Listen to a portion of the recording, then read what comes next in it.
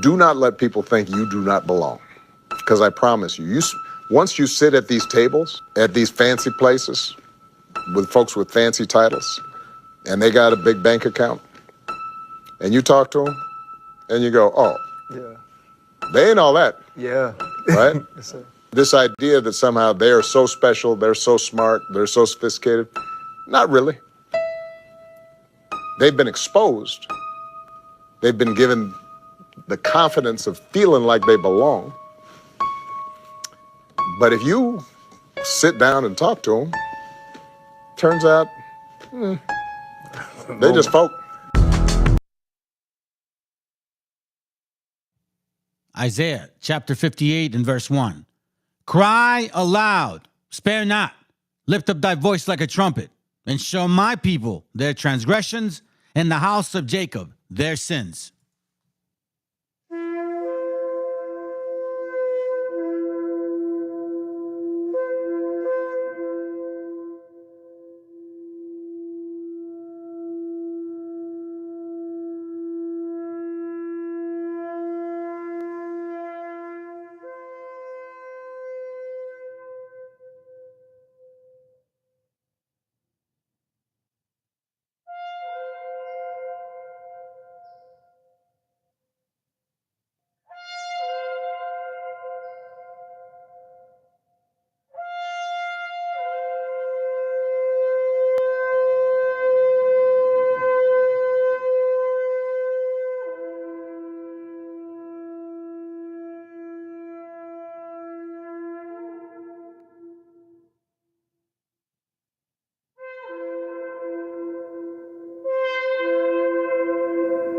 Copyright disclaimer. This content does not belong to Bible Chronicles or claim this intellectual property. The content provided today has and always will belong to the content owner. Bible Chronicles does not have any affiliation with the owner of this property. As mentioned, Bible Chronicles did not intend to make use of any material for the purpose of harvesting gain.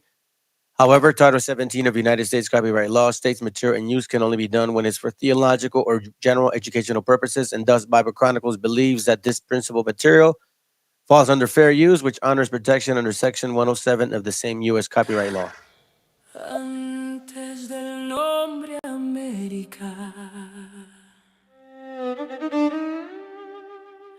antes del hierro y la cruz, había pueblos que hablaban con la tierra y con la luz. No era un mundo vacío, era ciencia y corazón. La historia empezó aquí mismo, aunque el invasor no pida perdón.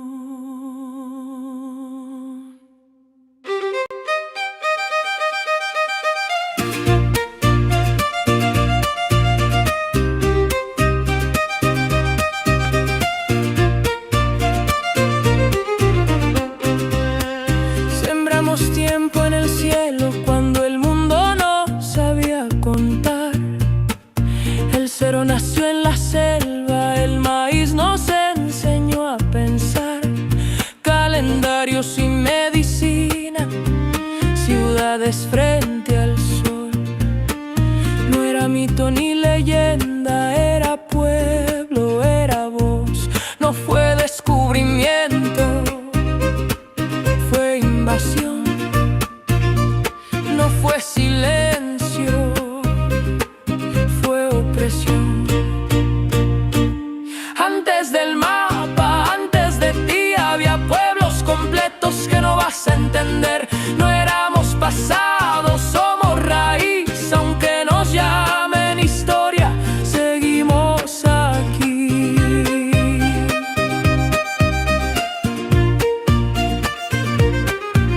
Desde el barro del origen hasta el jaguar ancestral, desde la selva profunda hasta el águila solar, ciudades que eran mundos cuando Europa se partió, capitales que flotaban mientras el viejo mundo ardió. En la montaña aprendimos a vivir sin dominar. bestias, pero sabiendo gobernar caminos y comunidad. Trabajo como misión. El poder no era conquista, era responsabilidad. No fue progreso, fue despojo. No fue fe,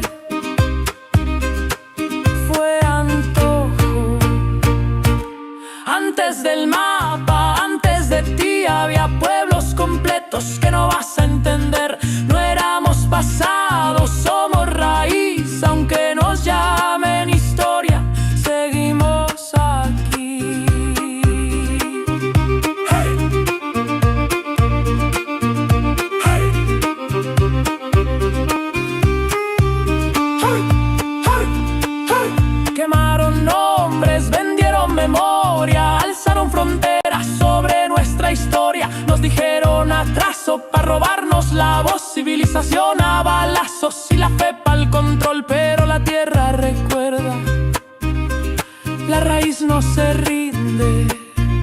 Aunque cambien las banderas, la herida no se extingue. De norte a sur somos la misma raíz, la misma herida que se niega a morir. De norte a sur nadie sobra aquí, Latinoamérica sigue y no va a pedir permiso para existir.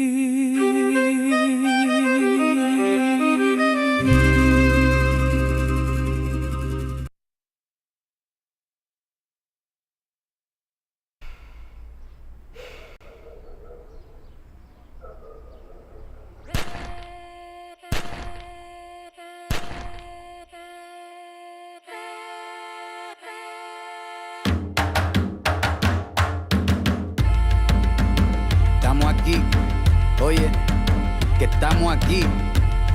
Mírame, estamos aquí. Desde hace rato, cuando ustedes llegaron, ya estaban las huellas de nuestros zapatos. Se robaron hasta la comida de gato y todavía se están lamiendo el plato. Bien encabronados con estos ingratos. Hoy le doy duro a los tambores hasta que me acusen de maltrato. Si no entiendes el dato, pues te lo tiro en cumbia, bossa nova, tango o vallenato. A lo Calaboy y bambú, bien frontú, con sangre caliente como Timbuktu. Estamos dentro del menú. Tupac se llama Tupac por Tupac Amaru del Perú. América no es solo USA, papá. Esto es desde Tierra del Fuego hasta Canadá. Hay que ser bien bruto, bien hueco. Es como decir que África es solo Marruecos. Estos canallas se les olvidó que el calendario que usan se lo inventaron los mayas con la Valdivia precolombina. Desde hace tiempo, este continente camina, pero ni con toda la marina pueden sacar de la vitrina la peste campesina. Esto va para el capataz de la empresa. El machete no es solo para cortar caña, también es para cortar cabeza. Aquí estamos, siempre estamos, no nos fuimos, no nos vamos. Aquí estamos pa' que te recuerdes. Si quieres mi machete te muerde. Aquí estamos, siempre estamos, no nos fuimos, no nos vamos. Aquí estamos pa' que te recuerdes. Si quieres mi machete te muerde. Si quieres mi machete te muerde. Si quieres mi machete te muerde. Si quieres mi machete te muerde. Te muerde, te muerde. Los paramilitares, las guerrillas, los hijos del conflicto, las pandillas, las listas negras, los falsos positivos, los periodistas asesinados, los desaparecidos, los narcogobiernos, todos los que robaron, los que se manifiestan y los que se olvidaron, las persecuciones, los golpes de estado, el país en quiebra, los exiliados, el peso devaluado, el tráfico de droga, los carteles, las invasiones, los emigrantes sin papeles, 5 presidentes en 11 días, disparo a quemarropa por parte de la policía, más de 100 años de tortura, la nova trova cantando en plena dictadura. Somos la sangre que sopla la presión atmosférica. Gambino, mi hermano, esto sí es...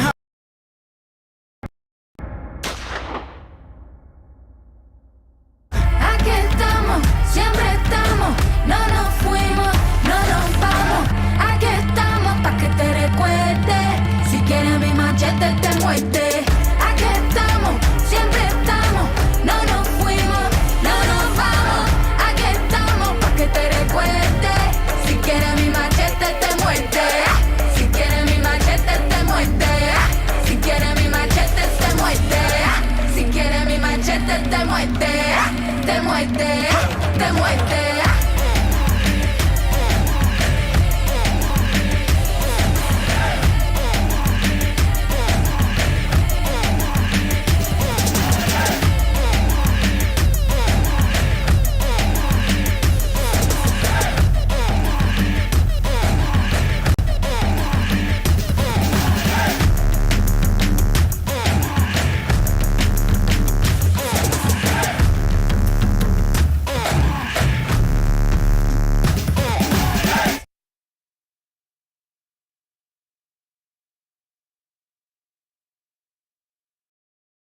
El autor viene a decirnos con mucha firmeza y gran convencimiento lo mismo que nos decía en el siglo XVIII el barón de Holbach, ¿no? Un filósofo francés de origen alemán.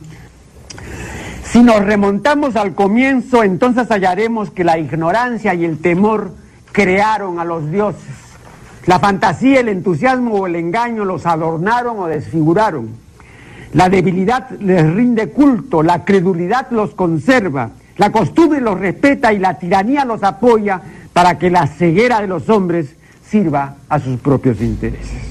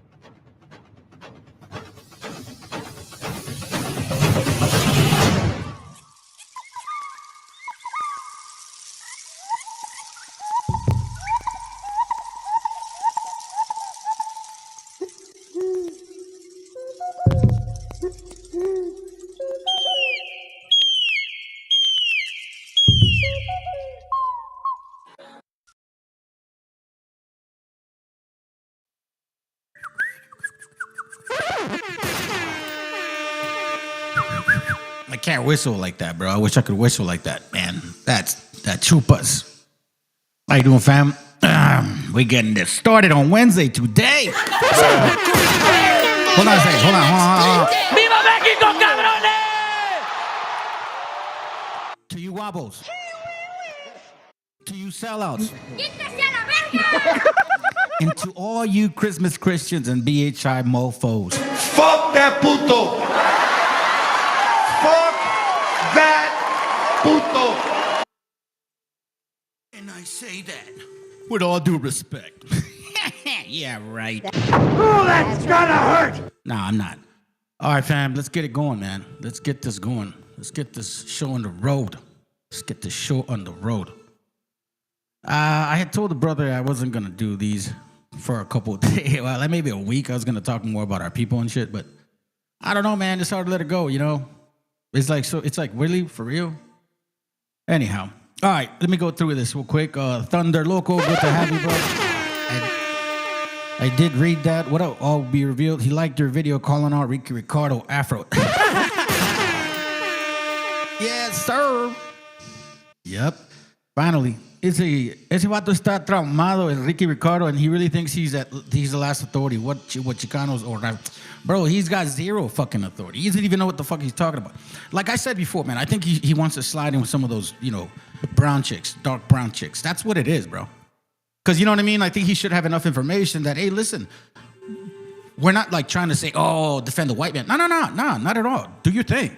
But call it spade a spade, man. You know what I mean? Be fucking real with everybody, bro. Don't just like favor. So don't just favor some. Don't be a respecter of people and shit. What up, bro? Good to have you here, man. Hopefully we can get a good video class going on today. I really highly recommend that we anticipate the class on Friday. Lord willing, all creator power, that He gives us, and He allows it to happen, obviously. So I hope that on Friday I can do the class because I'm gonna go thorough. And thank you, All Be Revealed, reminded me of a book that I had not seen in a long time. I probably would have gotten into it, but probably like 3-4 months down the road. I always take it like it's important to show the moment someone else refreshes the mind, because that was kind of my go-to road. Like, okay, I'm gonna go back to the books I haven't showed you guys, and then we're gonna start tackling more info. But man, I read through that. It's pretty heavy, So we're gonna go through some pages with that book on Friday, and then add more to the actual flavor of the month. You get what I mean? So with that being said, let's get going. I got something for y'all today. All right, so let's start here real quick. Because again, look, I want to make this clear. Right there, Nazi retards are programmed. That you probably thinking like, what do you mean Nazi retards are programmed? I'm telling you right now, family, and I want to say this. I have a son with disability. You guys know that. He's got autism. Yeah, I know that. And he's also blind. You guys know that. But when you think about the word retard, it doesn't apply to people with disability or people with Down syndrome. Because that's not fair. You're calling them dumb for being sick. You can't do that. That's like blaming, well, you got cancer because you're a weakling. No, fuck no, bro. A retard is, let's say, somebody like you and I who can work, take care of themselves, you know what I'm saying? Doesn't need necessarily anybody else to like take care of them. And yet you have facts in front of you and you're still fucking retarded. You get what I'm saying? You have all the information in the world, yet you're still freaking retarded. So it's like, no. I want to take the word retard away from disabled individuals and slap it on who really applies. You fucking pendejos way. You can work, you can take care of your bills. You probably suck at a lot of shit, but you're not fucking stupid, right? Or at least we assume. But then all of a sudden you have enough information and we're like, wait a minute, you're a fucking retard. That's what it is. So these Nazi racist bastards are retarded, family. That's really what it is. So look at them as retarded, fucking sick-minded people. And I'm going to show you what I mean by that. I promise you I'm going to show you what I mean by that. So it's not just me talking shit. You know what I mean? Let's see. Did you see the link I sent you? When did you send it to me, bro? Because I honestly should be checking that email more often. Lately, I've been busy, man, because, I do kind of have my own gig, too, and shit. So it's like I juggle a couple things. You know what I mean? But I'll check it out, bro. I promise you.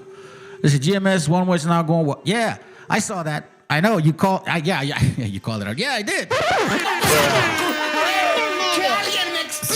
Since this channel started right around about October, August, September, I think October of 2022, I started warning you guys. This channel started May, but in October 2022, there was just like something I was noticing, like that whole Canaanite shit. And I was like, bro, these BHIs are gonna turn on y'all, and they're gonna start like riding the wobble wave. I'm telling you right now, and yeah, we're gonna see a couple of things like that. Let's see. Thunder Loco says, yes, the disrespect of Wald from that side, but I think it's just a select few. I mean, here's what I say. We're not calling out every single person that is of African descent. Not at all, bro. We're calling out those individuals that are Taco Gente and then claim to be our people. So, you know what I mean? If you want the smoke, here's the fucking space to get it. For all you guys that are not even relative to this genre, then stay out of it. Shut the fuck up, and you know what I mean? Nobody's talking to you and shit. You know what I mean? You know what I'm saying? So just saying, bro. Anyways, it's Whatsider. Good to have you here, sis. Saludos, Mexica, and everyone in the chat. All right. Hey, La Meshi, what up? Hold on. That's right. All praises to the Most High. Pale Mo. I don't know what that means, but anyways, hopefully, if I missed it, my bad, bro. Crazy work when people do that have the facts in front of them and todavía se hacen mongolos. Yeah, for real. Like I said, fucking retard. It doesn't apply. It doesn't apply to, disabled individuals, people with Down syndrome. It doesn't apply to them because, like, there's a condition already. You can't say, oh, you're dumb, you're sick. You know what I mean? It's like you can't say, oh, you're a fucking weakling. How come you have cancer? Like, what the fuck is that? No, a retarded person is someone just like you and I that gets information right in their fucking face, and yet they still can't figure it out. Now, that's a retard. And trust me, family, I hope this session really opens your eyes to the reality. See, for a long time, let's admit it, we thought these white folks were fucking smart.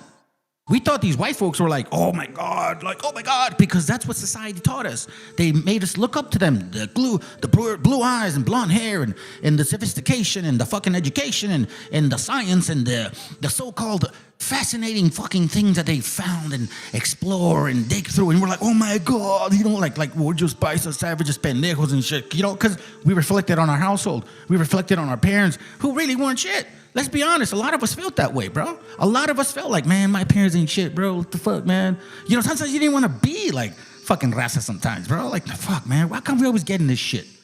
But now you're going to find out that was all part of the scripture.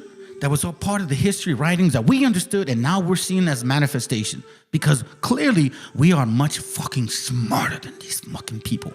We have the intellectual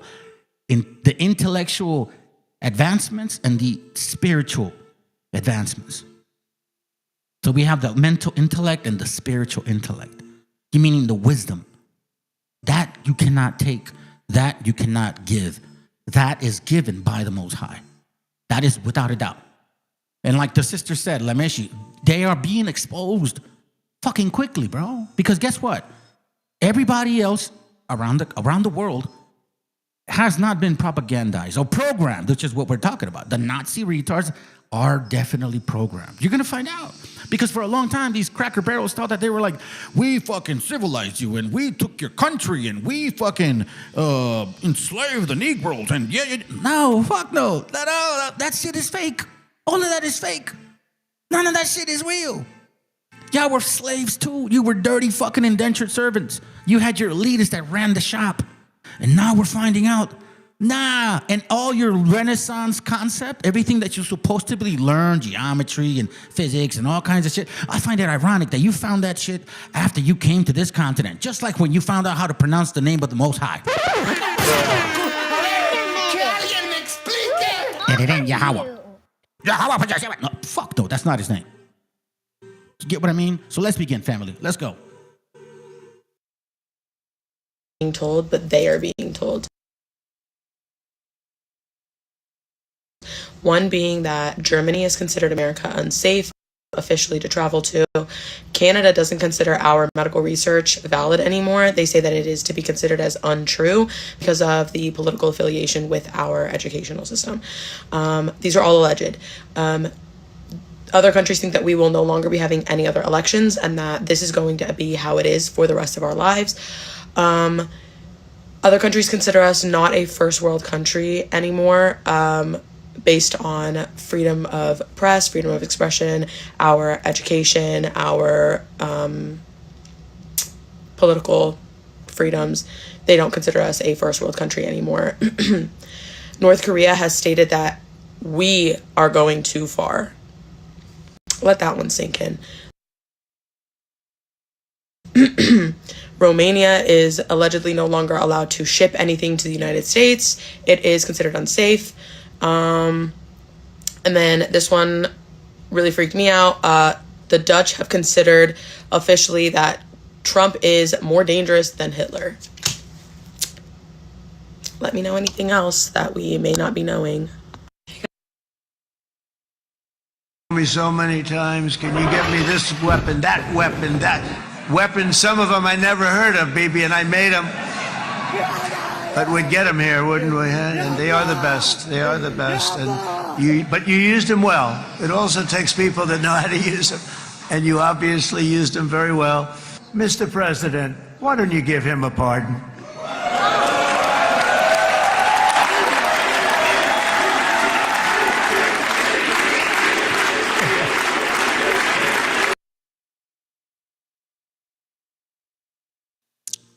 And this is what I call the blindness of these cracker barrels. Y'all thought you were so wonderful and shit, you know, and quite frankly, now all of these guys are, you know, the 3%ers. These are Proud Boys. These are fucking all of these. I don't know, whatever they guys are. Quite frankly, y'all don't scare you don't scare me at all because all you're able to do is be tough when you have a gun. I mean, I have one too. You know what I mean? Like whatever, dad. We can do it any day. What I say is, don't bring your guns. Just matter of fact, you know, bring those gloves. I'll let you, you know, with those gloves. That's fine. But see, the thing is, y'all don't have no huevos. You were lied to. You guys are all fucking retarded. Programmed to hate people because you are retarded and you don't know what else to do. You have nothing else but to be feudal.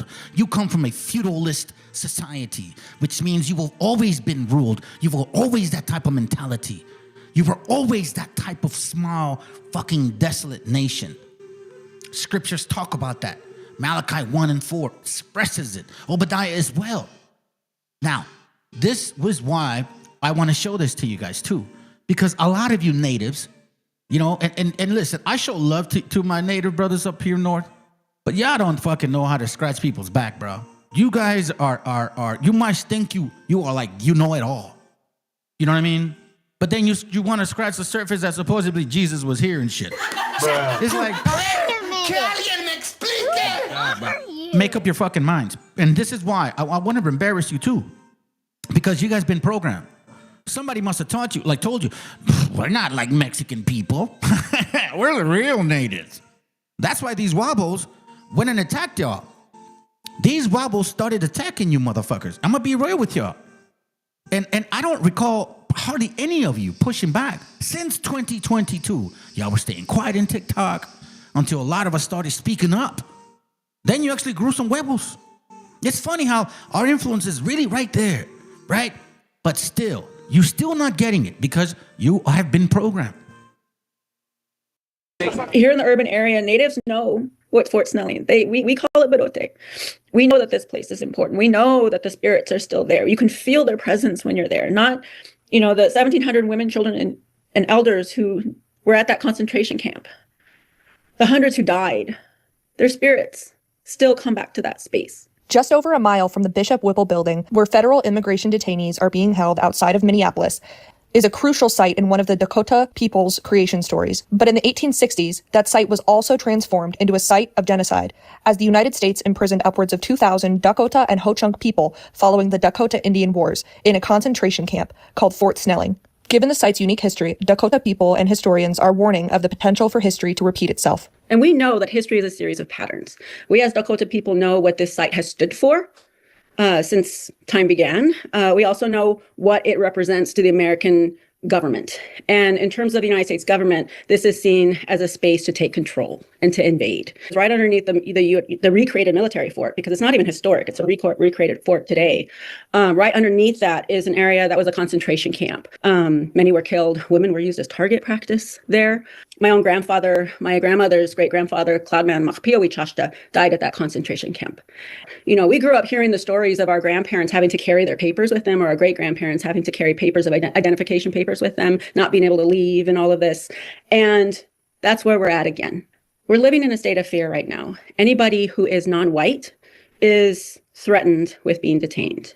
We have to carry our papers on us. I had to get all of my kids' tribal IDs and had to find our passports and any sort of identification that we have. Family, you know what the sad part is about this whole thing? That we've known that for a long fucking time. See, we've experienced that for a long fucking time. And none of you natives ever wanted to listen to us. Ever. No, a lot of you were like the key, like the I don't know, whatever you call it, the I don't know what word they use to let, whether you decide to let people in or not.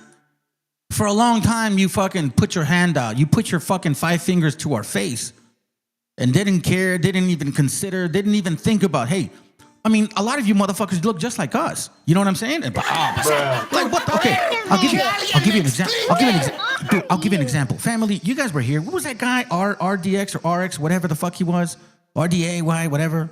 He comes to my channel and he's like trying to push the 12-track chart. You know what I'm saying, right?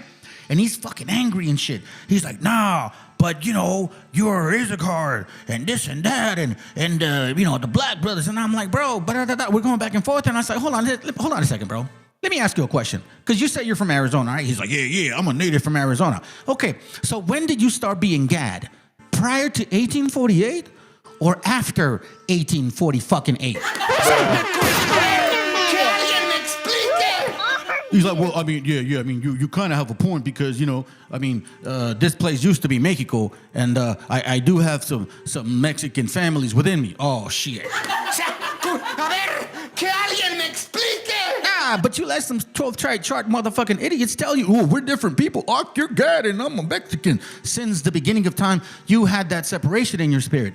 All of a sudden now you're like, oh my God, the Whipple. Yeah, you need to carry your passport. You know what the fuck they're doing in the Whipple, by the way? Hold on. News from healthcare workers that there's individuals that are showing up to the emergency room who require amputation and some with cracked skulls because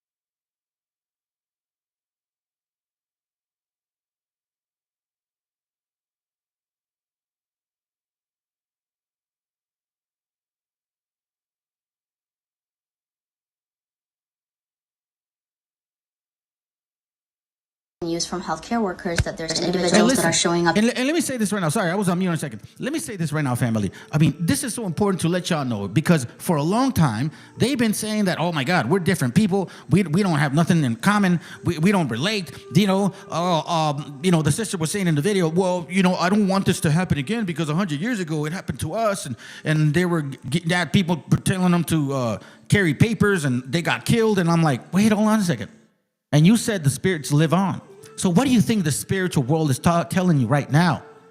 Those people that got deported and sent over there and then left to die in those areas, it's all over again. I don't understand why it took y'all this long to figure it out.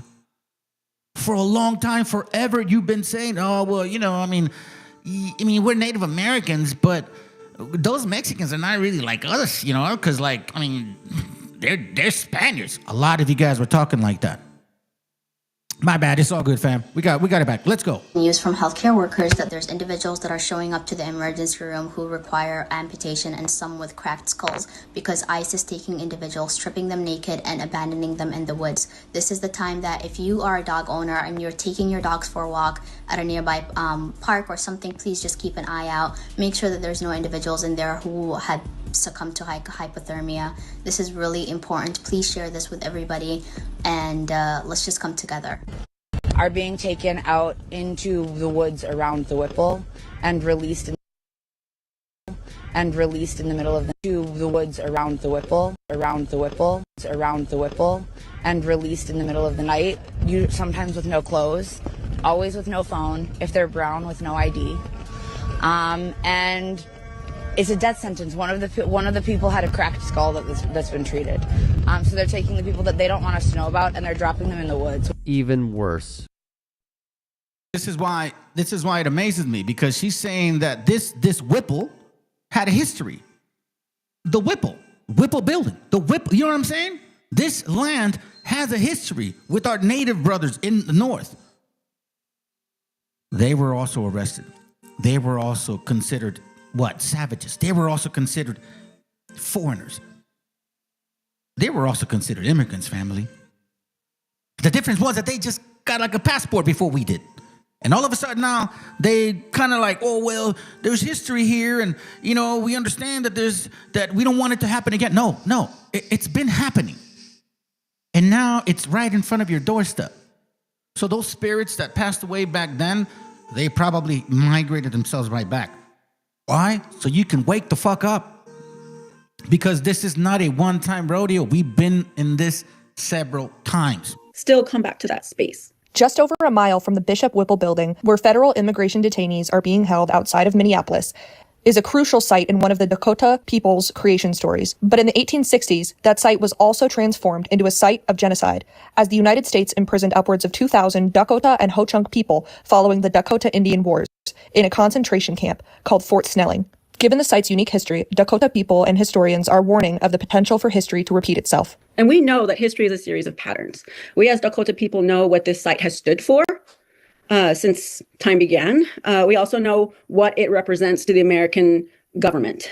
And in terms of the United States government, this is seen as a space to take control and to invade. It's right underneath the recreated military fort, because it's not even historic. It's a recreated fort today. Right underneath that is an area that was a concentration camp. Many were killed. Women were used as target practice there. My own grandfather, my grandmother's great-grandfather, Cloudman Mahpiawichashta, died at that concentration camp. You know, we grew up hearing the stories of our grandparents having to carry their papers with them, or our great-grandparents having to carry papers of identification papers with them, not being able to leave and all of this. And that's where we're at again. We're living in a state of fear right now. Anybody who is non-white is threatened with being detained.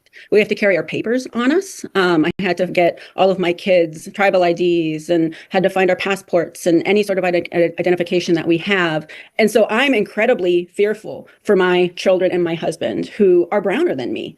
Our grandparents were murdered there. We're in prison there. And now we're worried about our family members being in prison there again. Family, I think it's time for y'all to wake up. Like, what do you think this happened again? The same situation happened to our brethren. Do you think those spirits are not back, dressed up in other faces, but still the same bloodline? Our blood runs deep. This is only happening to our people consistently. If you look at it every year, every 100 years, I mean, I don't even know, every 20 fucking years, shit. It doesn't stop. It pains me to hear this. But at the same time, it's like, we've been telling you. We've been telling you. We've been telling you. 1917 fumigation baths, repatriation act, fucking wetback operation, you know, bracero program. Like, they've been deporting our people since the get-go. Y'all didn't, care because, you were natives. Just like the guy that showed up. RD, whatever the fuck his name was. Mr. Gad. He was Mr. Gad, right? I was like, when did you start becoming Gad? Prior to 1848 or after 1848? And he's like, well, I guess after 18. Yeah, exactly. Once you were Mexican, all of a sudden now you're Gad, bro. You see what I'm saying, fam? Listen. This is a space that's so important for us. This is a place of love and of beauty and our very makeup of who we are as humans. And it's a very difficult space to go to as Dakota people because it's very heavy. But it's a space that we've been working to be able to return to because it's our site of creation. It's a place that is so incredibly important to us, and yet it's hard to be there. For a Dakota person or a Native person in general to be kept at Fort Snelling would be especially traumatic, right? Absolutely. Just even knowing that there is a so-called detention center, just knowing that there are concentration camps that are being recreated again at this place is incredibly triggering, incredibly. See what I'm saying? You see, this is why I always tell people, like I have my bloodline, right? My blood family. And some of my brothers, they don't talk to me, like they just don't. So I tell my mom, I was like, Mom, do you think that it's fair that if fucking they die and that I have to go to their funeral?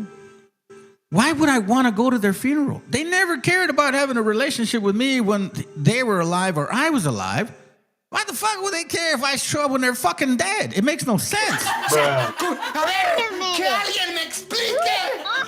And this is where our mind needs to change. Hey, what up, circumspect brother? Jacob, how you doing, brother?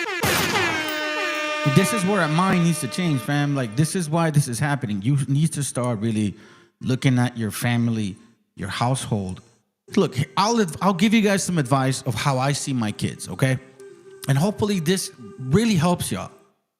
I have 4 kids, remember. And I'm blessed to have them.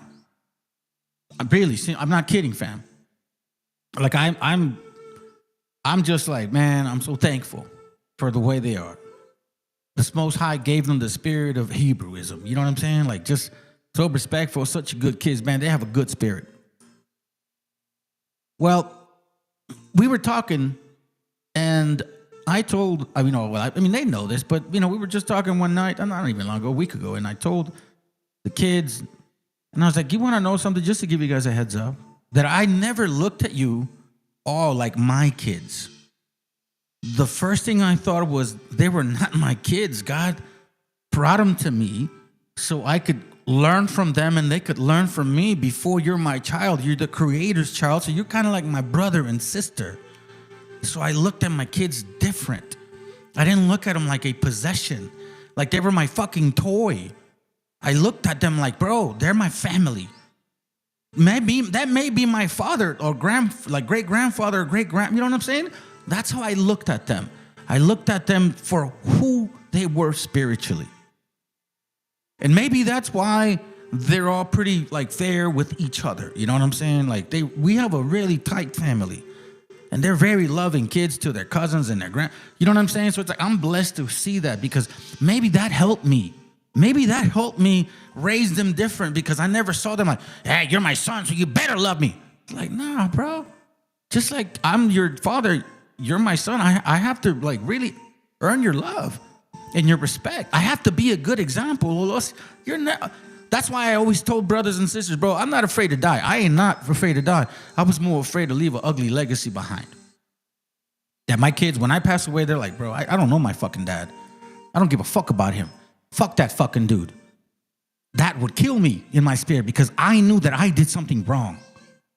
Now, some of your fathers might be like, whatever, dude, you ran it however you want. At least I'm reflective enough to understand they were never my children in the first fucking place. And we need to start looking at each other like that. We need to start looking at each other like that. You get what I'm saying? Let's continue with, hold on, this is almost done. Traumatic for our people. At the same time, people, it feels like we're being hunted. You know, the immigrants who are being detained within that space, those are our neighbors. Those are our relatives. Those are Minnesotans today. At the end of the day, we're human beings. We're trying to figure out how to live amongst each other. And to see so many people hurting at this place that is so important, so beautiful, full of spirits and love, is just wrong. For ICT, I'm Amelia Schaefer. Yeah, that's a good scripture, bro. Because it's technically true, man. Technically true. Jeremiah 6:27. That's what he reads. It says, I have set thee for a tower and a fortress among my people, that thou mayest know and try their ways. So I kind of like the translation that you brought up, because it does sound a little different there. Let me show you this one. It says here, Jeremiah, test my people as you would test metal, and find out what they are like. You know, I'll tell you this right now, fam. Just like how I would look at my kids, I would also let them kind of experience some hardships. Like, you know, like the dad looks from behind, like, okay, no, let's see what he's going to do. No, déjalo, güey. A ver qué va a hacer, cabrón. A ver qué va a hacer, güey. A ver, que alguien me explique. Never compliment your kids and then slap them with a fucking regañada, güey. Nah, bro, separate that. Compliment your children. And then when you got something to say that they did bad, separate that from the compliment. Don't compliment them with a backhand. That shit never works. Do you understand what I mean? They're not your children. They're the Father's creation. And you're here to set an example, like the example says, to test them, to see what their metal's about. Find out what they're like. If you cannot find out what your children are like, if you look at them like they're your possession, your toy. Like, you know, we all love that Mexican song, Hermoso Cariño. You know, that shit is a bomb, right? But it's like, que Dios me ha mandado haberte dado nomás para mí, something like that. Okay, so he's like, oh my God, it's my toy, precioso regalo, stuff like that. Yeah, I love that shit. But you also have to separate from that spiritual concept that, yo, these people were here before you. Maybe. And then you were here before them. Maybe. You get what I mean? When you look at it like so-called spiritual immortality, then you really understand what you're dealing with. Because this scripture here goes heavy. This is you understanding who you are, what your job is, that you got to test each one's mettle and know exactly who they are, because every child is different. That's why you can't treat them all the same. You have to have a standard, a blueprint, but that blueprint kind of has to move a little bit around. Not so much. You don't change your ways. You adjust based on the structure that you're raising your children in. Anyways, enough of that said. Let's move on. Now, here's where I'm telling you, this is programming right here, 100%. So all of a sudden, a brother sent me this, right? He goes, GMS Maccabees, whatever the fuck his name is. He gets away with these comments. He says, Alan Moore admits Dungeon Street ran, blah, blah, blah. And you're like, okay, no big deal. Trump says countries should get on, so-called blah, blah, blah. And then he posts this right here. I don't know why I can't open it. But he says, the erasure of copper-colored Americans. You see what I've been saying? You see what I've been talking about? These Negro funks from West Africa, predominantly Canaanites, claiming to be Jews, right? Who pushed the BHI stupidity. GMS is now agreeing with the wobbleism, saying, yeah, you fucking people that were here originally were blackety black. Basically that. Once again, bro, when you have retarded people, like, this is straight racist Negro Nazi retards that are being programmed. Oh, God chose you. Hey, by the way, you see those Mexicans? They used to look like you. And you were here before the Africans came. But you know what? We're also part of the Bible because apparently we ruled Europe. So that means we enslaved the white man. But then somehow we got away from Europe, went to Africa, and we forgot who we were. But then somehow, we're here in America and we're the originals. Are you fucking serious? Are you guys that retarded? Like, for real? 1791 census, copper-colored American listed as free people of... Okay, continue. Webster's Dictionary defines Americans as a native of America, originally applied to the copper-colored race. Sis. Indian Removal Act forces indigenous people off their lands. It's funny how you guys say that, but yet there's a bunch of negros in those lands that you guys move those natives from. I'm telling you, it gets even more interesting. So now, let's go to the actual nitty-gritty. Like, I don't like this piece of shit. This is butt plug Nicky Chicky Fuentes and shit. Now, he's going to be sarcastic right now. But you want to know something, fam? Let's understand the psychology. Let's understand the psychology of exactly what they're talking about. Okay? So here, I think Nicky Tricky is realizing that his party is full of fucking retards. I really think that's what it is. Because he's fucking making fun of him. Now he's like fucking being condescending. Or, honestly, bro. Pay attention. Look what he says. This is funny. And listen to the whole thing. And here's where we go with these little Nazi fucking Cracker Barrels foreign. With that being said, we have foreign people that barely come to this country and shit, this continent, and now they feel like, oh, we're Americans. Fucking Russian ass idiots. But let's continue.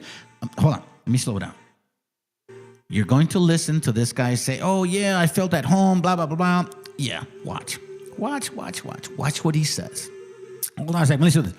Hold on, yeah, you're right. Hold on, let me get you on that one. There's the first everything. The first lowrider man, the first smallpox, the first samurai warrior, the first Filipino, the first native, first Cherokee, first Blackfoot, and you forgot one more. The first tortilla maker. That's for you, sis. Hold on. The first colonizer and damn well the first conquistador. Oh, that's gonna hurt! All right, so check it out. Now listen to this, all right? Listen to this. Pay attention to this racist piece of shit. By the way, they say he's Mexican. He's really Irish, fam. He's really fucking Irish. And his mom's Italian, Sephardic. Okay, so he's like Sephardic Irish Italian who claims to have Mexican descent, and he does not. You understand? You get what I mean? All right, listen to him. Let's go. I have to talk about this Super Bowl halftime show. There is so much to talk about. The greatest Super Bowl halftime show of the 21st century. I thought it was great. I understood every word. I don't know what everybody was complaining about. People said, I can't understand a word of the Super Bowl halftime show. This is ours. This is America. I was like, I don't know what you're talking about. I understood every word he said. I understood it perfectly. People were saying it's un-American. I'm like, this looks exactly like the neighborhood I grew up in. I was like, this is super relatable. The sugar cane, the nail tech, the salsa dancing. I was like, that looks like where I'm from. I was like, those look like my parents. Those look like mi familia. That's like all my cousins. I think I recognized a few people there. I thought it was great. That was the kind of culture I grew up with. That was kind of the rhythm of where I grew up in Mexico City. And they look like my people, talk like my people. I was like, finally, I feel included. No, I'm joking, of course. He says, I'm joking, of course. Now, remember, dude, watch this. Watch what just happens. Okay? There is something called safe space. There's something called safe space for people that have critical mental issues. Okay? Now, for example, my son who's disabled, who has autism, he's got severe autism. He kind of wants things to go his way, right? And if it doesn't go his way, then he like, but I wanted to go my way, and he'll fucking bounce around. And he'll probably try to like hit his head on the side of the wall or some shit because it did not go his way. Or he doesn't like the way things are said. No, I don't want to hear it that way. Say it this way. And I'm like, no, Eric, that's not, I'm telling you what it, no. But, okay, so people with disability in the mental issue in the mind, they need a safe space. So we have to kind of adjust to counter that attitude. We have to create a safe space conversation that says, okay, Eric, let me attack it this way or approach it this way where it doesn't offend you, where it doesn't hurt your feelings, when you don't go bust your fucking head or get mad and cry or maybe want to bite your lip or, none of that shit, right? Listen to this.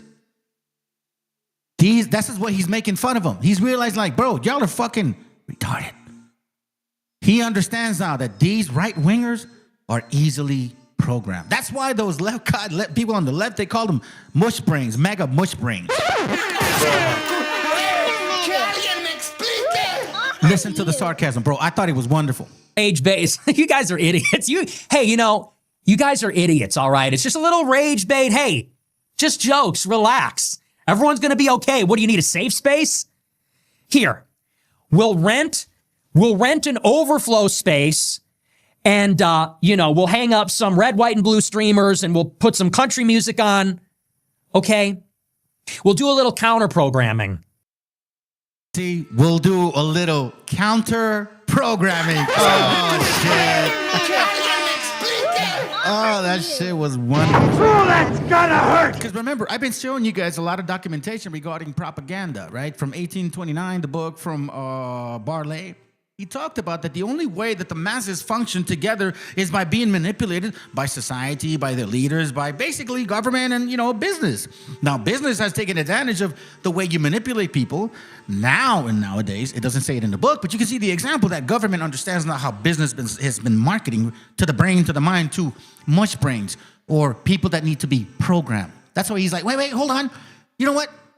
If it offends you that I said these jokes, let me just create you a safe space, okay? Let's get the red, white, and blue flag. We'll do some Cracker Barrel shit, you know what I'm saying? We'll say some nice things to you. Because in case you don't know, family, he says safe space before he said reprogramming. Safe space. Safe space. I'm telling you, this is fucking fundamentally fucking insane. We are dealing with people that have mental issues. The term safe space refers to places intended to be free of bias, conflict, criticism, or potentially threatening actions, ideas, or conversations. The term originated in the LGBTQ culture. Oh, that's gonna hurt! You see what I'm saying?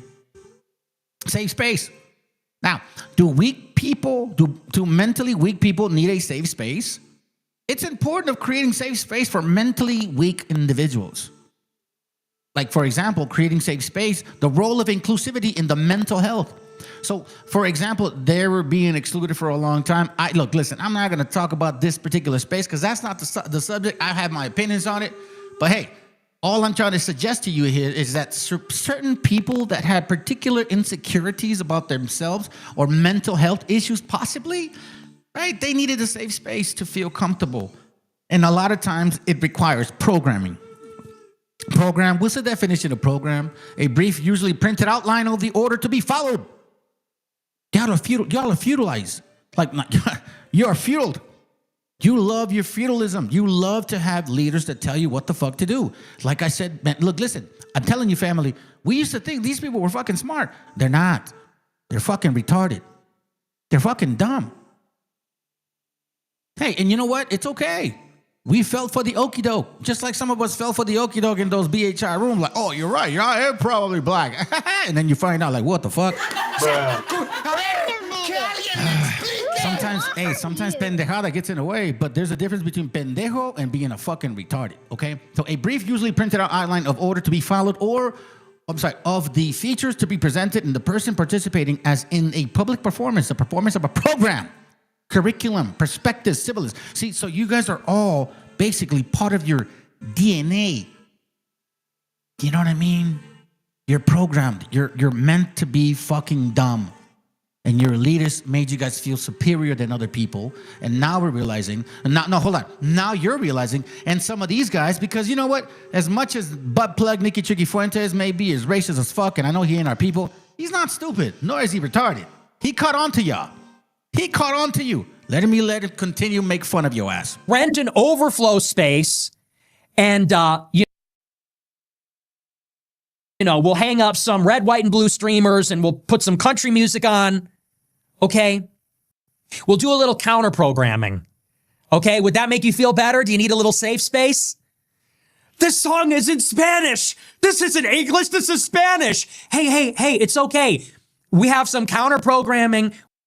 Hey, it's okay. We have some counter programming, you know, because you're mush brain. Y'all MAGA fucking white cracker barrels. I thought you were so superior, that's so intelligent, so high IQ. You know, because by the way, I did score a 130 in my IQ test. 130, 119, and then 122. So I don't know which one it is. I'm not saying I'm smart. I don't give a fuck, bro. I was one sofa away from being homeless. I'm no better than my brothers and sisters. You know what I mean? Not at all. You guys are good at what you do. I'm good at what I do. We're all capable of being this way. What I'm trying to share with you is we misunderstood and we fell for the okie doke. And now it's time to wake the fuck up and stop looking at these people like there's some superiority. Not at all, family. They're just worms. They're just worms. Like the Bible says so. They're just worms. Continue, because worms don't have brains. We rented an overflow room. We're going to play some country music. There. It's all right. It's going to be fine. We'll have some ranch dressing. We'll have some Domino's pizza. It's going to be fine. You see how he's dude, it's fucking hilarious. Because you know why? Because it's true. He's finally realizing, bro, I'm surrounded by stupid fucking people. Is that the masses? Yeah. That is the masses. Massa? Fine. No, I'm kidding. I'm just guys. Since when did our side become like this? Maybe we've always been like this and I just never saw it. Here's my unironic take about the halftime. I'm joking around a little bit. But here's my unironic take. Is we have to talk about a couple of things. We have to talk about the halftime show. We can't talk about it without also discussing the Kid Rock thing that was going on somewhere else. What the fuck was that? I mean, if that's the best we have to offer, honestly, I'm switching sides. If that's seriously. He realized, bro, are we that stupid, dog? Hold on. Hey, y'all Slurpee that shit. You guys believe Donald Trump and you did this. Turkey Slurpee. That's that little video that this girl puts a turkey fucking and she's like, Turkey Slurpee. Here, look. Turkey Slurpee. That's fucking crazy. You know, I just, hold on. I gotta say this to y'all. Fuck that puto. Fuck that puto. Hey, GMS. Y'all are easily programmed, and your followers too. They said, this is the all-American halftime show. God, family, and it's like, okay, if that's If that's the All-American halftime show, I don't know, guys. We're losing them. You know, we got to come up with something better because that was a tough watch.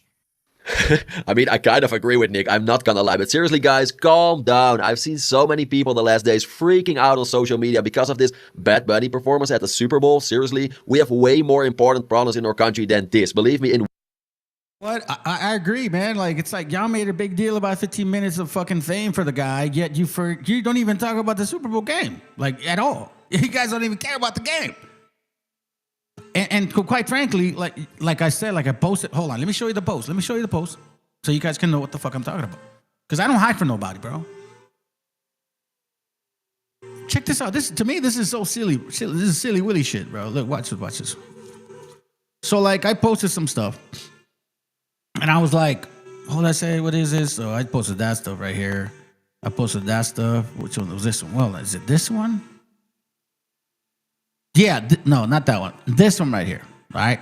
Because, you know, Trump made a comment like, oh my God, this is so fucking stupid and ugly and yada, yada, yada. So I was like, no, hell no. I'm not going to let you fucking bastards do that. So I said, fuck you to all racist retards.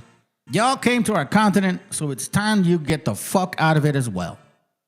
We make this land beautiful, and we sure as hell have a better vibe of music than your disturbing and disgusting, boring European stiff tapping dances. Everything about you is stale. Your food is stale, your clothing, your culture, and your entire persona is totally fucking stale, fucking boring, and fucking pale. And yes, we will be replacing your racist retards, better known as Cracker Barrels. By the way, why? Because the Bible says it, as well as Darwinism, that life chose us. So life is like, bro, y'all don't make nothing good. The only reason let's put it this way. You only know about tomatoes is because you got them from here.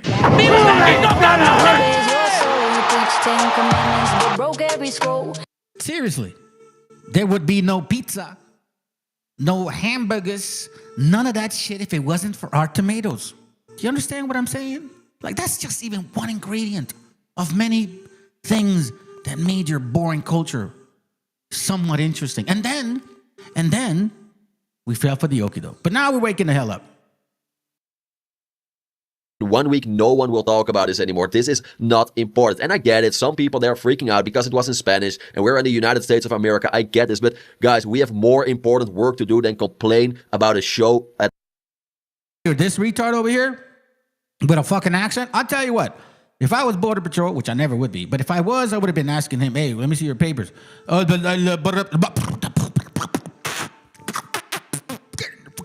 your ass over there. You got an accent. I have to arrest you because you are an illegal. We see, they don't do that, though. You got to be brown. Let's continue, though. This is kind of funny. Let's continue. The Super Bowl. Like, seriously, so many people on X, on Twitter, whether they're free.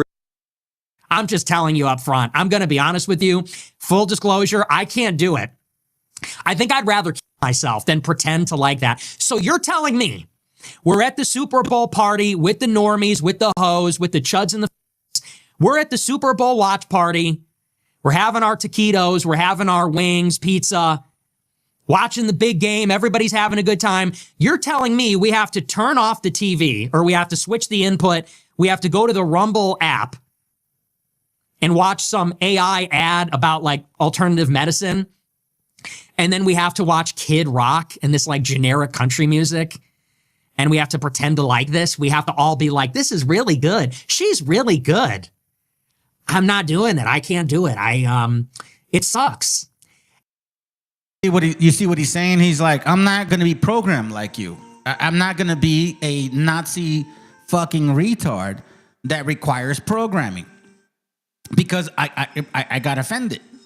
Because I don't like to hear Mexicans. Even though they weren't all Mexicans. So now let me present this video to you. Because I think it's right in the moment. And I did this compilation for you, family. I hope you appreciate it because this is heavy. Let's go.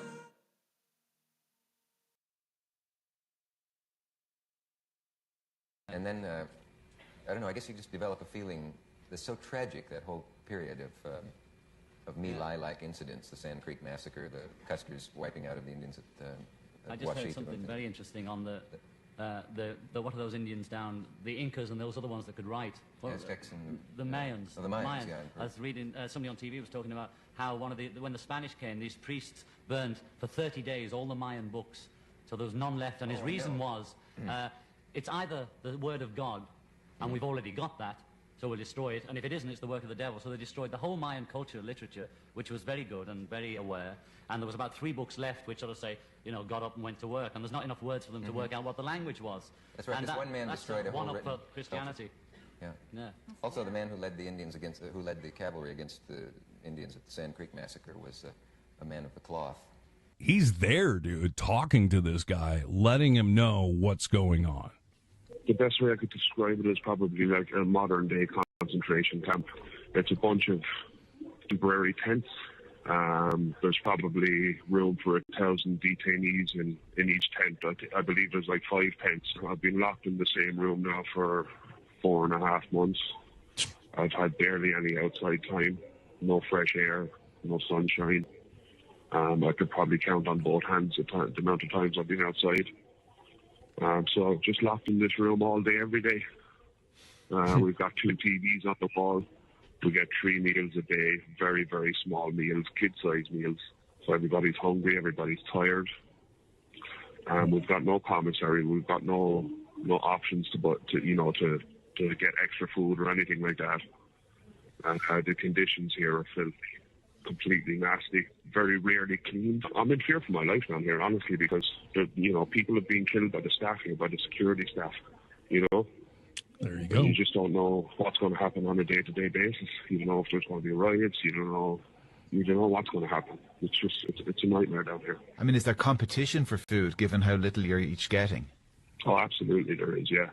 There's a little bit of the discrimination, I guess, against English speakers here. The Spanish speakers definitely get a preference when it comes to the extra food, if there's any extra food left over, because all the staff are kind of Hispanic and, they kind of stick with their own when it comes to that kind of stuff, So we'd be extremely lucky to get anything extra, I like the Super Bowl not to be an international event.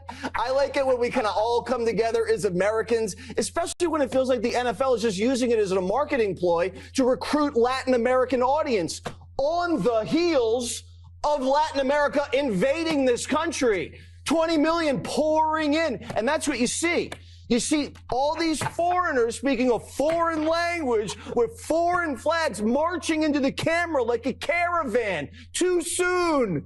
Listen, this was an open borders moment. Everybody knows it. That's what's going on here. We're talking about the Super Bowl halftime show. So I gotta ask, have you given like some time to like listen to some Bad Bunny and be like, hell no. maybe give him a shot? Absolutely not, man. Look. Why can't we get somebody right here from home? How about someone from right here in San Francisco? All these artists right here in the area to play at the Super Bowl. Somebody he speak English. I don't know if it's gonna be in Spanish or whatever. The whole thing is gonna be in Spanish. There's a few. What sense that make? I mean, the man, look. Don't get me talking. Man, but Puerto Rico is America. Puerto Rico I'm Puerto Rican too. Puerto Rico is not America. It's a territory. It's a territory. You can't vote. It's not U.S. You can call it U.S. It's U.S. territory is what it is. That's all it is. To get up there and perform the whole show in Spanish is a middle finger to the rest of America. Who gives a damn that we have 40 million Spanish speakers in the United States? We have 310 million who don't speak a lick of Spanish. This is supposed to be a unifying event for the country, not for the Latinos, not for one small group, but for the country. We don't need a black national anthem. We don't need a Spanish-speaking, non-English performer, and we don't need an ICE or America hater featured as our primetime entertainment. Okay, what is the national language, officially, the national language of the United States of America? I mean, English. And there's been a push for many years to make it an official documented thing. You don't have one. If you would have let me finish my comment, I would have pointed that out that people have been pushing to make it official. Okay, right, so you're trying to make official. This attitude that you have right here is why you in Great Britain have lost your culture. You ceded your culture to a bunch of radical Muslims who came in and took over, and now it's gone. We're not allowing that here. Whether it's Hispanic, whether it's Muslim, it's not happening in the United States of America. That's why President Trump was elected. And whether it's Bad Bunny, who is American but refuses to speak English in his performances, or anybody else, we have to keep the Super Bowl, which is a quintessential American event. Football, that kind of football.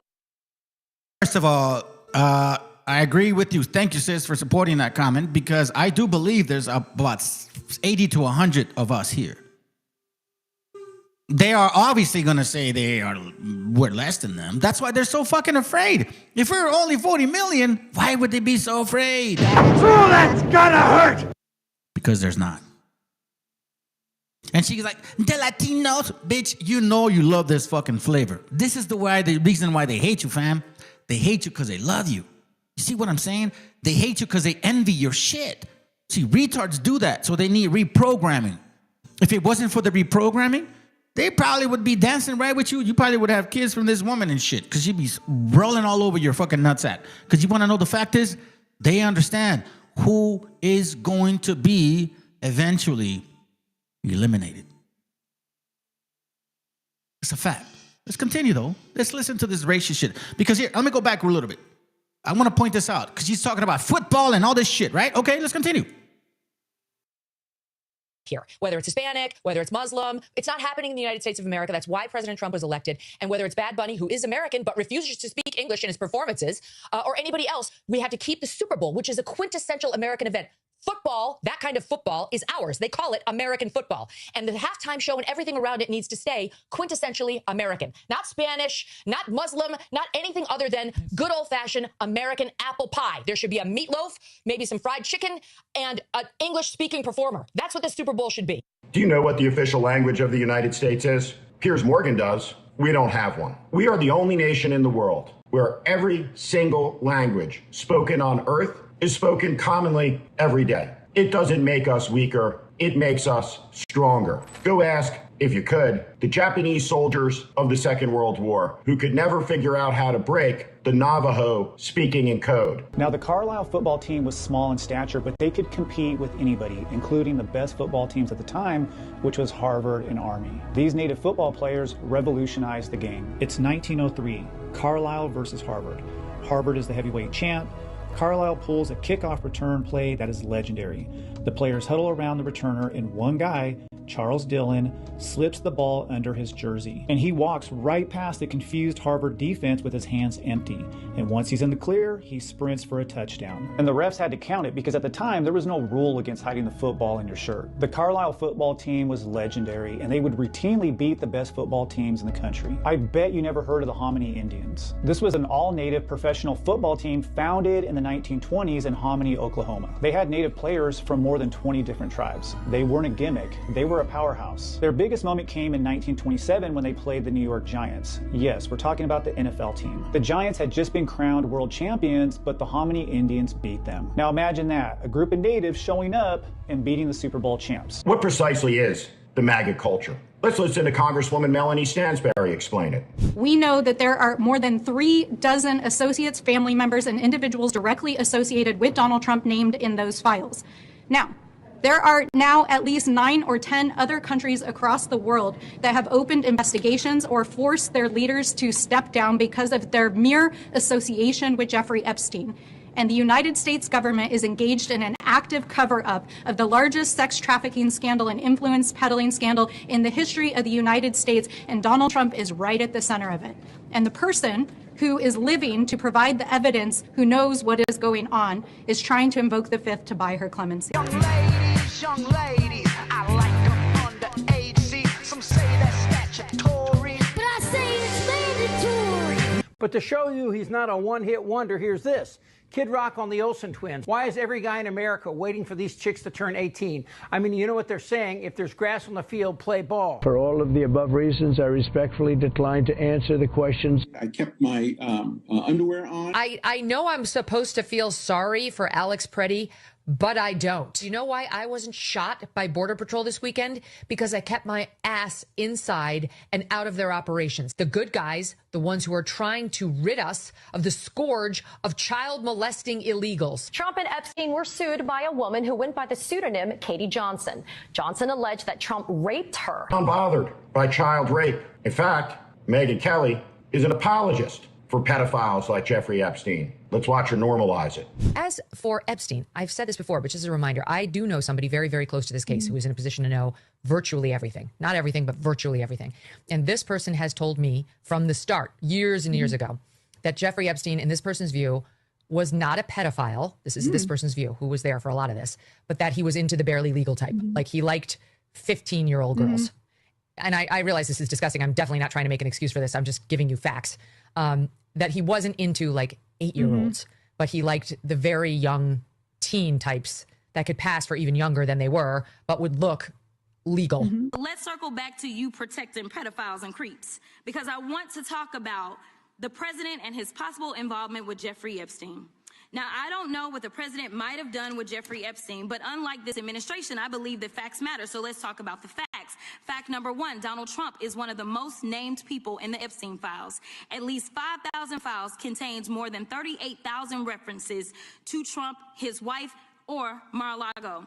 Fact number two, Jeffrey Epstein and Ghislaine Maxwell made young girls available to Trump on multiple occasions. For example, according to this file, Ghislaine Maxwell presented a young girl to President Trump who spent more than 20 minutes apparently flirting with her.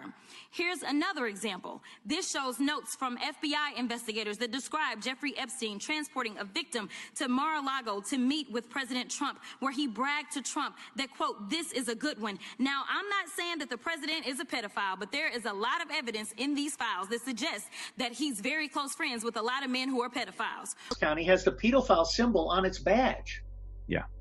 As if to say, you're safe with us, pedophile. It's cool. All right? So our 18,000 police jurisdictions are in the Stone Age, and they have been trained to turn a blind eye to most crime. The Zionists have totally compromised all law enforcement communications and computing across this country. There's an excellent book on Robert Maxwell, Israeli super spy. He was the first guy to push out a program called Promise, which was the Israelis' first serious attempt to penetrate all government communications and computing. And when Michael Chertoff, who is a Zionist dual citizen, was put in charge of the Department of Homeland Security, among his missions was to make sure that there were Israeli firms in the basement of all Department of Homeland Security communications and computing software and hardware. Was the CIA created? It was the Jewish mafia, the Italian mob, and MI6, the previous British intelligence, and the Nazis that wanted to share their secrets. And they created a secret network that later became known as the CIA. And this is where all the dark stuff happens. Now, people they think the CIA is for national security. No, it was to enforce corporate interests. That's what the movies say. It's to enforce corporate interest. Because what does this military-industrial complex need? It needs all your resources, Africa. It needs all your resources, Central and South America. It needs all of your labor and resources, Asia. It needs all of your oil, Middle East. And that's ours. And if you don't comply, we'll sanction you and make it where you can't trade with anyone else. We'll fund a militia group and we'll call them terrorists, and they'll just take over your resources and we'll pretend we're fighting them so that we can bomb them and then take over your resources. Yeah. We'll then use that economic chaos to create riots. And when there's a riot, we'll install our agents to start shooting people. And then it becomes violent. And then we can come in and we can bomb. And then what happens is we'll replace you as a leader with our leader. So are you going to comply or not? Are you going to take our money? And when you take our money, you must privatize your resources, and we will own them eventually through stock market manipulation. And you must install one of our banks that becomes a member for the Bank for International Settlement. And you must borrow some dollars from the IMF or the World Bank. And if you do that, you're going to be really wealthy, but your resources are ours. And that was the model. And the CIA became the division for enforcing covert operations. Then they used the media in order to control the narrative to make people think that they were doing it for religious reason. They were a superior race. They were civilized. They were doing it for God because they're God-chosen people, whether they use Christian, weaponize religion, weaponize ideology, weaponize whatever. So, this would weaponize media, technology, military, judiciary, Senate, Congress, democracy, make people think they're voting, make people think their vote matters. When we control them, we pay the politicians. We've rigged every single election around the world. And we're led to believe that America's not rigging their own election. This power structure rigs every election because the goal is that you have to be our bitch to this network. And so you use blackmail, you use You need to fund it through illegal activities, and the world suddenly makes sense, right?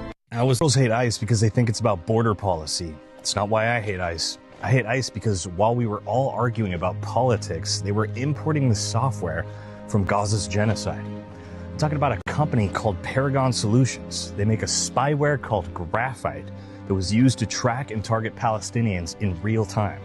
They took that exact same technology, rebranded it as Immigration OS, and then sold it to ICE to use on us.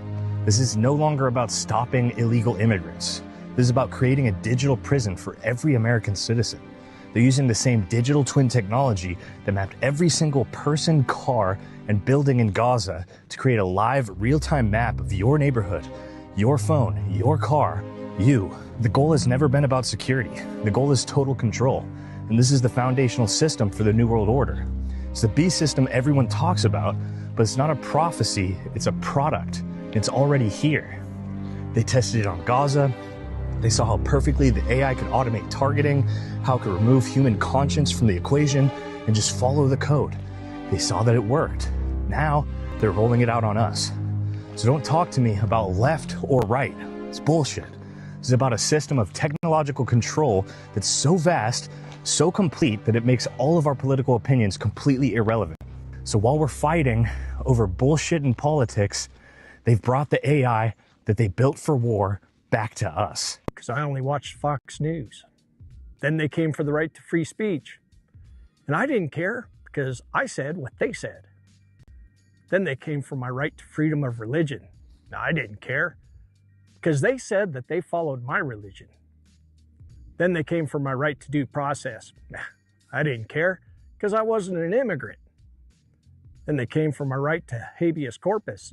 I didn't care because I wasn't in jail. And then they came for my Second Amendment rights. And the media didn't warn me, and I couldn't complain about it. And they said God wanted the government to take my weapons. Then I refused to give them up. Then they took them anyway. Then they put me in prison without a trial, without a judge. So I went to a camp in another country that I couldn't leave. And there, I met the people I used to mock. And it wasn't an accident. It was a plan. See that? It's not an accident. It's been a plan for a long time. It's been here. Now, here's my question to people. Since we are understanding that this is democracy, pedophilia is real, and we know that there's kids writing letters because they're in fucking concentration camps, we're going to look at some videos where we actually see people eating, like at least they're reading about eating babies.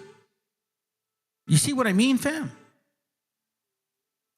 These Nazi retards programmed. They told them, look to the left, the blue, Pizzagate, the blue, the Democrats, the blue, the blue, the blue.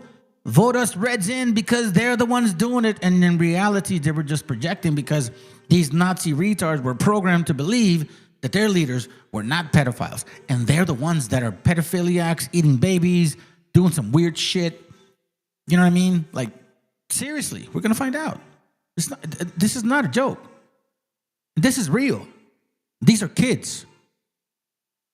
And by the way, when there's like, you know, when he says, the white guy's like, well, you know, they took their rights, but it wasn't my rights that they took away, so it's not my problem. Once you Native Americans, all of a sudden now like, oh, in the Whipple, they're arresting us. We don't want this to happen again. What did you think it wasn't going to happen to you fucking idiots? I mean, seriously? Hey, whatever your name is, what's his name? Woke Seneca? Did your people not understand that this was going to happen to them too? Or are you not educating them? Because you said you've been educating them. Did you not tell them that this was going to happen to them? Or are you too busy theorizing about what possibilities are about this continent that you can't even fucking concretely show? Or are we just that kind of fucking dumb people that just want to believe in without concrete shit? Educate your people, brother. Educate your people. You're losing track of what the fuck your point was. in 2014. In a moment, we'll be joined by a ProPublica investigative reporter who went inside for over 50 days. I don't feel good because there's always an officer around, like bothering me. I can't go anywhere, and if I need to go to the bathroom, they won't let me because I have to go with my mom. So it's annoying, and I just have to stay in my room. And this is 14-year-old Ariana Velasquez reading a letter she wrote while detained at Dilley. She's a high school student from Honduras who's lived in the United States with her mom for 7 years. Hello, my name is Ariana V. I'm 14 years old and I'm from Honduras. I've been detained for 45 days and I have never felt so much fear to go to a place as I feel here. Every time I remind myself that once I go back to Honduras, a lot of dangerous things could happen to my mom and I. My younger siblings haven't been able to see their mom in more than a month. They're very young and you need both of your parents when you're growing up. Since I got to this center, all you will feel is sadness and mostly depression. Damn, these are kids. You know what's so funny? That a lot of you motherfuckers, bro, because I've been in jail, not that I want to be there again, but I have been in jail. The worst jail that I got to was like, county and shit. But then I did like a couple months in furlough and shit, almost 3 months for some dumb shit. But that's as bad as it got. You know, it wasn't like, that's not like penitentiary shit. You know what I mean? It's not even going to like Donovan or anything like that. You know, it's not like that bad. You know what I'm saying? But even then, a lot of men get scared. Men, grown men, they're scared to go to jail, even for one fucking day. These are kids. You see why a lot of our gente, we have not been saying anything because you guys been looking up to these cracker barrels for a long fucking time. Just like Cholo, what's his name? American Cholo or Hoodstock, whatever the fuck your names are. You look up to the white man. You really want to be white. That's what it is. With your fucked up accent and all, but you still want to be white. That's why you don't see none of this. And the sad part is that this is what you voted for. Hey, American Cholo, you voted for this. You put it in your channel. You said, yes, I voted for Trump to deport these illegals, these criminals, because, you know, us Hispanics are conservatives. You know, like we're Christian conservatives. Motherfucker, please, bro. How come you don't admit the shit that you've done? How come you don't actually pay for your crimes that you've done? Because you say you were a gangster, supposedly. I've never met a gangster that never did something. You know, so it's like, for real? For real, bro?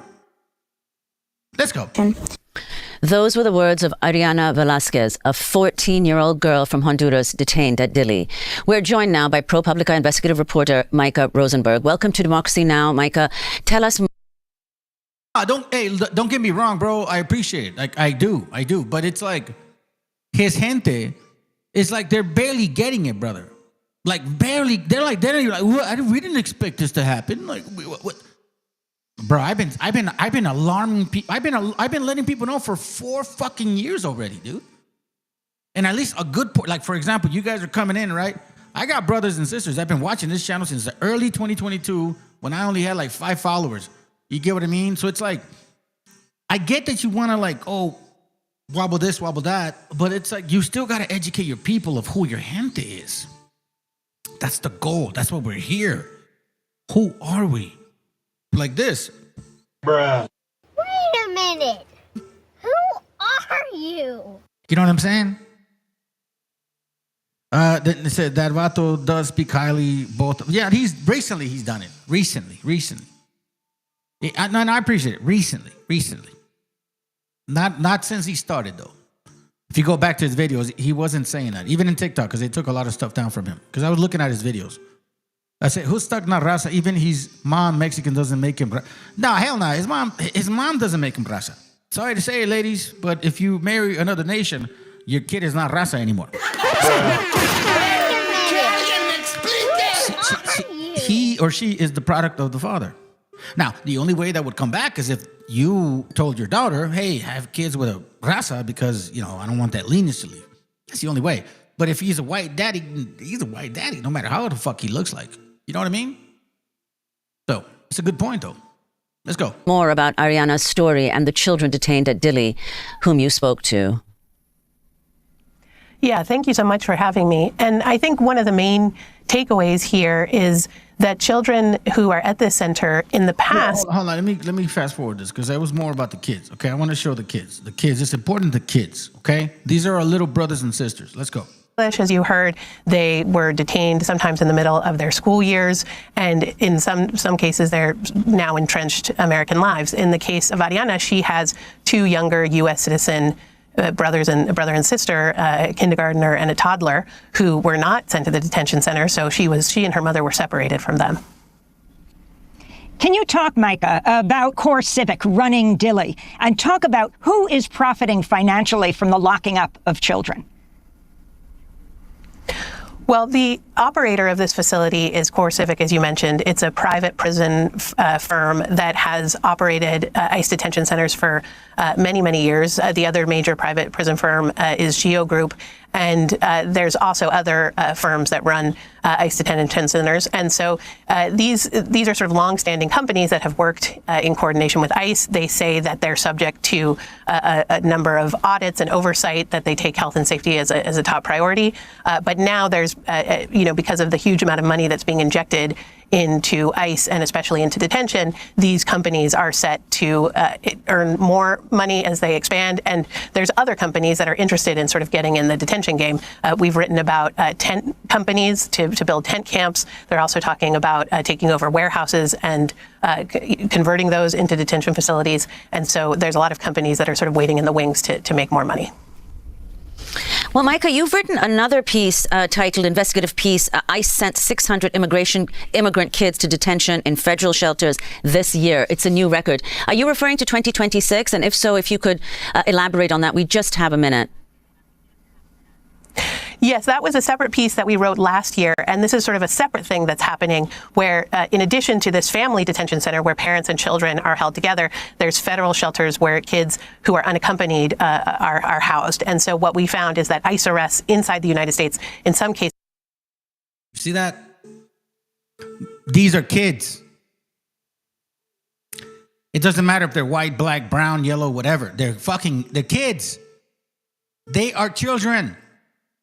They're little ones, They're like 2 feet long or 3 feet high or 4 feet high. Some of them can barely speak. Some of them, you still need to help them wipe their butts. A lot of them depend on their parents. You're saying you don't want terrorists, but you're creating them. You don't want terrorists, but you're creating them by separation and by the way that you treat them as savages. It makes me wonder what happened to those 85,000 children that you guys separated from families, whether you're Republican or Democratic, and I don't give a fuck. Donald Trump, Biden, Donald Trump, Obama, and Bush are all in it, and Clinton as well. They're all in the fucking files of Epstein. Hold on. Let me rephrase that. Obama's not. And I don't know what Bush is, by the way, but Obama is not. You get what I mean? Let's continue. These are separating children from their parents, and those kids are being sent alone to this network of shelters where before also usually only housed border crossers are now housing kids who have lived in the United States for many years.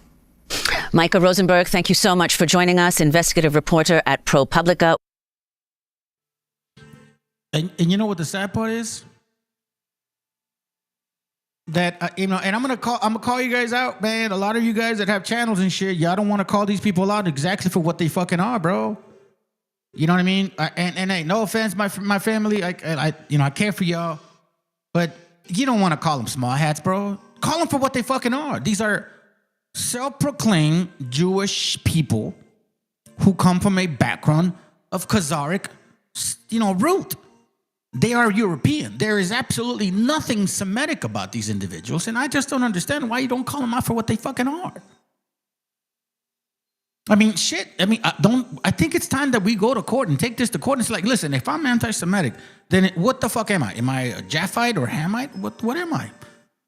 And are we going to use a Bible? You're going to take me to court and to put me in jail because I'm anti-Semitic. Even okay, sounds good. So then that means I can use the Bible and DNA as well. So what the fuck are we doing here? Because this is who they are. Источник зла – это Бог, не сатана. В иудаизме сатана – это и есть Бог.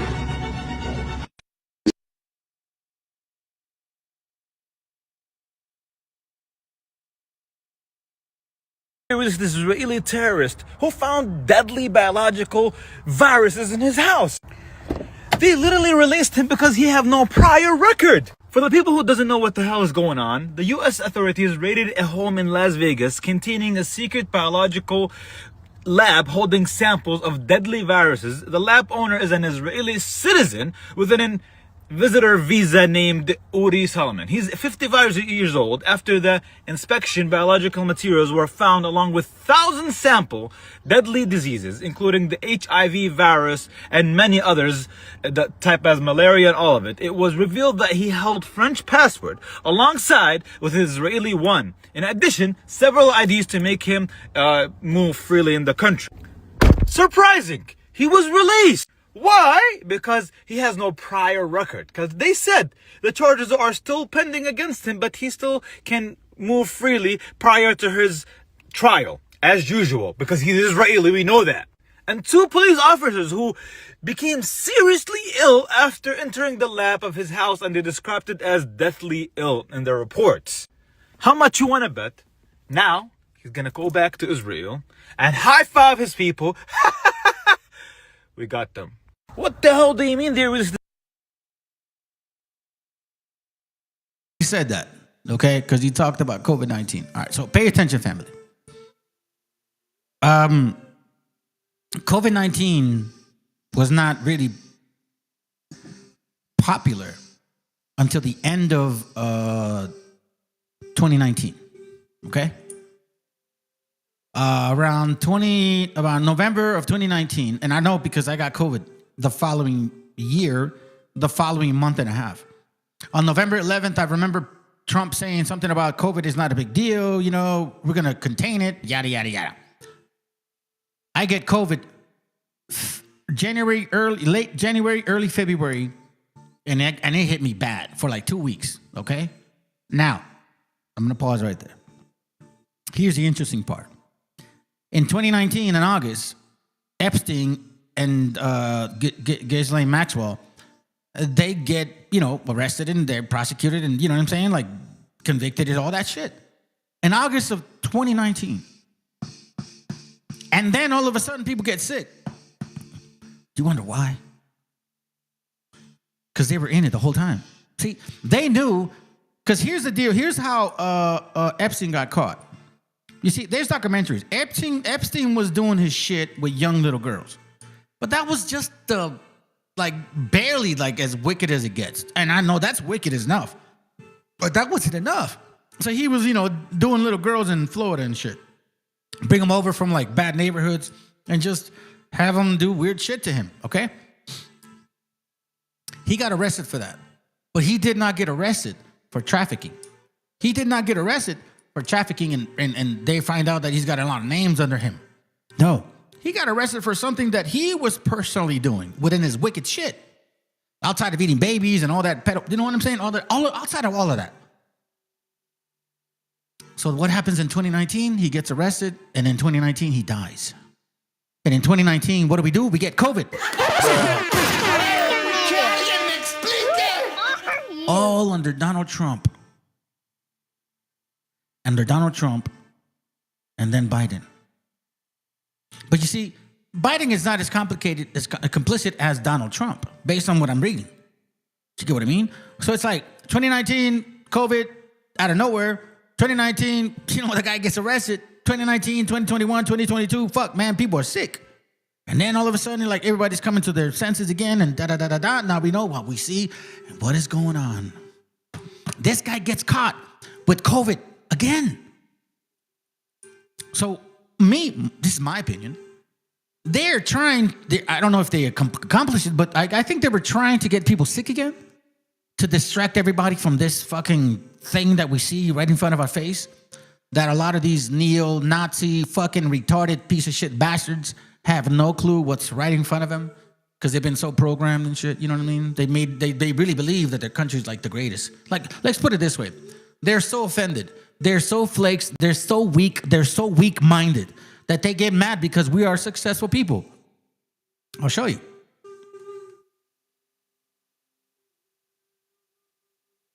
Lexus SUV. How is that possible? Integrate into the same neighborhood that I worked my entire life to get into. I don't understand it. Here's this guy right here in his brand new Lexus. There he is, there right he there. Is, right there. That guy right there. That's Look at that vehicle. Yeah, that's an immigrant. That's an immigrant with a $100,000 Lexus. Yeah. Brand spanking new Lexus SUV. How is that possible? Integrate into the same neighborhood that I worked my entire life to get into. I don't understand it. Here's this guy right here in his brand new Lexus. There he is, right there. Right there. That guy right there. That's Look at that vehicle. See, that's what I call retards. Fully functioning individuals, and they're just fucking mad at the fact that other people are successful. It's a sad case. Now, here we go, family. Once again, I want to remind you, we're going to stick to the topic. Nazi retards are programmed. Do you want to know why? Because look, and this is for an example. I don't care about their political shit, but I think it's important for us to understand like what exactly they're saying, because I'm going to show you some examples. So this is interesting, you know, and I think it's great for us to realize and see exactly who they are. Watch this real quick, okay? So this is Midas Touch, Trump top aide gets exposed under cross-examination hearing, okay? So watch this real quick. Listen to what they're asking them, okay? These are the top heads that are running the immigration, you know, the whole bullshit, right? And they're asking them, hey, man, are you guys really following the law? Are you guys pulling over, like, you know, U.S. citizens and shit? Because we keep hearing that you guys are pulling over U.S. citizens, all right? And watch this. Watch this. Again, it takes a really retarded person to believe that, because Fox is going to tell these retards, we check everybody. We don't pull over U.S. citizens, okay? Watch what we're going to listen to. Prosecutor, watch this cross-examination of the head of ICE, or the acting head of ICE, Todd Lyons. Let's play this clip. Now, you are aware, of course, and there's numerous well-documented instances of people, American citizens, being asked to show and prove their citizenship. Do you know what other regimes in the 20th century required similar proof of citizenship? Yes, sir. What? So there was various nefarious regimes that did that. Is Nazi Germany one? Yes, but is the Soviet Union one? I honestly, sir, I'm asking the questions. Is the Soviet Union one? Yes, sir. But I totally. This is the wrong type of question. I'll tell you what the wrong type of thing is, sir. It's Holocaust Museum. Reclaiming my time, sir. If you want to reclaiming my time, Mr. Chairman. Not the men and women of ICE that are out there doing it every day. They're like, yo, listen, what is the similarities between the things that you guys are doing and the other people are doing? But he didn't present it that way. He kind of, asked him, hey, what about that? And his natural answer was like, yeah. Oh, wait, hold on. Oh, I didn't mean that. His natural response, like, yeah, that shit is, hold on a second. No, it's not. No, we're not Nazis. So to say that the men and women of ICE that Mr. Chairman, I'm reclaiming my time. I would like my time back, please.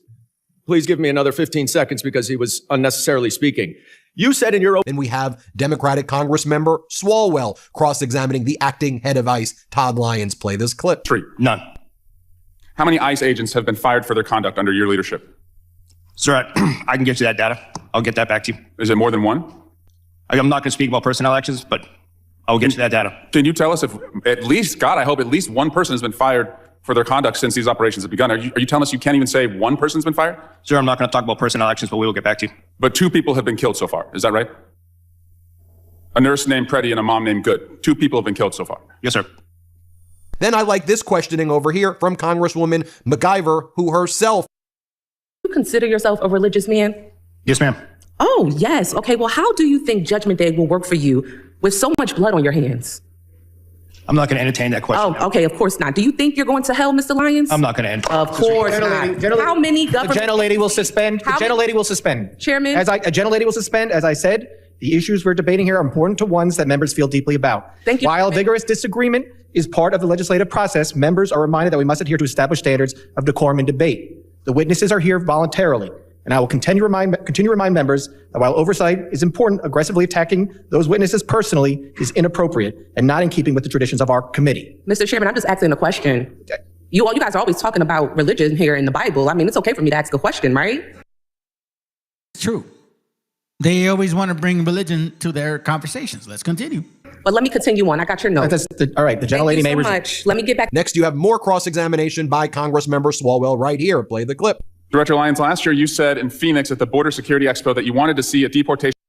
Again, we're looking at the lies, family. We're looking at the lies, okay? They're saying no, no, no, no, no. Watch what I'm going to show you some shit real quick. Process that was like, quote, Amazon Prime, but with human beings.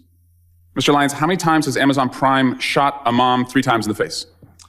None, sir. But you're also... It's the square root of 0. That's right. Yes, sir. Yeah, but if we're going to go down that route of my comment, I did say that comment. However, that comment was taken out. If you go back and watch the video, I did say that we need to be more efficient when it comes to removing individuals from the United States, because ICE doesn't detain punitively. We detain to remove. I don't want to see people in custody. At the end of my statement was, and again, to your point, it was a industry day for AI and efficiencies. But I did say at the end of it, but we deal with human beings, so we can't be like them. And speaking That's of the human, key part that you're leaving out. Well, speaking of human beings, how many times has Amazon Prime shot a nurse 10 times in the back? None. How many times has Amazon Prime dragged a woman out of her car by her hair and then dragged her down the street? None. How many ICE agents have been fired for their conduct under your leadership? Sir, I can get you. None. Again, I am just simply proving a point. It's not political. Just listen to look at them with their combed hair and their suits and their white shirts, expensive. Each one of those suits probably costs about $1,000 or $2,000, right? And none of us will ever spend money on shit like that. Even if I had the money, I still wouldn't do it, fam. I'm just not like that, man. You know, I don't wear no watches. I don't have no necklaces. Like, I don't give a shit about that shit. That doesn't mean I'm broke. You understand what I mean? I don't care about materialistic stuff at all. Never have, never will. But look at them. Little dress, the little penis hanging down their neck, all that's weird shit, right? Okay. And they're saying, no, we follow the law. All right. Esau, you're being exposed. That data, I'll get that back to you. Is it more than one? I'm not going to speak about personnel actions, but I'll get you that data. Can you tell us? Then Democratic Congressmember Lou Correa cross-examined the acting head of ICE, Todd Lyons. Let's play this clip. Cool. To your family, I was driving in the car earlier today, and I was listening to some of these things, and I was listening to them going back and forth with the AG, the district attorney, or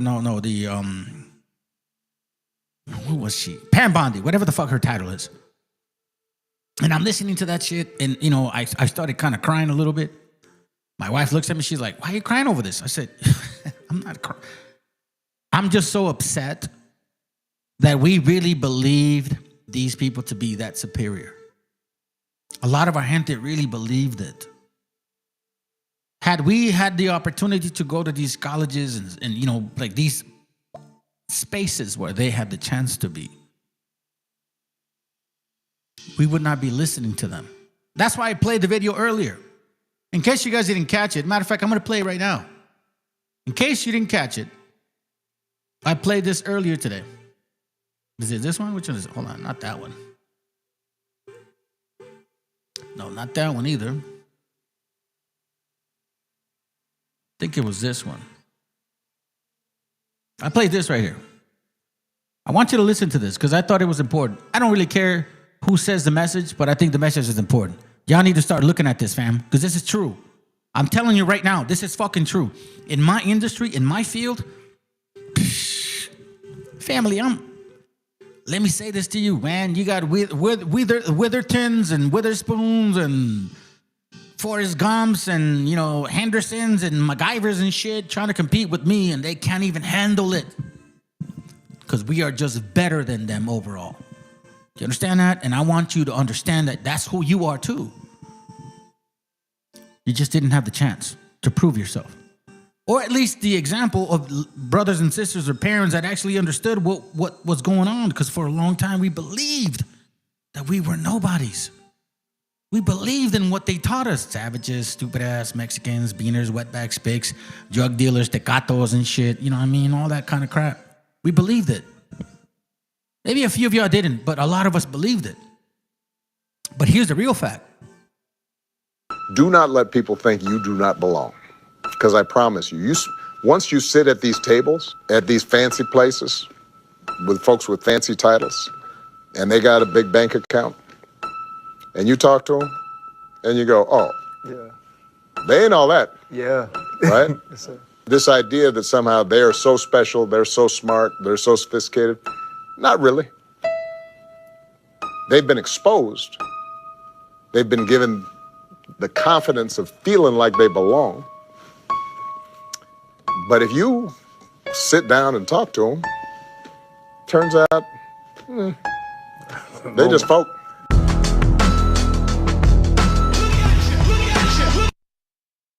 See what I'm saying, family? He just said it a nice way. They're just retards. That's what it is. Hold on a second. Let me tell you guys.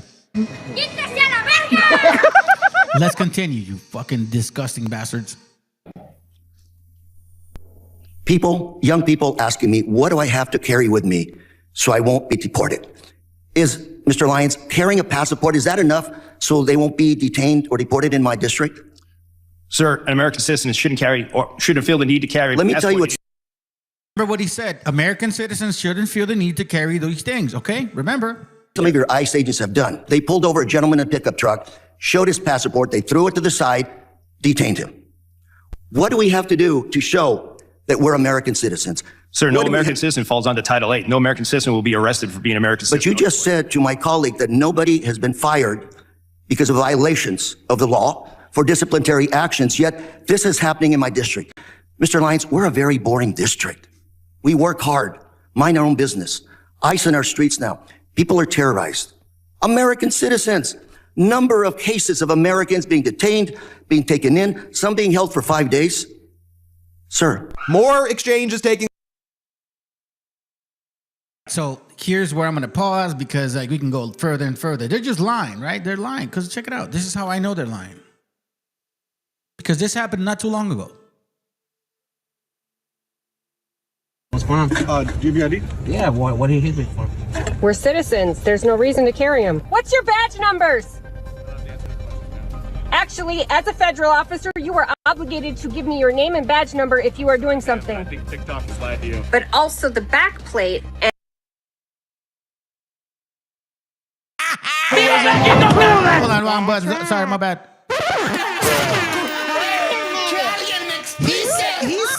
He said, I think TikTok has been lying to you. And she said to them, actually, as a federal agent, you're obligated, right? And it's technically true because that's what the judge actually said that recently. Hold on. Obligated to give me your name and badge number if you are doing something. I think TikTok is lied to you. And the judge is TikTok. You see what I'm saying, family? We are surrounded by retarded ass motherfucking program Nazis. Surrounded by retarded cracker barrels. Bro, listen, y'all been lied to, white people, dear white folks. I don't feel sorry for y'all at all. I think you're really stupid and your IQ level is not as high as you made it seem like. You know, you kind of like set up this game, like Monopoly, let's say like Monopoly, right? And that's kind of like your game. Like we're not familiar with it, right? You know what I'm saying? But that's your game. It's like us saying, hey, white folks, why don't you get into boxing? Why don't you go hand-to-hand combat with us in boxing and see if you can beat us? See, Raza knows you can't because we'll whoop your ass. So let's just say it like this. You guys create a monopoly to your benefit because we're like, wait a minute. We're not interested in trying to take advantage of everything. But see, that's your spirit. So you're like, no, that's how we play. We want to gain everything. We're like, well, I don't want to gain everything. I just want to gain certain things. That's why typically I never won because I wasn't interested in owning the whole fucking Monopoly fucking game board. My mindset as a kid, I was like, I think these 4, 5, 7, 12, 15 buildings will be good enough. And I saw everybody like getting more and more and they're like slowly taking my shit. And I would always lose. You see, because I wasn't interested in like that great gatherer that has nothing, that doesn't leave nothing behind. So they created a game that they knew they could win. Now they're not in that realm no more, family. And they're showing their real skirts. So all of these, oh no, we follow law and we're just, you know what I'm saying? We're so uptight and I mean, we're so conservative and we live in Jesus. Fuck no, bro. Y'all believe in Satan. I believe that now. And this is how I know, because you're fucking liars, because you're saying to these people that technically have oversight over you, you're saying to them, no, we're not pulling U.S. citizens over. Not at all. That's not happening. They said it throughout the whole video, right? Okay, let's listen into this. But also the back plate, and that plate did not come up in any system. So the actual police officer was telling you that he couldn't locate the plate in the system? Yes. Wow. You can help build the only independent news outlet always on the ground with the... We are speaking with a resident who has experienced that reign of terror firsthand. Welcome, Nadine. Hello. Thank So you. I want you to walk us all through what happened. I've seen the video. So you were basically parked at the side of a road when an ICE vehicle rear-ended you. Go up front. They've got all these masked officers. This vehicle, that one back there hit us because they've got 3 vehicles cornering us in. Everybody's wearing masks and hiding. They took my husband's papers, even though he's a citizen, trying to demand to know what, well, you guys heard it. How long he's been a citizen, where he's from. Even though citizenship, they have no right to check. And that U.S. citizens do not get searched. The man said, I'm a U.S. citizen. They're like, nope, you have an accent. It's like me, let's say I'm Border Patrol, right? I'll play devil's advocate. I'm Border Patrol. And I pull over somebody that looks like American Cholo. You know, that little short-ass Honduran motherfucker? He's like 5'6" and shit. He's like, hey, let me see your driver's license, you know, and registration and shit. And he's like, you know, with his little fucking paisa accent. You know what I mean? Like, okay, sir. Let's go. Wait, hold on a second. Are you a U.S. citizen? Like, why would you ask me that? Because you have an accent. I have to know. You know what I mean? It's no different, fam. It's no different. But you see, here's where the self-hatred, the lack of self-reflection, the lack of awareness, the lack of knowing your audience, you know what I'm saying? It's like the lack of like understanding what your root was. Supposedly, this American Cholo dude started a sidestep. I just really dislike the shit that he said. He started his channel because supposedly negros were like banging on the street vendors. And then he goes and supports the white people that passed the laws to really bang on street vendors. I mean, you have to be a very stupid Hondureño or a very smart one to know when it's time to switch ships. Who are you? Let's go. Yeah, somebody said me. What's going on? Do you have your ID? Yeah, what do you hit me for? We're citizens. There's no reason to carry them. This is my status that I'm getting my passport reading. That's okay. Do you have your ID? Yeah, but I need his information. He just hit my car. Okay. Just 1 minute, all right? Yeah, we need all the insurance information because you guys are damaging our vehicle. So they come up and they ignore me completely, demand papers from my husband, who is Latino. Say this to you, family, right now that wants to marry these white women. Listen to what she said, okay? You guys are damaging our vehicle. So they come up and they ignore me completely, demand papers from my husband, who is Latino. You hear that?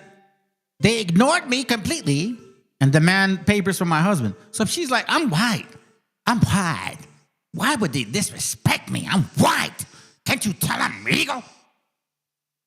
Well, they check my husband, you know, and I know he's not white like me. You see that, fam? Why do you marry these other women? Why do you marry into these other nations that have no respect for you? They never will. Matter of fact, they'll raise your children to believe in their shit. Because I know raza, so this is where you guys fuck up. You marry women like, I don't know, white, black, Asian, Filipinos, whatever the fuck you marry, and then you expect them to raise your children to know your history. And you don't even know your own history. So you think they're going to teach them your history? They're going to teach them their history. Then you wonder why the Bible always repeats itself. And Ignorance is bliss. And I was like, we don't need to show them to you because we are citizens. And they proceeded to have no idea how to interpret the paperwork you gave them. He had a driver's license with the real ID. Right. He had a global entry card and a driver's license with the real ID. You know what that means? The real ID is supposed to be your fucking like international passport. Isn't that what it's supposed to work like? But hold on a second. No. It's because he was a fucking Hispanic looking. Like she said, they didn't even listen to me. But my Hispanic brother, my Hispanic husband, they had to check him.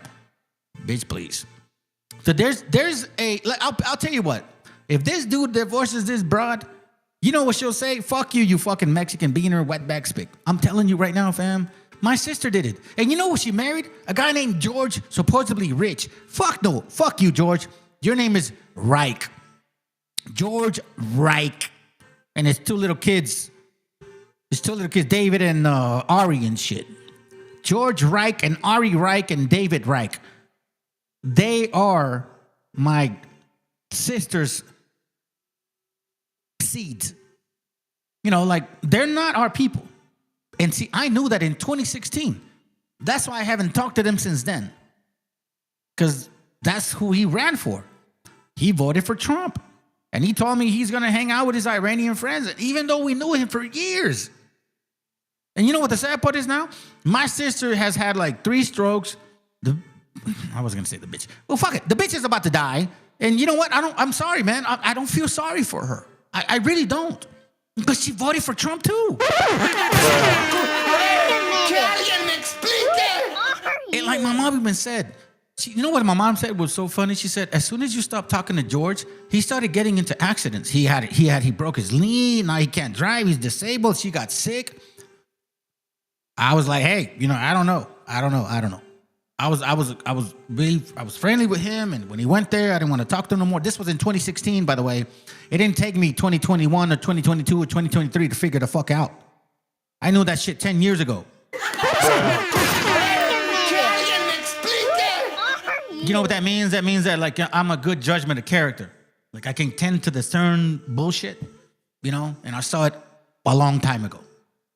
He had... We're almost done with this video, by the way. The form that they give you when you renew your passport, because you have to turn in your old passport before you get the new one. And in the meantime, to already know... I have a much U.S. citizen. I'm not a U.S. citizen. Yes.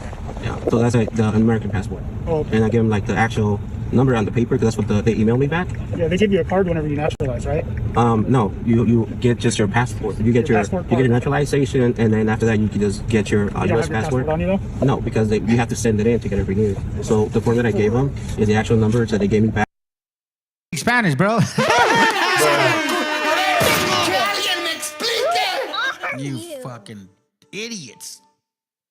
Listen, this is how come I did this live and shit, and that's why I'm not going to be done for about probably another hour, and then we'll be done. It's because I really realized Nazi retards are programmed. I'm going to tell you how come they're programmed. Listen, fam, look, if I don't agree with my siblings, if I don't agree with my brother, if I don't agree with none of that stuff, like, I'm okay with it. You know what I'm saying? Like, I'm fine, whatever. Bro, you guys are retards. You guys are you are mentally sick. These people are literally Nazi retards are programmed. They're mentally sick, fam. Remember I told you they need a soft space? They need a safe space. Like my son, he's disabled and he's really disabled.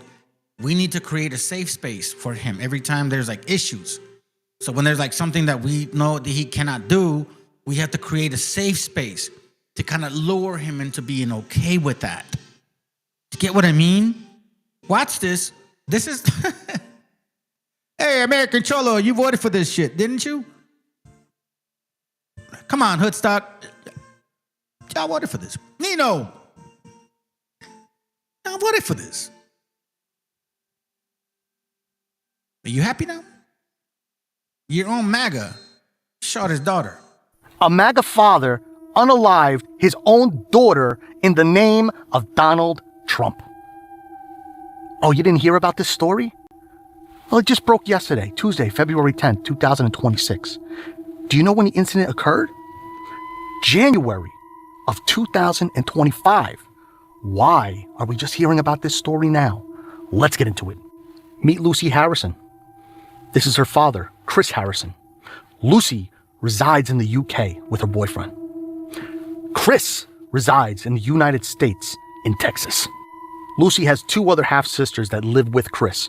So Lucy and her boyfriend decide to go visit the father in Texas. The two have two completely different political views. Lucy's on the left. Chris is a MAGA nut. Now, being in a mixed political family, me being a lefty, my family being MAGA nuts, there's arguments. There's no talking to these people. No. Don't get me wrong. Listen to me. Listen to me, my friend. First of all, it takes a retard to get programmed. Do you get what I mean? It takes a retard to get programmed. So it takes an idiot to get programmed. So we don't disagree. No, I think you just misunderstood what I was saying. I'm not excusing them, bro. No, I'm saying that Nazi retards technically, actually, before I did this thumbnail, I wasn't going to use R. I was going to use need. Nazi retards need programming. That was the initial thumbnail. So that's why I think that's where you and I misunderstood each other. Because I'm not excusing them. Fuck no. They are retards, idiots already. And those guys need programming. That's what I mean. Let's continue though. It's always a screaming match, with them putting their fingers in their ears and running away because they're snowflakes. So Lucy had a lot of questions for her father and why he voted for Donald Trump. One of the questions were, she asked her father, how would you feel if I was SA'd? And you know what the father's reply was? I have two other daughters. What? Did you hear that shit? Like what? Hold on a second. No, I don't even know which button to use, bro. No, not that one. No, not that one. Made by claiming. No, oh, this one.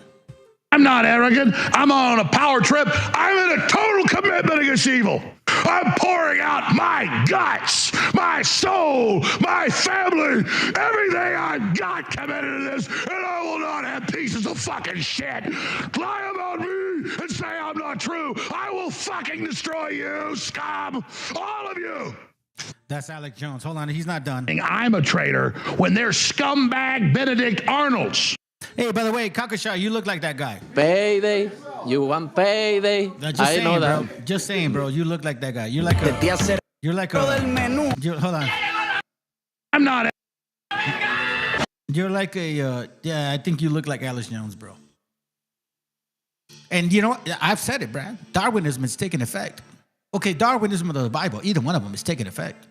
Hey, what up? Jeremias, buenos dias. Hold on a second, brother. My friend, I have to call you, man. I'm going to call you tomorrow. I promise. Or at least tomorrow or the next. I'm not going to forget. I'm going to call you tomorrow. I haven't talked to you in like a while, dude. Hope you're well, man. Let's continue.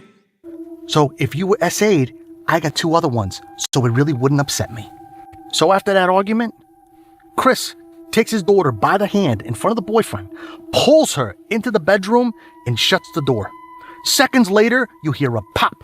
That's when the boyfriend enters the room, sees Chris handling the weapon, and his girlfriend unalived on the floor. Now this next part is going to infuriate you, because Chris is walking free to this day. That's right. A Collin County grand jury in Texas declined to indict Chris Harrison on criminal charges, finding insufficient evidence for prosecution. The kicker is, it was found that he was drunk, handling a firearm. That was his case. He said he didn't mean to do it because he was drunk. Since Lucy resides in the UK did their own investigation, and this is what they came up with.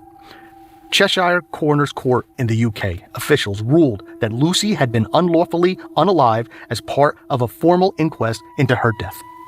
The coroner described the handling of the handgun as reckless and noted evidence of alcohol consumption by the father on the day of the shooting. There's so much to digest here. So much. Oh, is that an excuse when you're drinking and driving and you kill somebody? I I don't think so. If you are drinking and driving and you kill someone, you cannot get away with, I was drunk. I didn't know what I did. No. Like, all right, man, shit. Hey, listen. I think Texas is just like, it don't matter. You know, matter of fact, you'll probably get away with a crime if you're drunk in Texas. So if you guys want to go be criminals, go to Texas and drink and then get caught. You may get away with it. Now, this video right here is fucking funny, and I'm going to show you some shit out of this because you have to understand. Like, remember, this guy is from the Half-Baked movie. He's from Half-Baked. And I just thought it was funny because, you know, again, they're barely getting it. And it's okay. I'm using them as an example of retardation.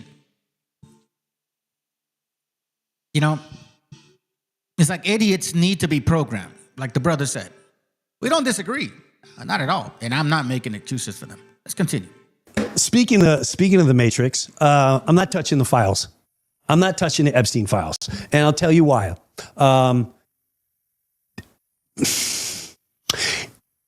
Everyone and their mother, you haven't seen nothing yet. That's number one. And this is all part of the circus. Why are they releasing part of it, not all of it? You know how many of these images that I saw personally many years ago? And you know how many times I sat there and I watched people watching certain TV shows and have a clueless. Like my kids will watch TV. They used to watch Ellen DeGeneres, right? And I'd go, you ever notice, I go, you know what Epstein's Island? You ever notice her background set looks just like the island? And they're like, Dad, you're such a conspiracy theorist. Every conspiracy theorist out there right now, all I'm going to say is, if you never believed in them, you better start talking to them because the ones that already knew about this, I'm telling you right now, this is just wave number one. I don't know what they got lined up, but I'll tell you this. You okay over there? I'm just going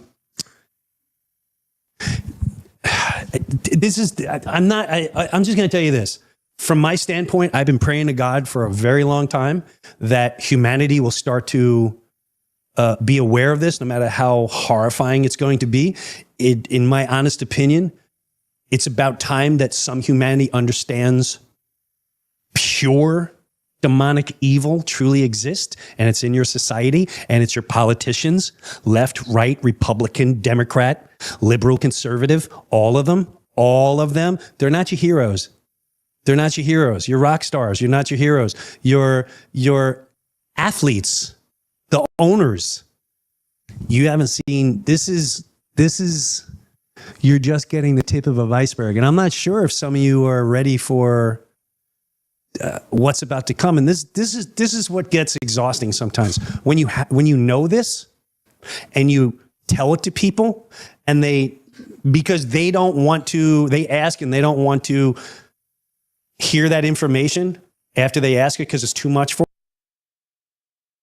them, they'll lash out at you and they'll call you a name, or they'll call you a whack job, or they'll call you a conspiracy, or a stoner, or you're just whatever they want to call you.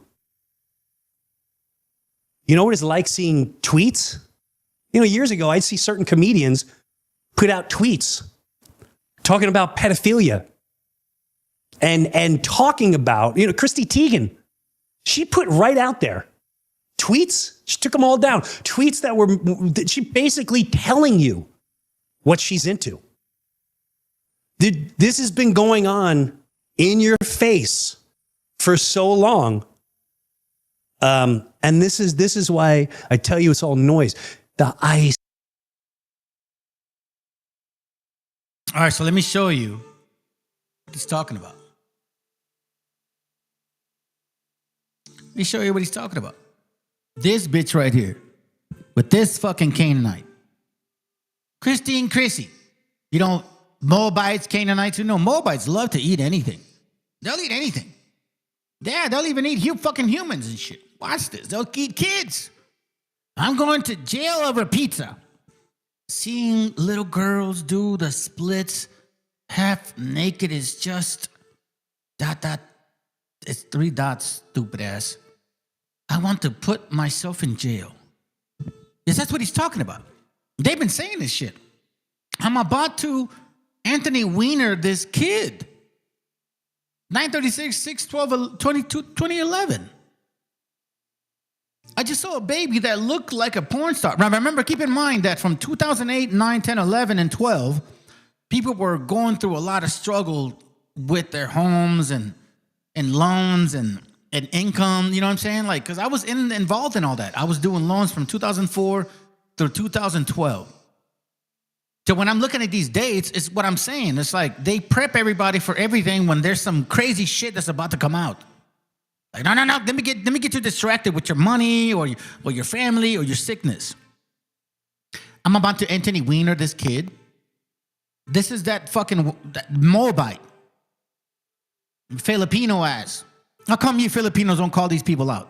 Are you guys that fucking nasty and shit? Are you that scared? You don't want to call your own people out? She's eating fucking babies, bro. I just saw a baby that looked like a porn star. What the fuck? What? Wait.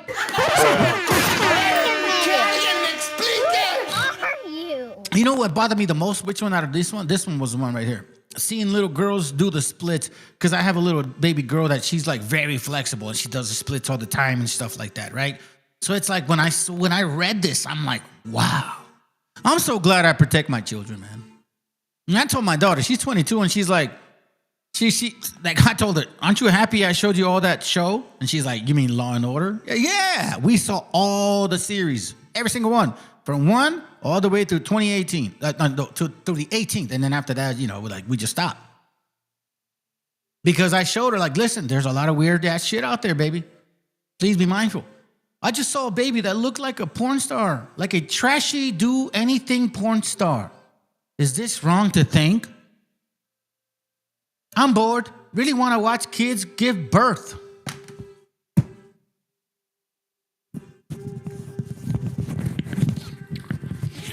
How come you Filipinos don't call your people out? Are you too stuck on eating everything? How come you Negroes never call this bitch out? She married one of your fucking kind.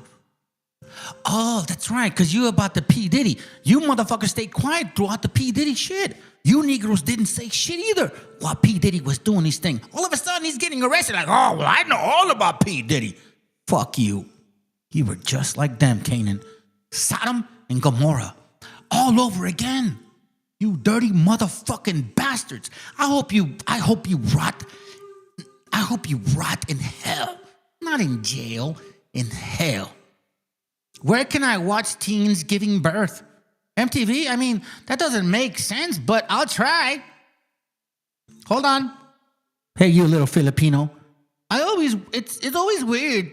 It always weirds me out how strong little toddlers' tummies can look. I am aware of how absolutely disturbing that sounds. What? She married an African American. You know what I mean? A Negro. You know, the ones that claim to be like originals from this land.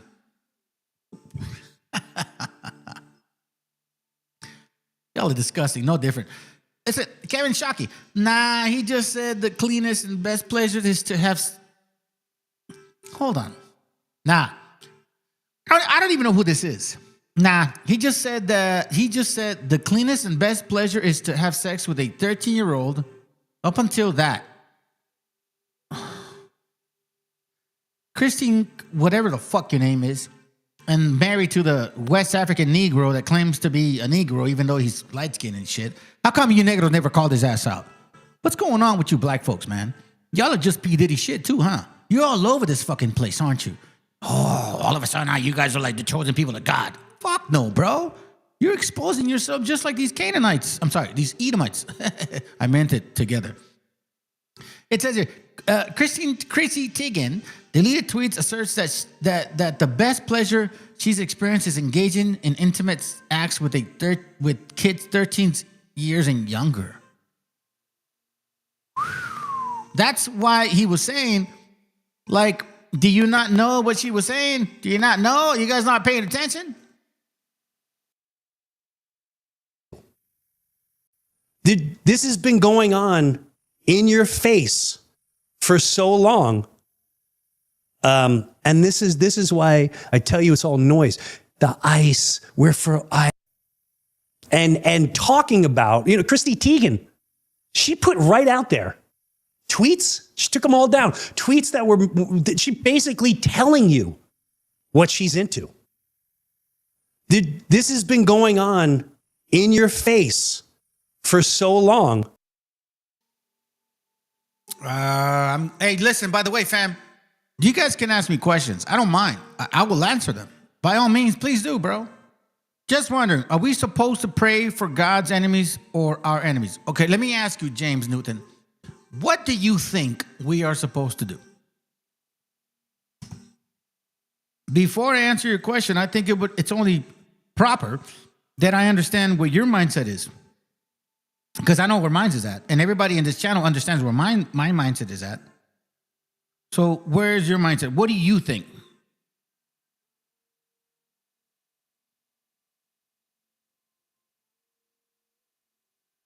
You asked me, James Newton. Now I'm asking you. I know it's not always common. It's not the best way to answer a question with a question.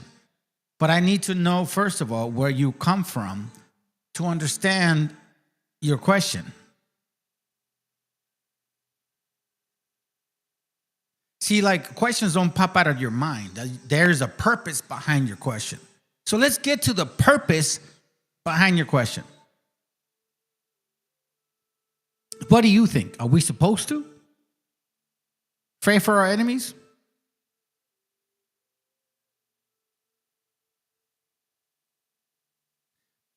And then also at the same time, are we supposed to pray for God's enemies or our enemies? Who are God's enemies? And who are our enemies? And how would you differentiate the two?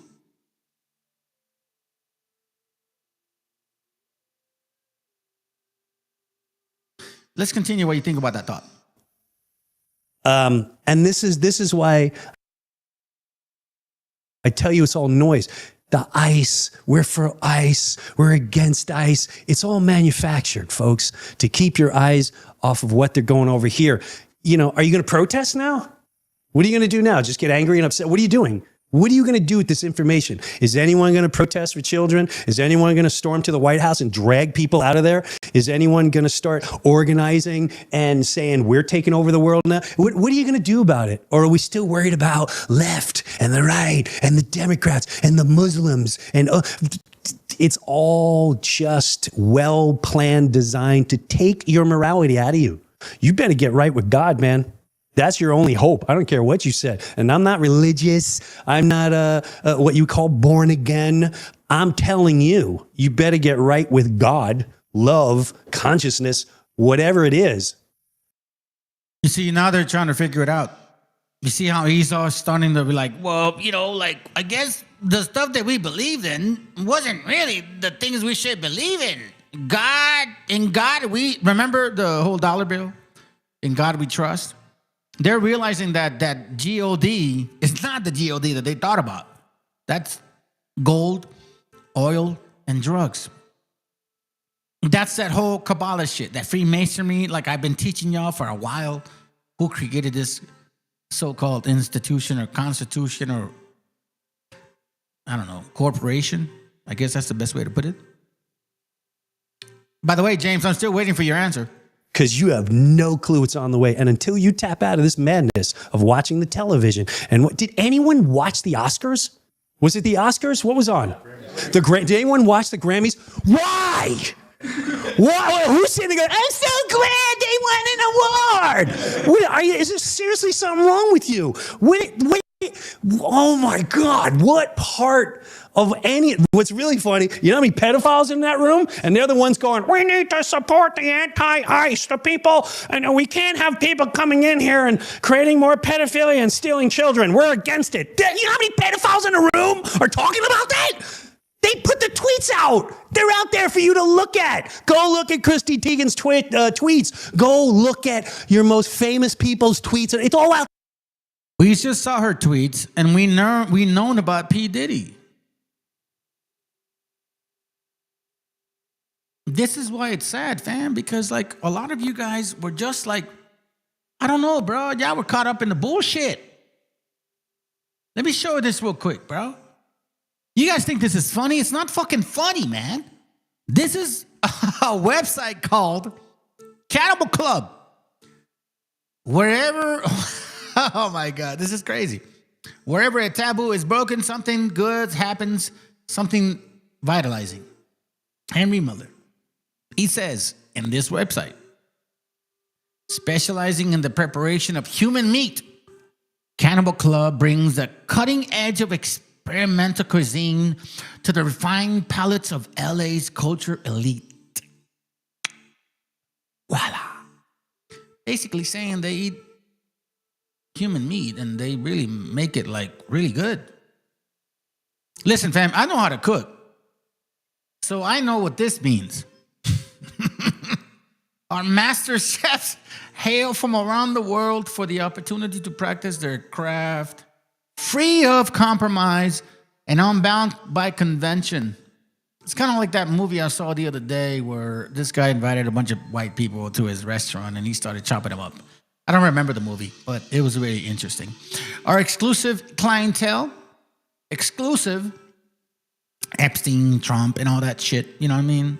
Christy Teigen, you know, all that goodness. You know, all you cracker barrels, all you Negro affiliacs, all you pedophiliacs, all you pederasts, all you cametarists, all you, Canaanites, Sodomites, all that shit.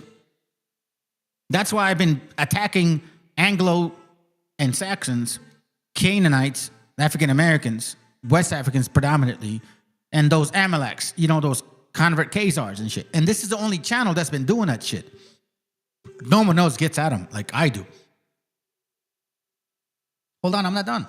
Our exclusive clientele includes noted filmmakers, intellectuals, and celebrities who have embraced the Enlightenment, ideas of free expression and rationalism. On event nights, avant-garde day performance artists, celebrated literal figures, and groundbreaking musicians entertain our guests. At the Cannibal Club, we celebrate artistic excellence as the natural and inevitable expression on unbridled human spirit, meaning the next evolution. So you see, kind of like that, kind of like Dracula. Dracula lives forever because he drinks human blood. And that's why these guys are getting younger, because they're actually eating human blood. They're drinking. Listen, the Bible says life is in the blood. The Bible says it. I don't even have to say it. But I've done it on classes. I don't even have to show you all the verses, bro. If you watch this channel, then you should know what I'm talking about. And you probably say, oh, this guy's extreme. I don't give a flying fuck what you think I'm extreme about. All I'm saying is, bro, listen, y'all are fucking, you don't understand the bigger picture. I hope you do by now. Que comía carne humana. Yo comí carne humana una vez, pero de verdad. Ah, María. Yo comí carne humana y Kike y yo comimos carne humana en un lugar en el Marruecos español que se llamaba, una ciudad que se llama Shawen. En aquella... La ciudad santa. Estaban filmando una película. Estábamos filmando La Corona Negra. Y nos invitó, uno de esos moros notables nos invitó, y este tipo le gustaba comer carne humana, pero yo no lo sabía, y nos dio a comer. A mí me gustó, era una cosa como dulzona, una carne extraña, y pregunté, y así me dijeron, carne humana, antropófaga. Eso sí lo reconoces. No, pero no voluntariamente. Antropófaga, no voluntariamente. I eat humans, but I didn't do it voluntarily, but I enjoyed it. What the fuck does that even mean? For real? Really? Hey, what up, brother? How you doing, man? I saw you posting, man, earlier. I just didn't get to you, man. Hold on a second. Who else did I miss? Galameshi. Oh, that's right. Lintonero! flying by and dropping bombs. I like that shit. I think that's what you're saying. Okay, so maybe not. But anyways, you never confirmed it. What up, Chris? Yeah, this pizza good. Technically. But not like how we knew it.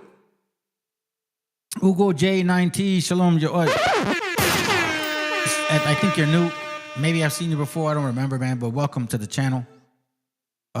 James Newton. Shaka Brew, Shaka. Okay, so me han dicho que la carne de los mayates les brinca cuando les ponen el... Well, hold on a second, bro. Like, I asked you a question earlier, bro. You asked me, just wondering, are we supposed to pray for God's enemies or our enemies? I asked you, who is God's enemies and who is our enemies? Can you at least answer that, brother? Please. You know what I mean? Before we move forward. Can you get me that answer? Can you give me that answer? Let's continue though, man, because it's crazy. This is nuts. And it's not even ending there. Oh, hold on a second. No, I don't want to play it here. Watch this real quick. This is nuts. Oh, okay. I guess I gotta play it. Wait, hold on. Shut up. Hold on a second, family. I gotta play it right here. Oh, I know why. I see how it works. Boom, boom, boom. There we go. All right.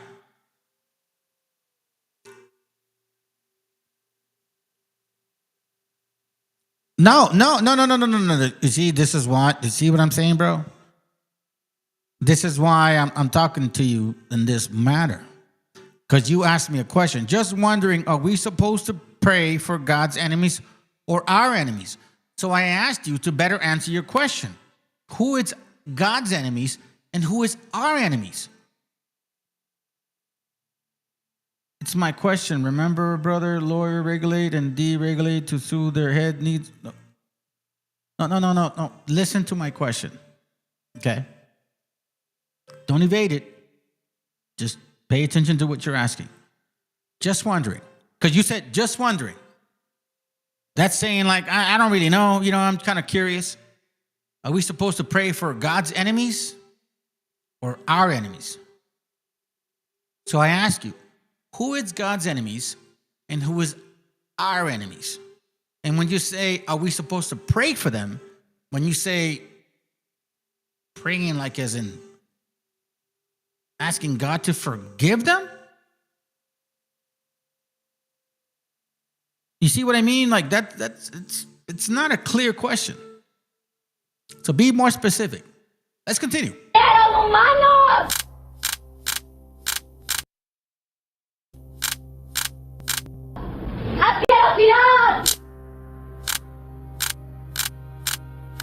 Months ago, we covered the chilling story of Gabriela Rico Jimenez, the young Mexican model who vanished after a public breakdown in Monterrey. She screamed about elite rituals, human sacrifices, and names that seemed impossible at the time. But now it's 2026 and a massive new drop of over 3 million Epstein documents just hit the public. Is Gabriela finally being vindicated? Let's look at what she said then versus what the files say now. In 2009, Gabriela was filmed outside a hotel, barefoot and frantic. She claimed she had attended a party connected to the elite model agency, a gathering of powerful businessmen and politicians. She didn't just mention local names, she shouted about world leaders including former President George W. Bush, and spoke of witnessing horrific acts.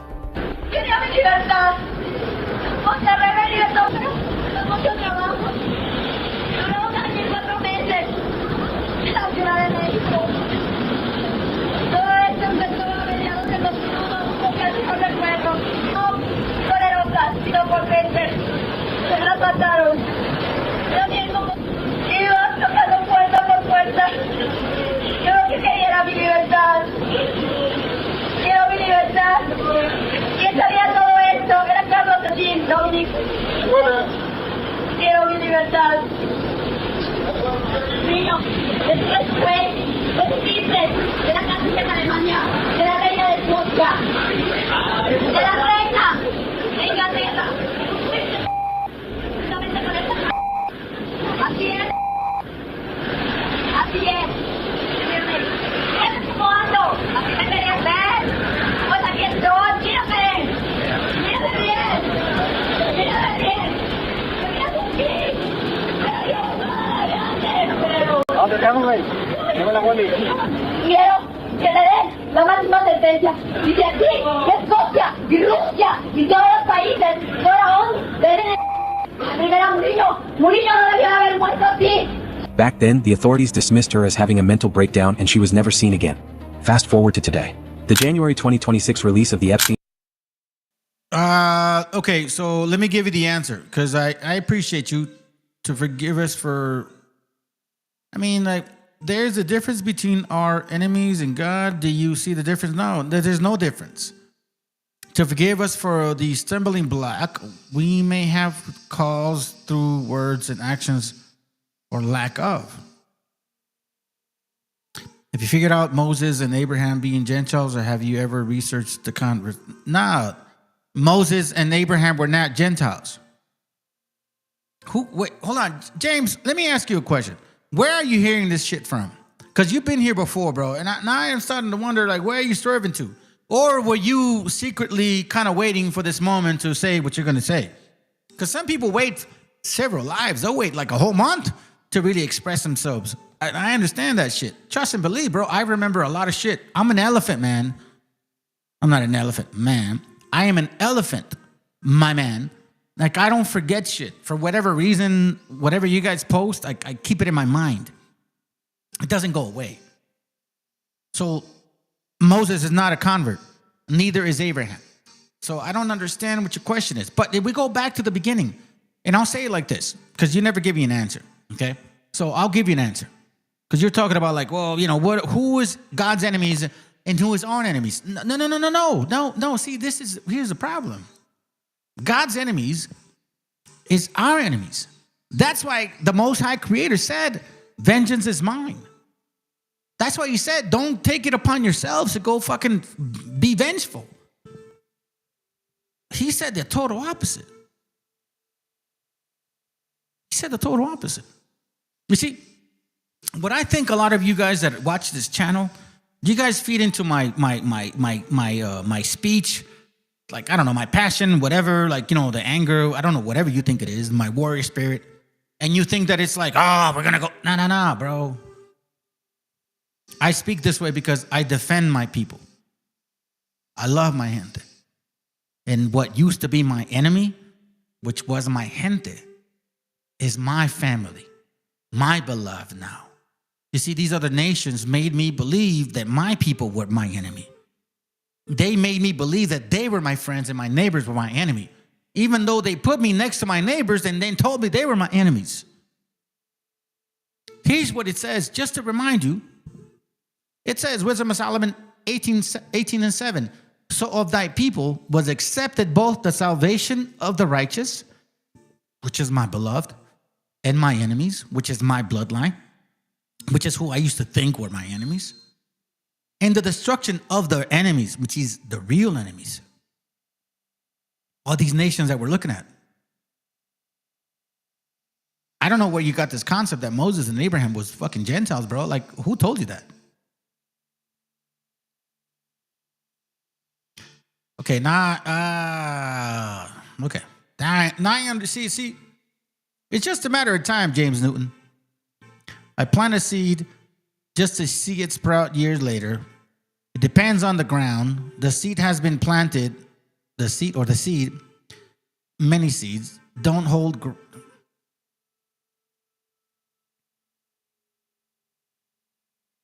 You see, family.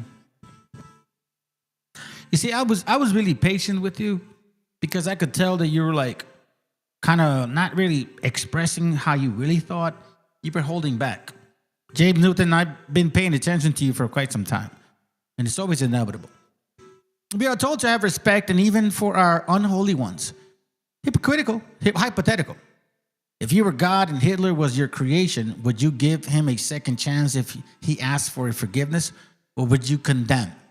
If you were God and Hitler was your creation, first of all, I cannot even, nor will I ever have the pay grade of God, because technically, Bible says I once was, but then I will die as a man because I don't have the godly mindset to judge anymore.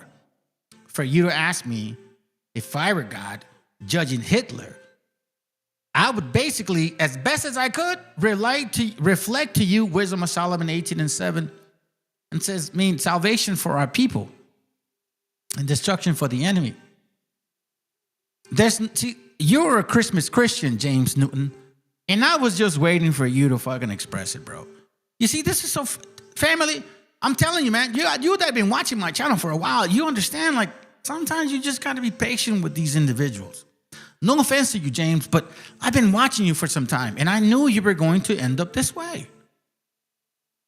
I'm glad you finally came out and said you're a Christmas Christian that believes in loving everybody and give everyone a second chance. So let's give it to you like this. I don't know, man. Let's say I marry your daughter, and then I fuck her up, beat her up, and fucking kick her ass, and, you know, she gets pregnant, and I kill the baby. I'm assuming you're going to forgive me. Right? Based on your logic. Files has revealed a much deeper web of embedded assets and coordinated operations than previously known. While Gabriella's name hasn't been found on a flight log yet, the pattern she described, modeling agencies being used as fronts for elite exploitation, are now documented facts in the cases of individuals like Jean-Luc Brunel. Gabriella specifically targeted the Monterrey elite and international figures. The 2026 files highlight how Ghislaine Maxwell and Epstein cultivated a social circle of politicians and celebrities for the purpose of maintaining a black book.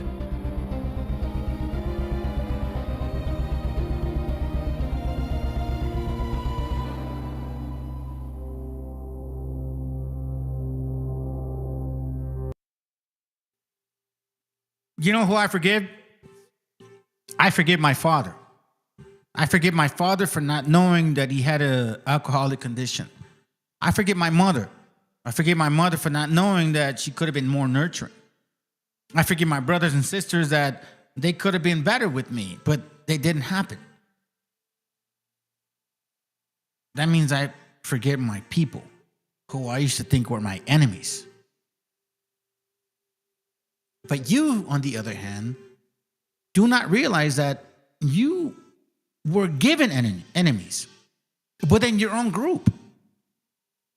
I mean, unless you're white, maybe you didn't have enemies. Maybe your life is so good that you're okay with forgiving everybody. But you know what? Hey, James, listen, James, listen. I would do you a favor. I would ask you to do yourself a favor. You came to my channel in the last month. I let you post shit, and I just kind of like saw you, you know, trottling around and, you know, kind of like hanging in there and shit and making some like, you know, vanilla comments that neither went here nor there. And I was kind of wondering about who you were. I figured, oh, I'll let them stick around. But now I really understand exactly who you are. See, like this, look.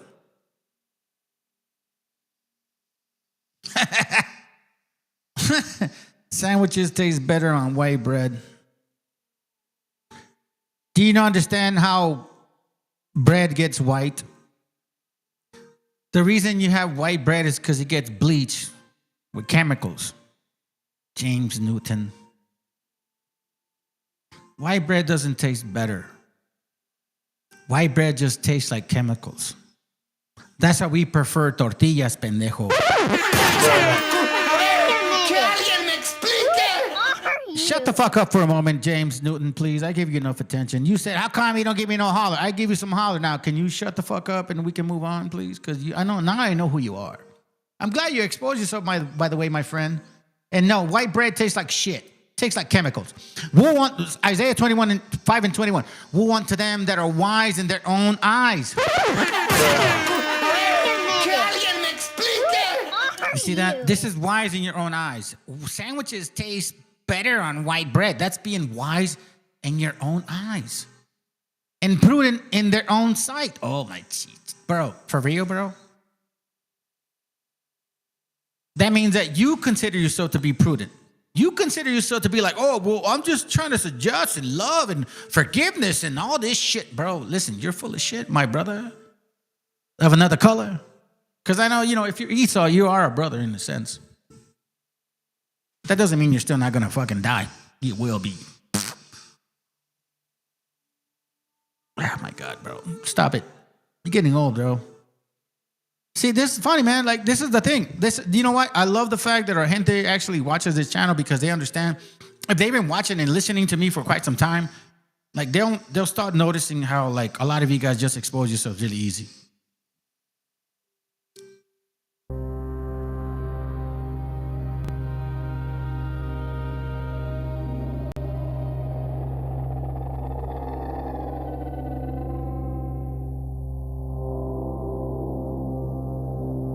The silence of Gabriella's family and the lack of hospital records after her 2009 arrest take on a new, darker meaning when viewed through the lens of the systematic silencing described in these newly unsealed testimonies. Was Gabriela Rico Jimenez the first whistleblower to describe a network we are only now fully uncovering? The 2026 Epstein Files Transparency Act means more is coming. We won't stop looking until we find out what really happened to her. Subscribe as we continue to dig through these 3 million new pages.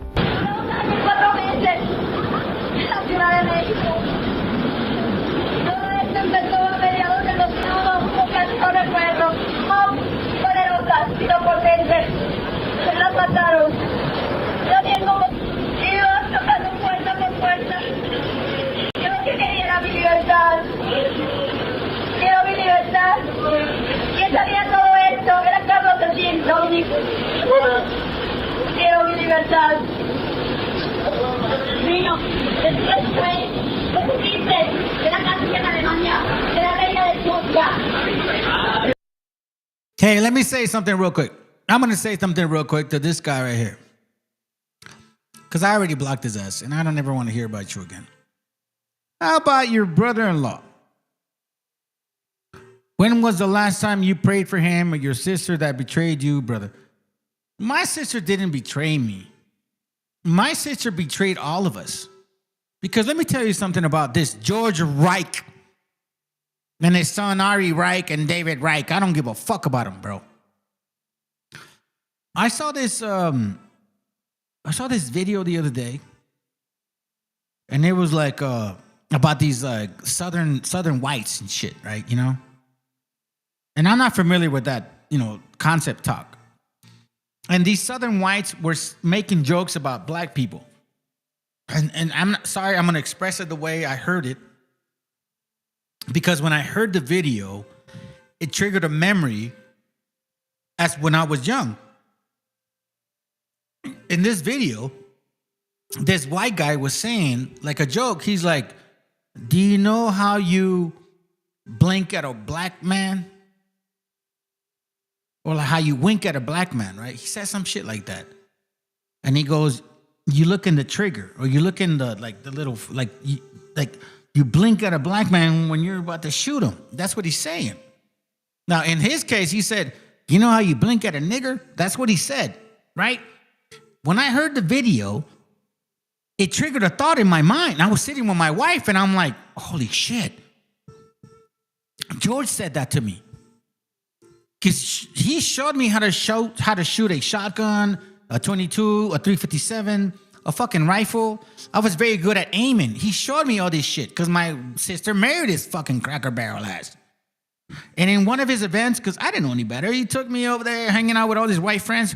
And I remember a joke that he said to me one time. He said, you know how you, no, that's right. He said, do you know how you blink at a nigger?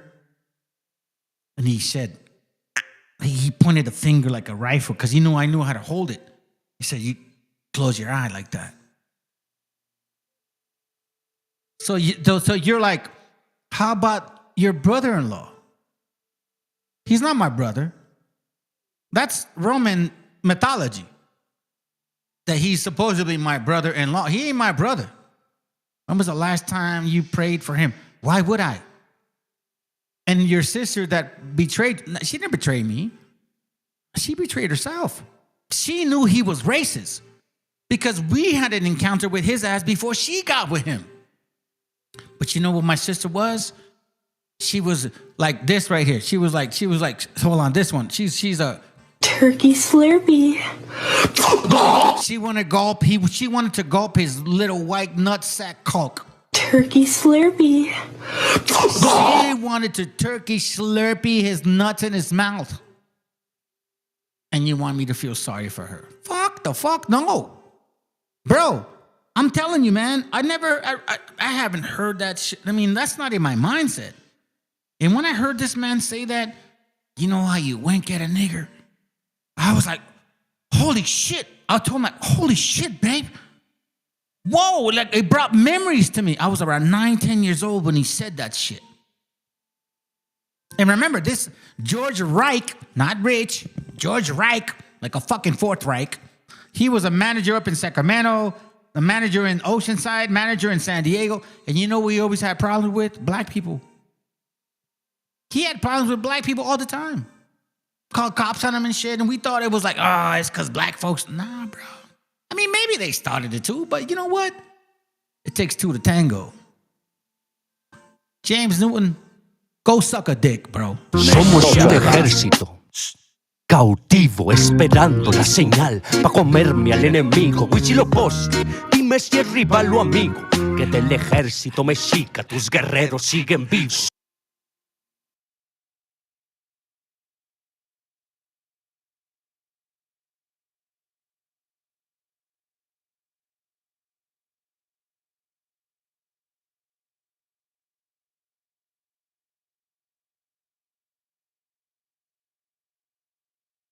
humanos!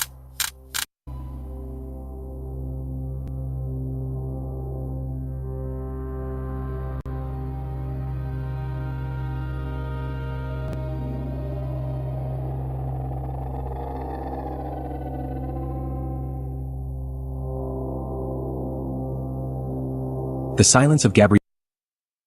Hey, my friend, listen, Jamestown, I don't block people, but if I did not, I'm glad I did not. So then do me a favor and show the fuck up and hit the fucking link and see what you're about, bro. Because you know what? You're here and you're talking shit. So then show me your verses. Show me your verses, bro. You're saying I'm a coward. Fuck you, bro. Don't ever call me a fucking coward. I have a lot of people come to this channel and say, bro, listen, I don't run for nobody. So now that you call me a coward, hit the fucking link and show me what you're about. Show me what you're about, man. Come on. Come on, James Newton. Don't be a coward. So now you have the chance to not be a coward. Show me where we're supposed to forgive these people that slaughtered you, that raped you, that took advantage of you, that fucking did everything. If you're our people, then show me how you can forgive these people. There's a link.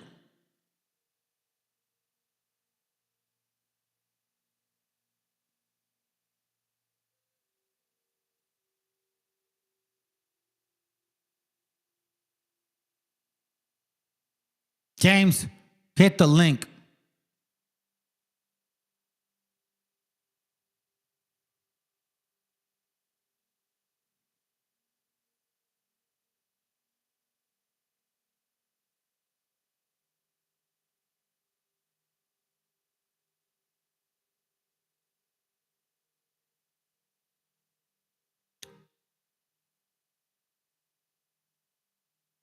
James, hurry up. Come on, James. You said I was a coward. Come on, let's go, bro. There's the link.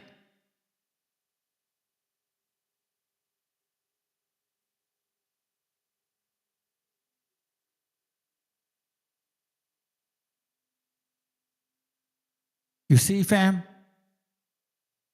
You see how weak these men are? You see that?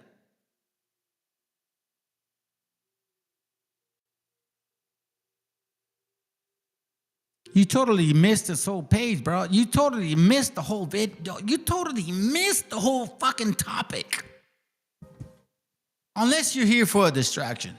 Gabriella's family and the lack of hospital records after her 2009 arrest take on a new, darker meaning when viewed through the lens of the systematic silencing described in these newly unsealed testimonies.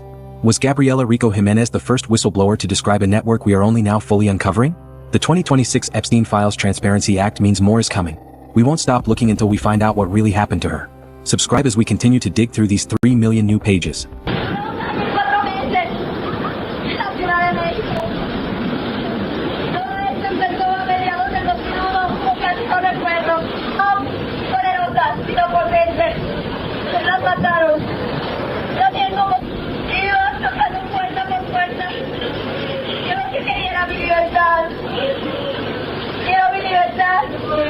¿Quién sabía todo esto? Era Carlos libertad. Niño, después fue, ¿qué dijiste? De la casa en Alemania, de la reina de Escocia, de la reina de Inglaterra. Justamente por eso. Así es. Así es. ¿Cuándo? ¿A qué me querías ver? Pues aquí estoy, mírame. Mírame bien. Mírame bien. ¿Dónde estamos, güey? Quiero que le den la máxima sentencia. Y si aquí, Escocia, y Rusia, y todos los países, y toda la ONU, deben primero Murillo. Murillo no debió haber muerto así. Sus hijos valen mucho la pena. Y lo necesita su padre. Eres un en el alma. Me va a doler en el alma que me lo hayan quitado. ¿Entiendes más? Porque me llevaron al Ministerio Público y ahí me dijeron que no sabía nada. Me llevaron a la hospital, que eras tú. Ahí acabas de la comisaría. Vaya por el cuerpo.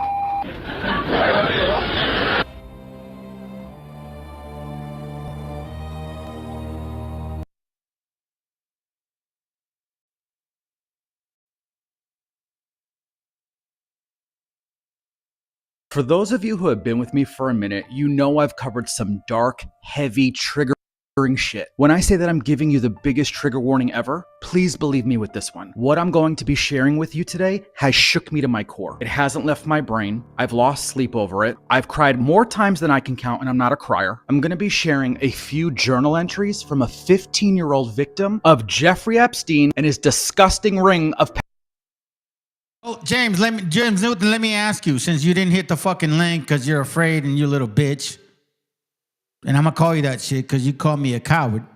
I didn't call you no names. At least I don't remember. But now you want it. So let me ask you, little bitch. If I abuse your daughter, would you ask God to forgive me? And I would never do it. You know what I'm saying? But like, would you do that? If I killed your kid, if I ate your wife, would you ask God, hey, Father, I know that Mexican dude was just hungry and he was just horny and he was just angry. Please forgive him for the wrongdoings that he did.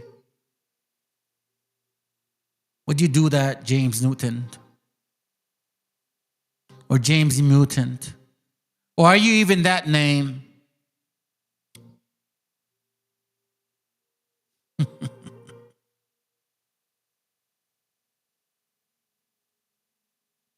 I'm going to say this to all you guys that show up to my fucking channel, man. You guys have no idea how weirdo I am. You have no idea how weirdo I am, bro. I think that's why you guys are afraid of me and shit. No, here goes. Here goes. You're a coward. You're an internet brave. You see, fam? I told you. I told you. Eventually, everybody expresses themselves. Brother Joe, Brother Abraham, all we be reeled, Guaracuyan, Mexica, El Mexica, or La Meshi, like everybody that's been watching my channel always sees this pattern. You see what I'm saying? I call them out, and then I embarrass them, and then they say, you're a coward. You're an internet brave. How long did this guy post in my channel? You've been posting on this channel for like a month and a half or two, being passive aggressive, making subtle comments, not really admitting what you believe in. And I was way aware of you. I'm like, whatever, I'll let you be. Now you've been exposed. Now you the coward. You see, I'm not a coward because I have this channel and I present it to you and I give y'all motherfuckers a link to say what you got to say. But you don't. And then you're like, oh, well, you're just an internet brave. Nah, bro. Hey, listen, if we get to talk face to face about this topic, I will tell you in your face. But these topics they're not something that you talk about at every place. Like, am I just going to go to a taco shop or a coffee shop? Or just some random fucking bar and shit. Be like, hey, listen, I want to talk about Nah, fuck no, bro. The average individual has no idea what the fuck we're talking about. But you know what? It's all good, fam. You know, because it's beautiful. I appreciate that shit. Because you want to know something? Your anger brings more good people to this channel. Like the brother that's posting some good shit right now. Psalms 16 and 2. I mean, sorry, Proverbs, not Psalms. It almost looked like Proverbs. Proverbs 16 and 2 says this. All the ways of a man are clean in his own eyes, but the Lord weighs the spirit. So, for example, you may think you're a fucking asshole, and I told you this, and I told you that, and all this fucking bullshit, and yada, yada, yada. And then you say, don't get me started on cheese, queens. See, like the brother said, perfect scripture, bro. We'll go, listen, you're on point, brother. These are one of those, okay, I'll tell you what.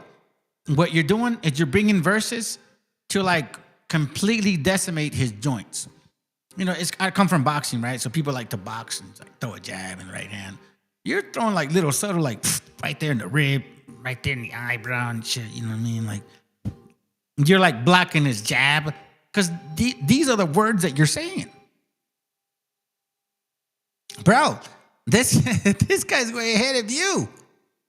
And he's not even proud. All the ways of a man are clean in his own eyes, but the Lord weighs the spirit. So you know what? You may be right, Newton. You may be right. And if I'm wrong, then so be it. I'm not afraid of it. This is who I am. This is what I believe in. And I'm going to die with this belief. Because this is what is my spirit. This is what talks to me. And if I'm wrong, I'm wrong. But I'm not a fucking coward. I don't run for nobody. I don't say this shit in front of people and then don't say it in front of people. If somebody wants to talk about this subject, I will tell you in your face because this is what I know. I don't know anything else. And look what he says. Look at this guy. He goes, do you think your mom would be proud of you talking about her daughter? No, my mom knows how I feel about her. Disrespecting your mother's child. You use the Bible, but you don't practice the My mom knows how I feel about her. I don't have nothing to hide.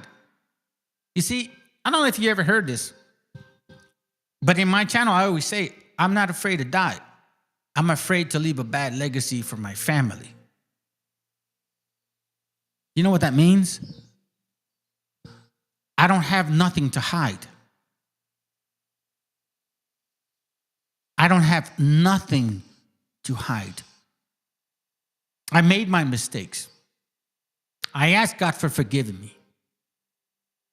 And that's all I can do. That's it. I can't do much more. Will he forgive me? I don't know. I hope so. There's no guarantee. And then he says this, you know what? I kind of liked your interesting topics because you're exposing yourself and you're showing our people how sometimes discernment takes a little bit longer than usual. You've been here a while. People saw me entertain you. People saw me post your comments. People saw me answer your questions. And see, the brothers and sisters that I talk to, they understand and say, and we talk, you need discernment at this moment. So right now, you are a prime example of what discernment is needed. You say, you told me to suck a penis, and you also said your mother's. Okay. Daughters suck, your brother-in-law. I never told you to. Well, if I had said to suck a penis, I don't know, bro. It might have came out slipping, but I never said all of that other shit. But you want to know something? You know what is so sad? That you even fucking mentioned that. And I gave you the opportunity to hit the fucking link and represent yourself because you call me a coward. But you see who the coward is? The one that's saying supposedly that I said all kinds of shit. See, I think I know what you're doing. You're trying to create YouTube to say that I'm being a pervert. You're doing that, James. Is that the reason why you drink, because you can't forgive yourself? Or do you prefer to... Nah, I like to drink. I like to drink. There was a time where I was really like a bad, a drinker and shit. And I had a lot of problems. I had a lot of anger.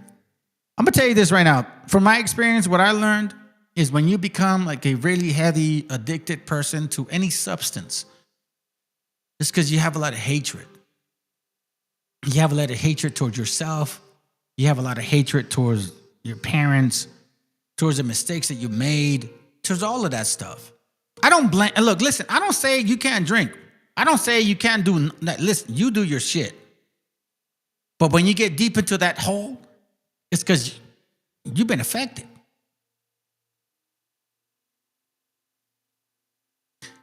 It says, heaven is knocking on your door, tapping on your shoulders, repent. This is so sad, bro. I really thought you were somebody else, James. You're just a typical Cracker Barrel, bro. And you want to know who I think you are? I think I know who you are, man.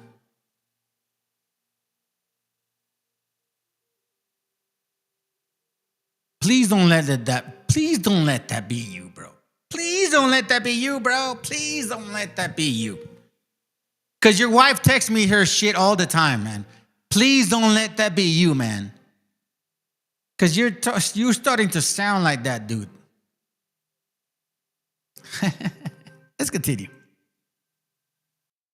Pedophiles. Now, this young girl wrote in code, but we have it decoded for us. So on the left side of the screen, you're going to see her journal entry, and on the right side is the decoded. The words go down and then up. So if you look at the top, if you start with the T and then you go down to the H, and then back up to the E, and then down with the Y, that's they. So down, up, down, up. And this young girl names names too, which I will be naming as well. There are always flights of horror, whether it's with Jeffrey, Mr. Is that you, bro? Rich, is that you, bro? Do you want me to expose yourself, man? Please, Rich, don't tell me that's you, man. Don't tell me that's you, Rich. Because I think it is you, Rich. Wow.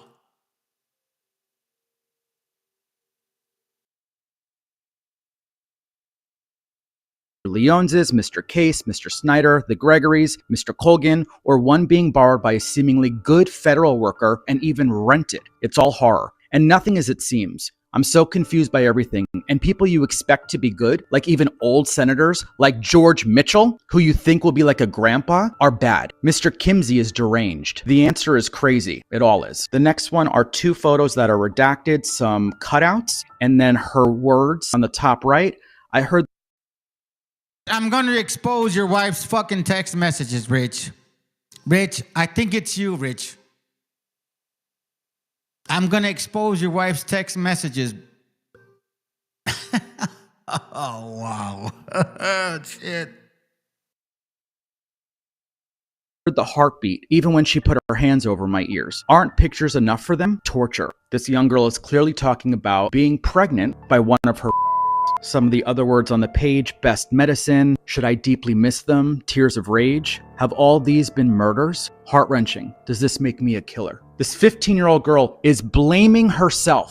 This is a child. This is another very disturbing one. There's a picture of baby's feet on the top left. To the left of that are the words, I am so very sorry, little one. There's clip out words on the top, and I'm going to read the bottom. What are these bets? And why do I have to take photos? I am so lost. Mr. Modi, Mr. Robert, Mr. Sant, Mr. Ludwig, Mr. Sechi, Mr. Mora, Mr. Good Latte, Mr. Atkins are not who they say. Run, run, run. I'm going to read one last one. On the top, it says travel to another state, and then it says New York. Walk down Madison Avenue to 71st. My mother has lost her fucking mind. Even though Ghislaine said it was best to take me home because Mr. Black is so important for some reason over my health, there's going to be hell to pay. I ruined their trip, and I am dramatic when that fat fuck bit me. He threw me on the floor and got blood all over Jeffrey's carpet, and I am the issue? Who the fuck bites someone? Sick. No one is that important, and Leon could go fuck himself. I hate New York. She's referring to Leon Black. On the bottom are these clipped out words. I was crying out for help. Evil and pain, hate,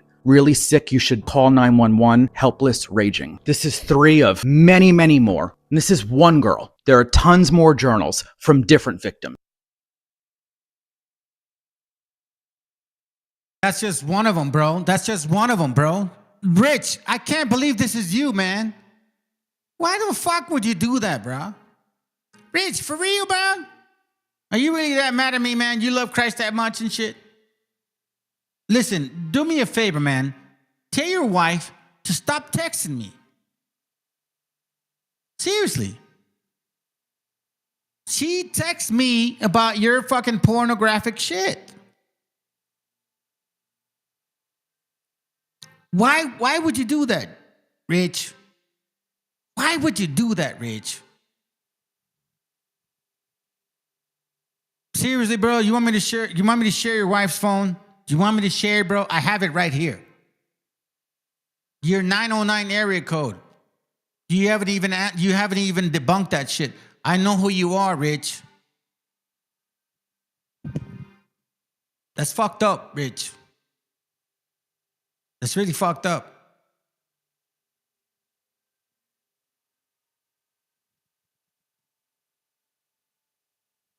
That's who she is, bro. She showed me all your shit.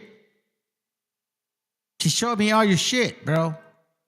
She's the one that I even told my wife, I'm like, I don't even like this shit. This is weird. This is weirdo stuff. Like I don't like this. And you know what? She was sad and shit. And you know what? You know what's so sad about this whole thing? You're like, forgive your enemies, forgive your enemies, forgive your enemies, bro. Like, here we go. See, that's how I know it's you. That's how you know it's you. Here, let me show you. Let me show you guys. Because you know what? I need to embarrass his ass, bro.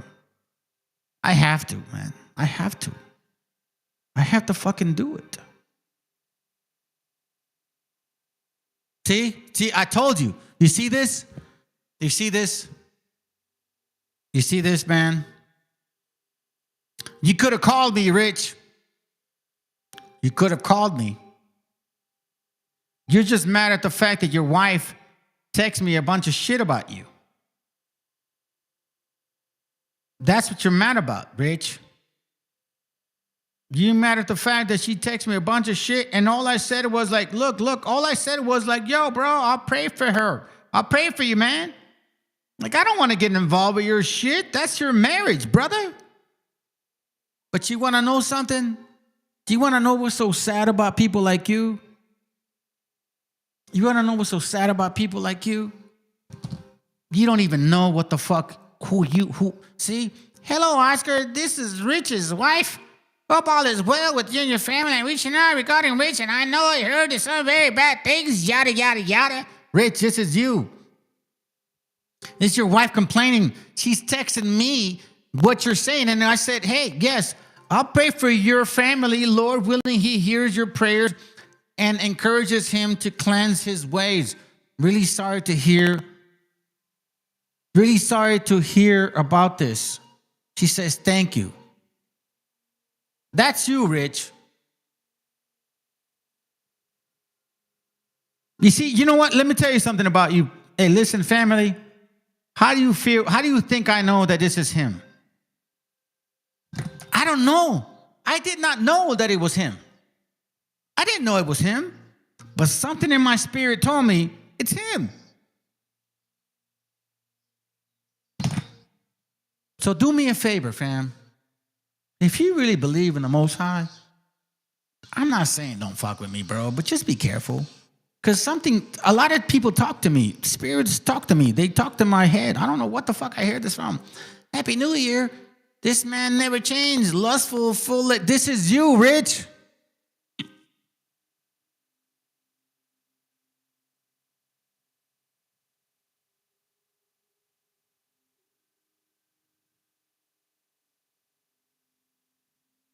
I don't go to Baja California. Where'd you get this concept from?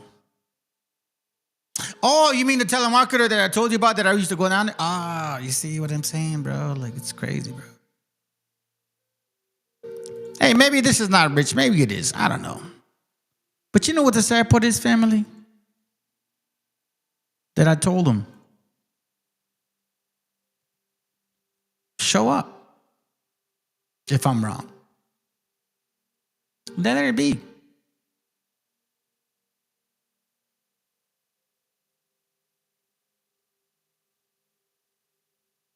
He says, stop drinking, pelon. Your wife wants you to stop, and your kids stop drinking, pendejo. Sounds good, my friend. I'll tell you what I will do. I will stop doing that until you stop cheating on your wife.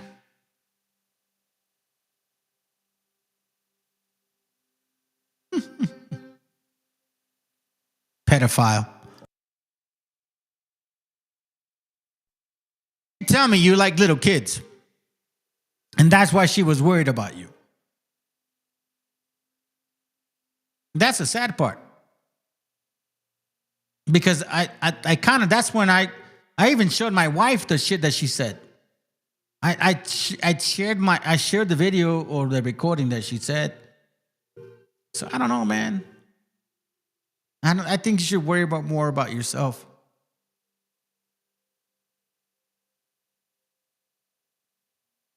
Look, man, I've always been honest about my problems. I keep redoing this video. But I'll tell you one thing. I'd rather have a problem with a little bit of drinking than a problem with your pedophiliac fucking attitude like you, James Newton. Because your wife told me, you like them young. I'm trying to figure out how I'm actually going to say this so that some of you will believe me. Every day now, since they released that latest dump of the Epstein files, I've been going through them each day for about 4 hours. Taking breaks, don't worry, I'm fine, I think. I'm going through the victims' journals. These are 13, 14, 15-year-old girls. This is really, really... You see, family? You see, so he admitted it. Anybody that wants to go to a barbecue with this guy, he's going to put your shit out on Front Street. This is the guy that will call. So you see what I'm saying? I never lied. Rich, you're a Puerto Rican old man that lives in North Carolina. That's right. That teach on your wife with little kids. You should shut the fuck up, bro. Really disturbing. I just need to give the biggest. Hey, listen, Rich, I will call her right now. Do you want me to call her right now? Do you want me to embarrass you? I will call her right now, and she will make sure to embarrass your ass because she knows all your names. Wait, hold on a second. Hold on. What? You're going to go about his barbecue and hang out with this guy, and he's going to throw you under the bus. He's going to make about $8,000 when he calls. Oh, wow. I think people know that I'm not like that. But it's all good, family. Don't even trip on it. Hey, you know what, Rich? Hey, listen, Rich, you're 60-something years old, bro. You're getting out of hand. I could show more shit that you've been showing me, bro. But you know what, family? It's all good. I'm glad he's here because we figured out this is Rich, the Puerto Rican sellout. Trigger warning. There are pictures of sonograms in all of their journals. Girls are clearly stating that they're being impregnated, forced to be incubators, and then the baby is taken from them immediately after they give birth. Men like Mark Tremo, a professor at UCLA, is just randomly letting Epstein know that newborns will suck on their pacifiers more vigorously if it triggers a playback of its mother's voice in a recording. When they're all emailing each other, they're using code words. Let's take cream cheese, for example. Random, right? But when you search cream cheese in their emails, it comes up thousands of times. And many of these emails have been deleted, by the way. Let's just look at one. There are millions of babies. Very good little vegetable cream cheese. LOL, I don't know if cream cheese and baby are on the same level. It's okay, there's still enough time today. I'm trying to schedule priming for 5:30. Fuel explosion, 9:45. We'll bring a new engine startup video. From Jeffrey Epstein to, we don't know because it's redacted. It's not a victim, why are we redacting that, DOJ? Coconuts, used all the time in these emails. I ordered sweet young coconuts from Thailand for you. Why are these two coconuts being brought in from Gary Kearney to Jeffrey Epstein with bottles? And then he asks him on the bottom to choose one of them. After reading hundreds, if not thousands of these emails. They're using code words, guys. It's so fucking obvious. A bunch of grown men aren't just scheduling a bunch of pizza parties together over and over and over again. That's because pizza parties are CP parties. And you don't have to believe me. If you go into this address, somebody actually set it up. You go into that and it's like you're Epstein. It's his inbox. I have so much more proof. Epstein's operation was not just trafficking children. No, that wasn't good enough. That wasn't extreme enough. They were impregnating these young kids, girls, each victim over and over again, to then take their babies and those babies and then eat them. I'm gonna say this too, and I know I probably sound psychotic, paranoid, but I am worried for my safety. I am not. Never have been in my life ever. I love my life. I would never do something like that. My house is covered with security. I am armed and I know how to use it. Arizona, legal state to carry. All of you who keep sending me the sweetest, kindest messages, comments, you have no idea how much that has helped me. You have no idea. You are my sanity. I'm listening and watching happy things in between. I'm talking to family and friends. I promise. I'm not gonna stop. I barely got started. I keep redoing this video and trying to figure out how I'm actually gonna say this so that some of you will believe me. Every day now, since they released that latest dump of the Epstein files, I've been going through them each day for about 4 hours. Taking breaks, don't worry, I'm fine, I think. I'm going through the victims' journals. These are 13, 14, 15-year-old girls. This is really, really, really disturbing. I just need to give the biggest trigger warning. There are pictures of sonograms in all of their journals. Girls are clearly stating that they're being impregnated, forced to be incubators, and then the baby is taken from them immediately after they give birth. Men like Mark Tremo, a professor at UCLA, is just randomly letting Epstein know that newborns will suck on their pacifiers more vigorously if it triggers a playback of its mother's voice in a recording. When they're all emailing each other, they're using code words. Let's take cream cheese, for example. Random, right?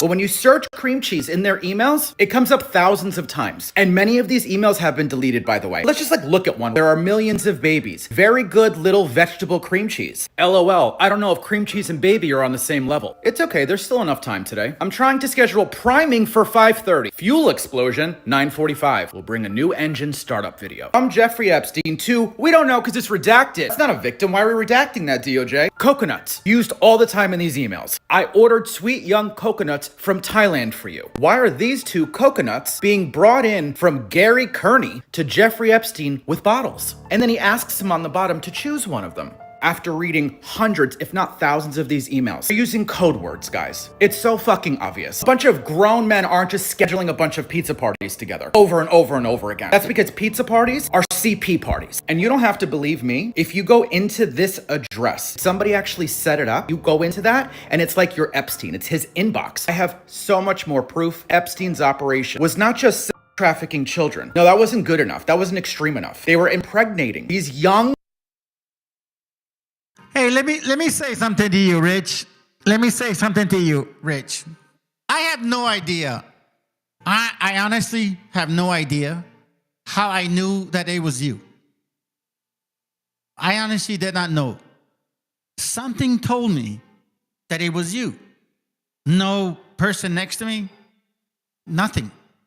Just something told me. Is this you, Rich?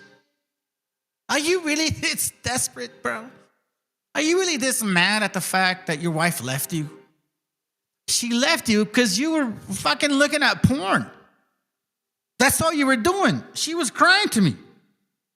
She said, here, I'll show you right now. Here, I'm going to show you. I'm going to show you. Look at this sad ass shit.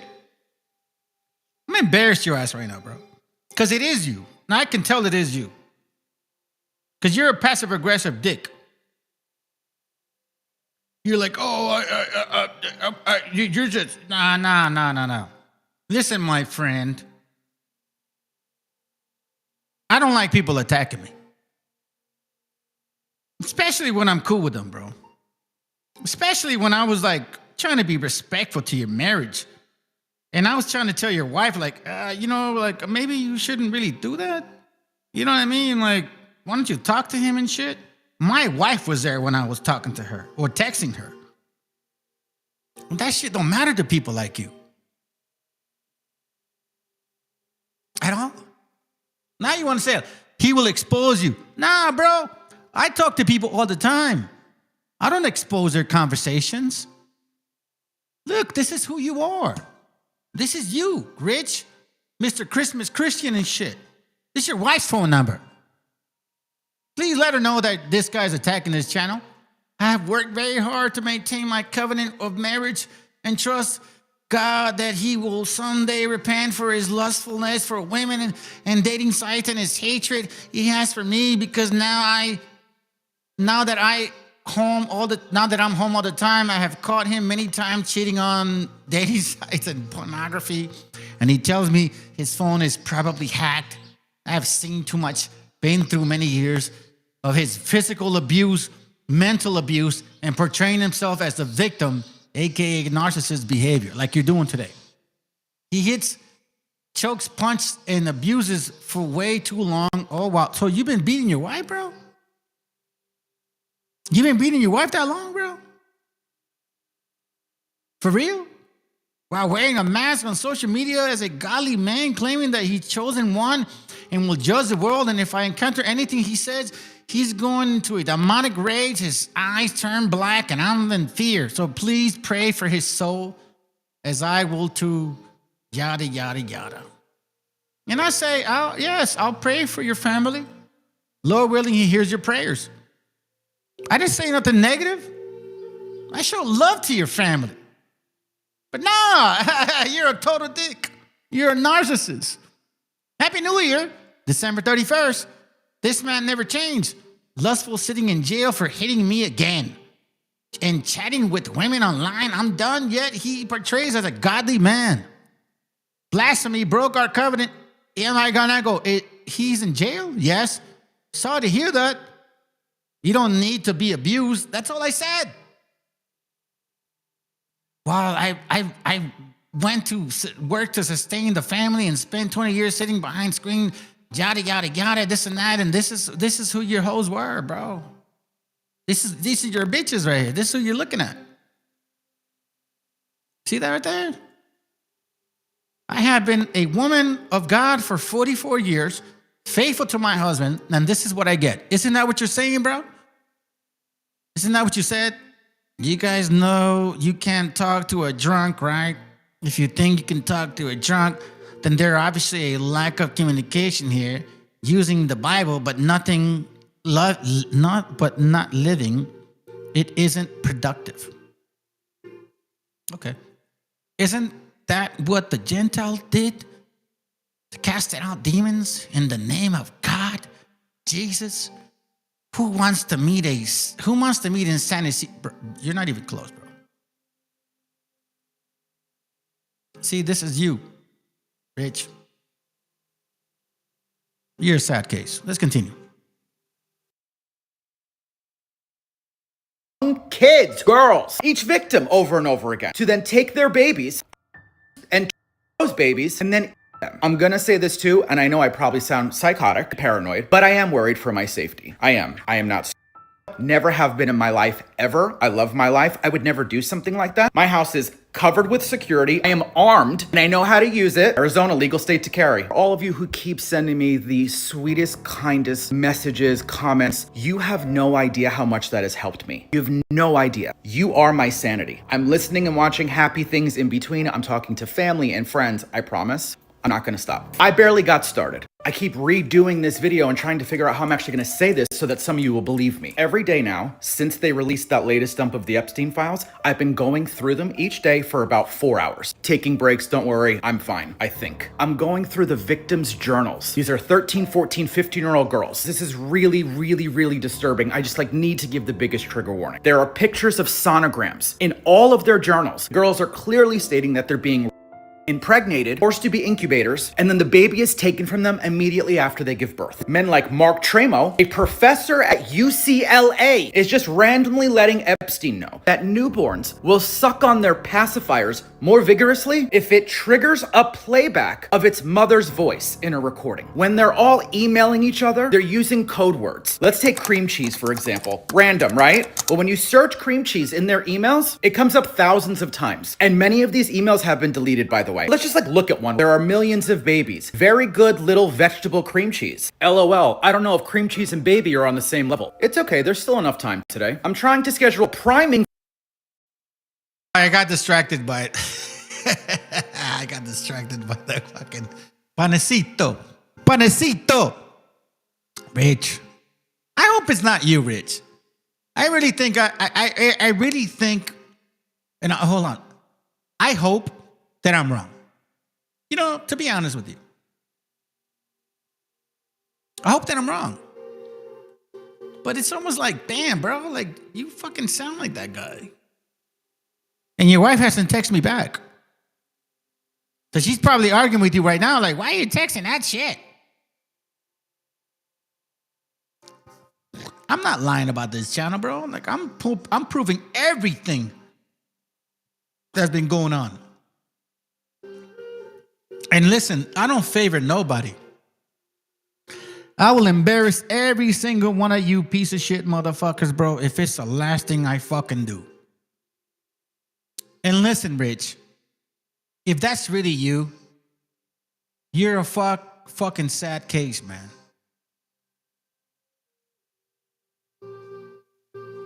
You see, this is how I know it's you. You know why? Because you're saying, I've been praying for you. And your kids, your whole family, ever since you started your channel, ever since you started with much of your anger over everyone hate and fear, driven by hate and fear. Rich, listen, I may get angry with my wife. My wife and I are a little bit upset with each other right now because we had a little disagreement after Costco. But I will never cheat on her. I will never beat her up.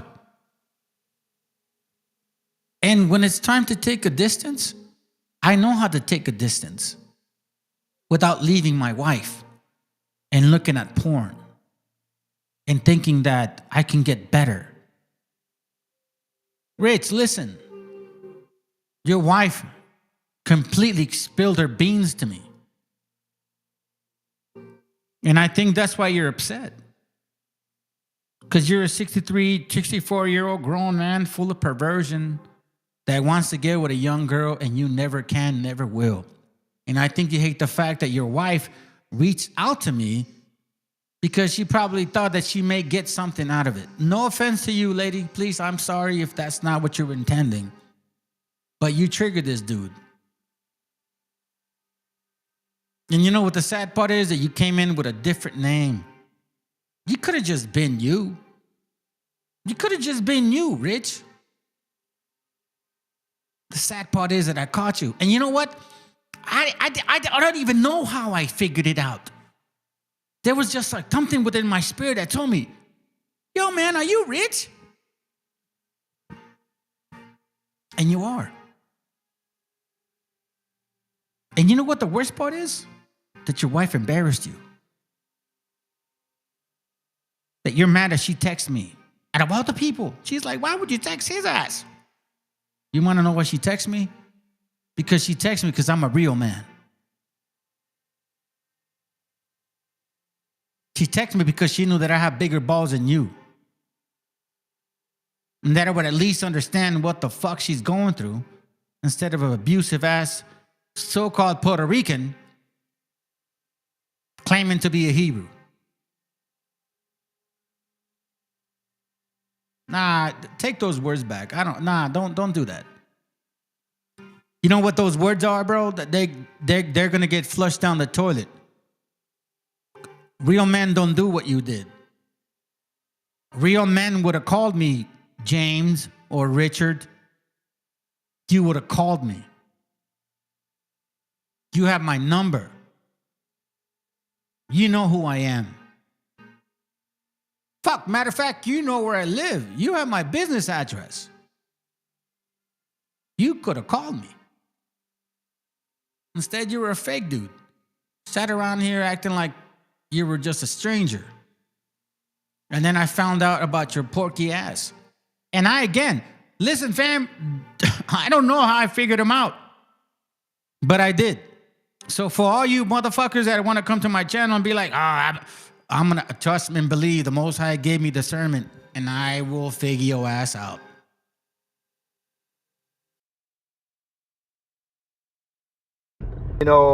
Admire my ancestors as conquerors, conquistadores, warriors. I'm more proud of that than a freaking little tribe that got conquered in 2 years, bro. Fuck that. Viva la madre patria, España. Hey, that's like you, Rich. Viva la madre patria, España. Pinche paisa mexicano way with your little fucking droopy ass eye. You're gonna be the first one deported, bastard. What's up with all these indigenous Mexicans that think they're white? This guy is saying that he chooses Spain over Tenochtitlan. Bro, Tenochtitlan doesn't even exist anymore. I pray to God I have more Spanish than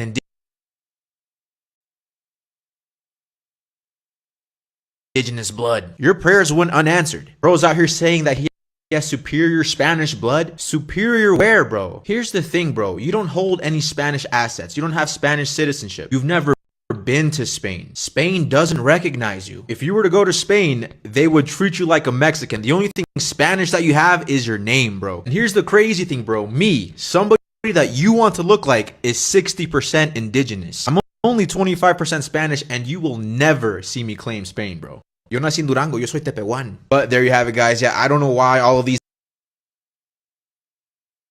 indigenous Mexicans want to be Spanish so bad. I could never. But anyways, let me know what you guys think.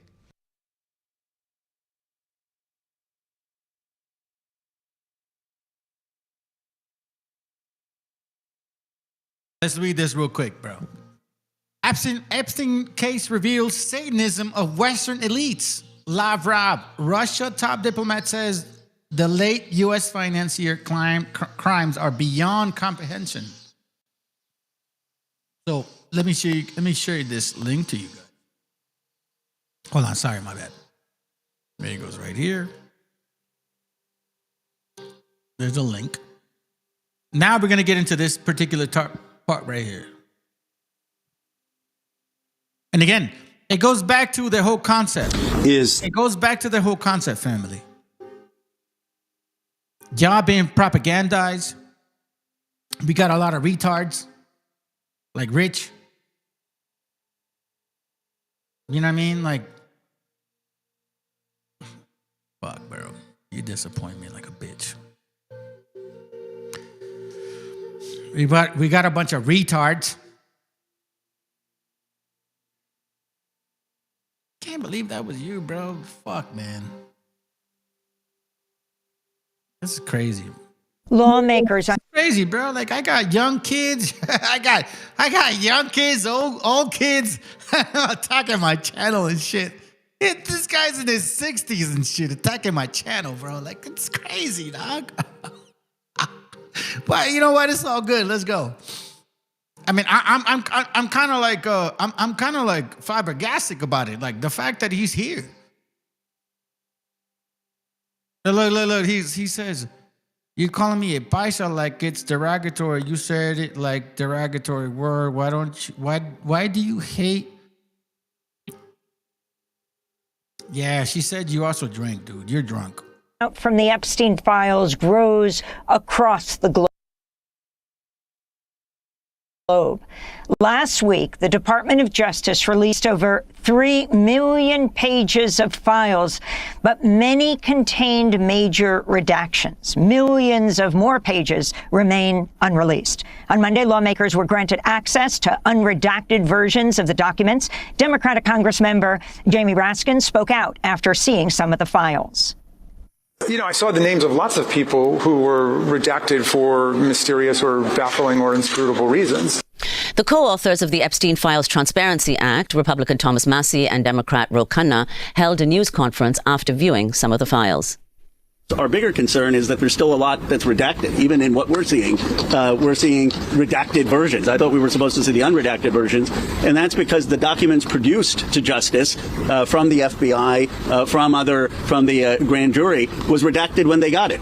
So we kept doing the searches for the unredacted information, and it's the identical redactions that they have. Now, I don't think that's nefarious on the career attorneys that were reviewing it, but they obviously haven't gotten the production because our law says that the FBI and the original grand jury needs to be unredacted. I mean, what we're after is the men who Jeffrey Epstein trafficked women to. We want those names published. We're not out to embarrass people. And the problem is we went in there hoping to see that in 302 forms. What we found out is those 302 forms were redacted before they got to the DOJ.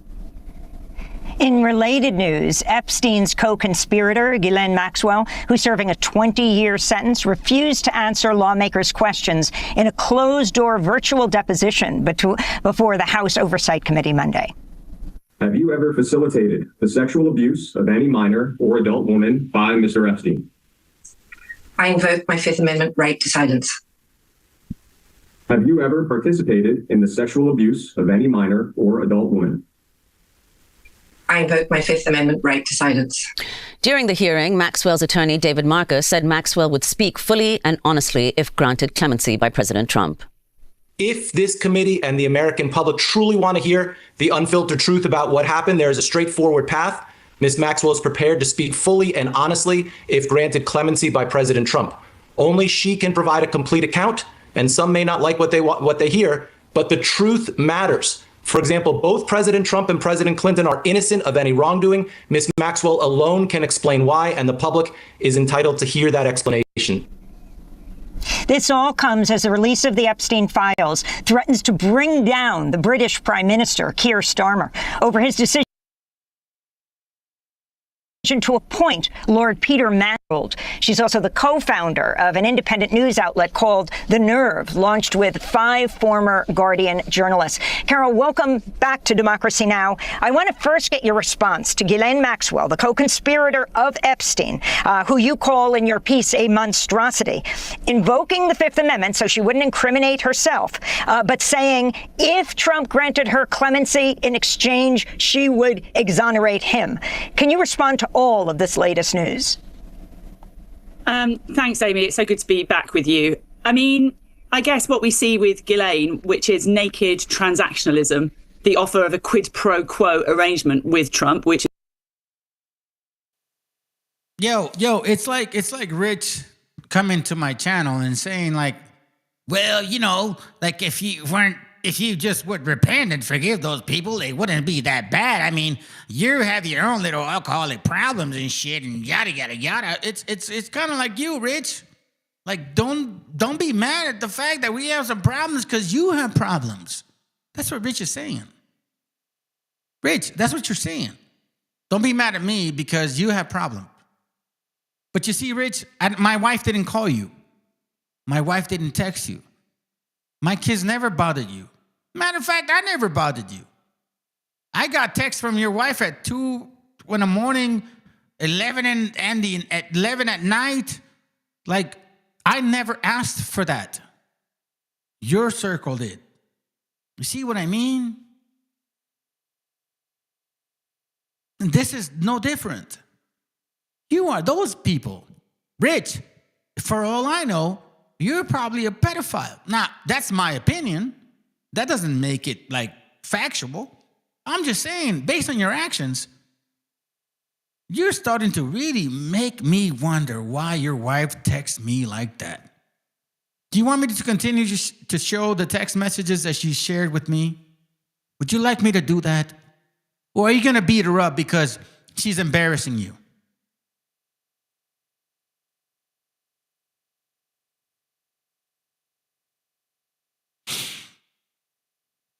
Life is grand, isn't it, Rich? Is what this was.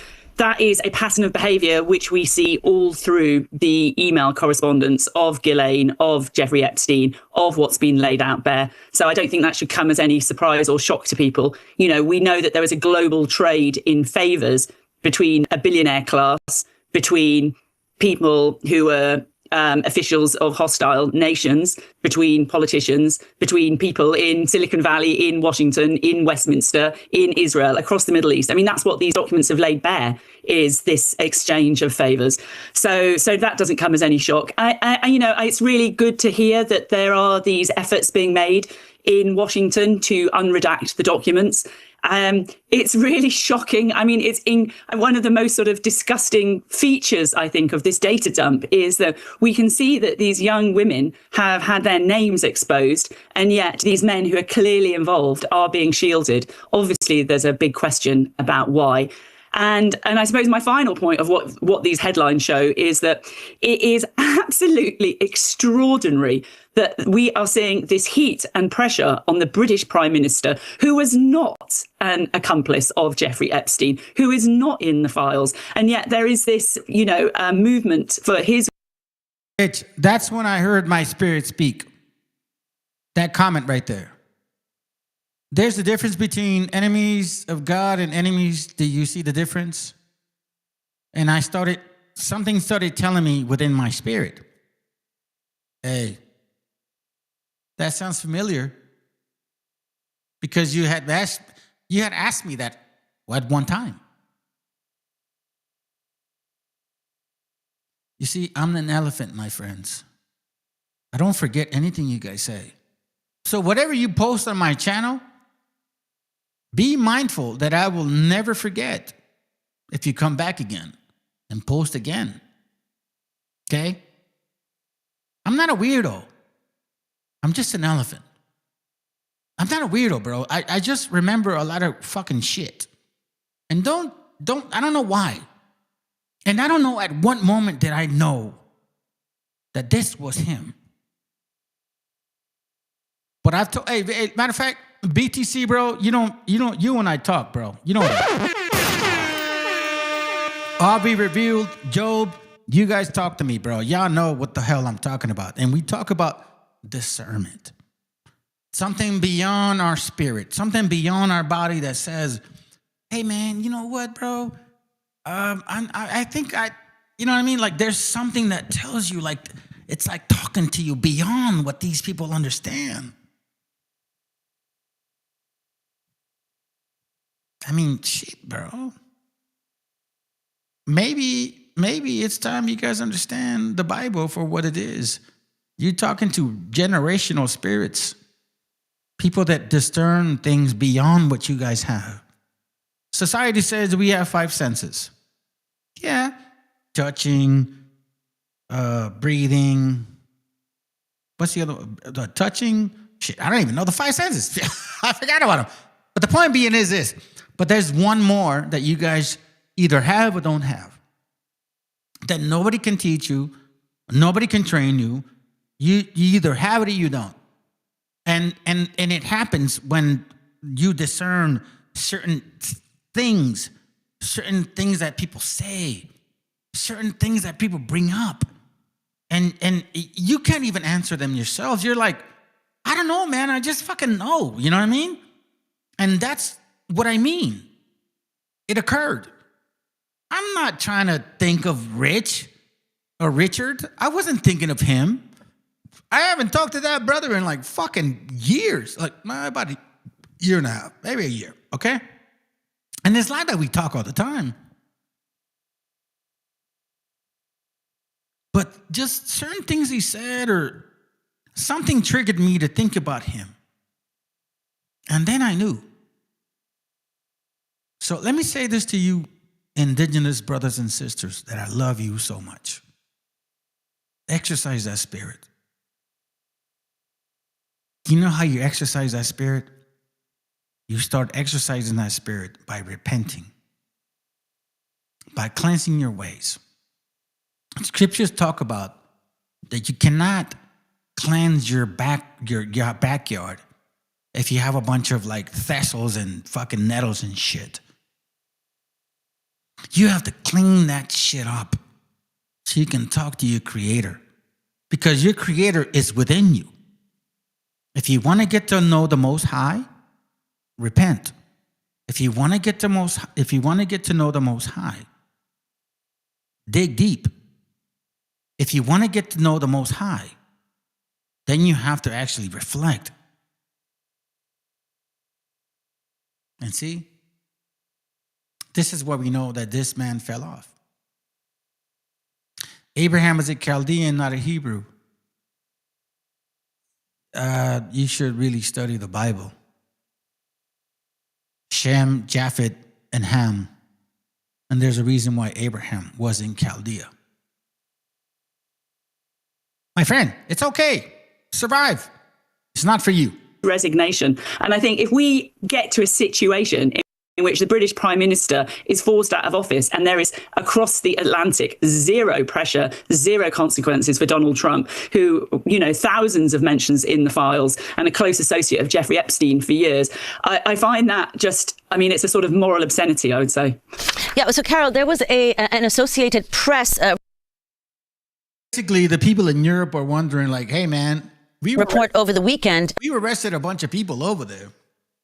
How come you white folks in America are not arresting a bunch of people? Because of this. Because of this.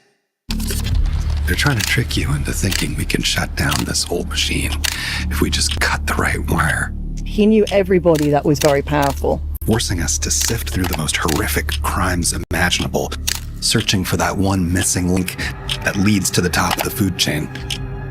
Is the red one? It's the blue one. I mean, they're saying they just met the guy socially. She says she just met him socially. He just met him socially. To be honest, like if you're not in those files, it would be an insult because it just means that you were a bit of a loser. But we already have all the proof we need.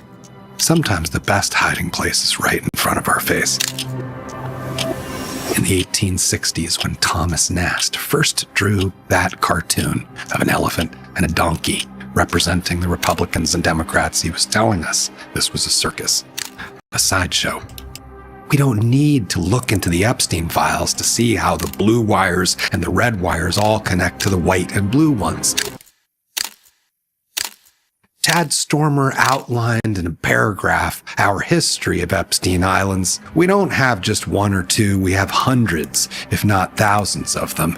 He says you can visit them, follow them online, buy their merch, read their books that celebrate their histories. They're called Mount Vernon, Monticello. America is an Epstein Island. And every election, regardless of which wire was plugged in, did that military-industrial complex shrink? Did the corporate monopolies weaken? Did a single architect of the Iraq invasion, of that torture program, ever go to prison? When they collapsed the banking system, did any of those executives ever spend a day in jail? Was a single billionaire's crimes ever exposed? We've been programmed to have a hypnotic response to colors. Why would this machine ever allow its chosen representatives to hold anyone to account? This circus is not a sideshow. It's a cage, and there's only one wire that needs to be cut, and that's the one that's connected to the back of our heads. Because we're the batteries, feeding it. All our tax money, our consumer spending, our credit card debt,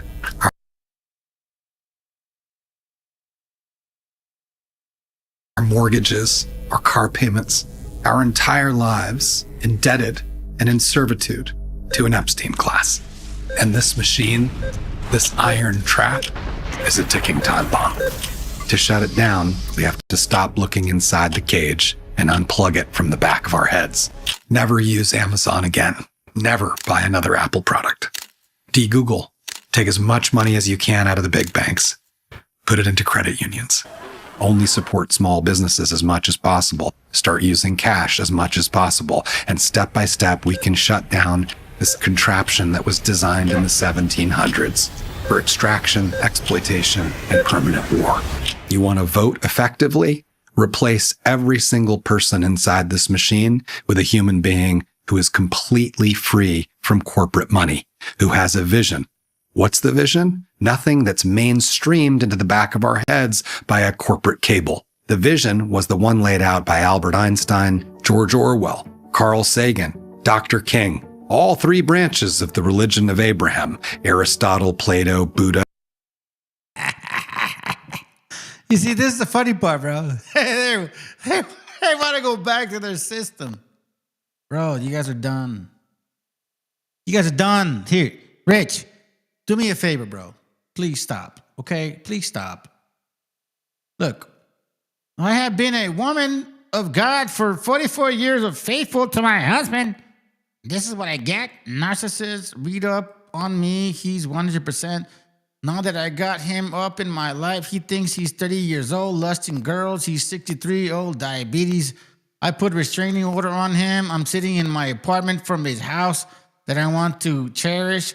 I'm sorry, I don't mean to ruin your New Year's Eve. She texted me that long ago. I'm just reaching out to my family and friends because I'm so devastated that a man that is supposedly a man of God and hold on a second, man of God. He's a man of God. He's a man of God. He's a man of God. Hold on a second. I'm so devastated that a man that preaches is supposedly a man of God but yet he's a man of Satan. Rich, do yourself a favor, bro. Why don't you just turn yourself in and just admit that you're a piece of shit? Why is that so hard, man? Is that like a Puerto Rican thing and shit? You Puerto Ricans have a hard time admitting when you're wrong. Yeah, you guys do, for real. Puerto Ricans have a hard time admitting they're wrong.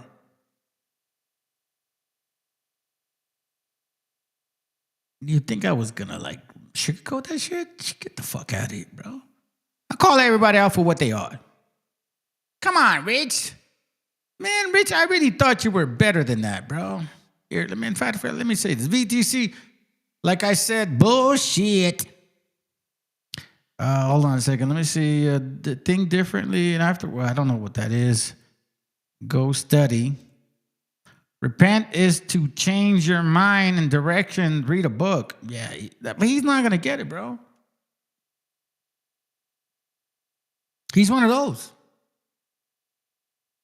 See that right there? It looks like a Nazi sign, right? USA. Rich, I think you were always a Nazi, bro. I realize that now. Why did I believe you, man? I guess because I thought you were probably... you know me, man. I give people the benefit of the doubt. I'm not upset at the fact that I trusted you. I'm not. I think you should be upset at the fact that you trusted me.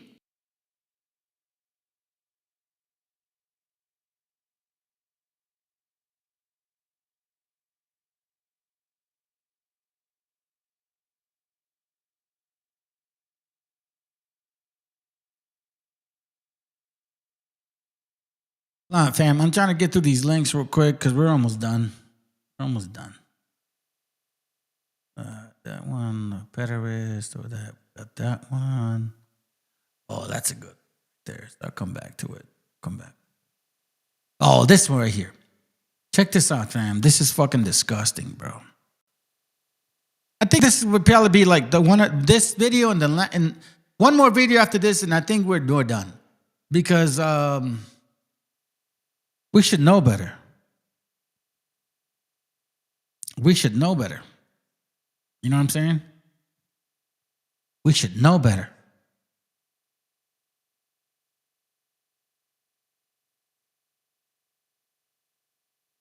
Fam, my job is to bring news to you as far as distance as we can, so then we can actually show y'all exactly where we stand. And then, at the same time, compare what knowledge we have. Because sometimes we don't, like, La Raza doesn't get into these things. So it's important for us to get into these things because guess what? There's people out there that are your friend, that act like your friends, and they want to eat you. No need for crazy amounts of ice. One should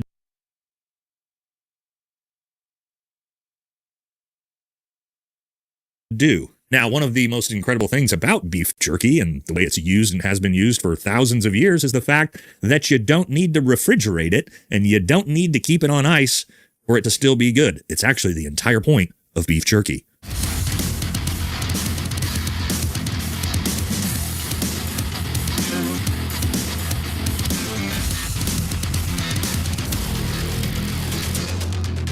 Welcome back to the channel, everybody, and as the E-files continue to get crazier and crazier, and honestly just more disgusting every day as more files continue to be released, and also people are able to actually dig through the 3 million files. And what's the biggest news right now? Yes, there is looks like to be a code word that these elites have been using. Apparently, pizza got a little too controversial after the whole scandal. And what is that code word being used? It looks like beef jerky. Yes, beef jerky is the new hot code word in the files. And it's not just about the fact that we're going to be able to see all these documents substantiating the idea that beef jerky is actually human meat. There's that is a fake picture.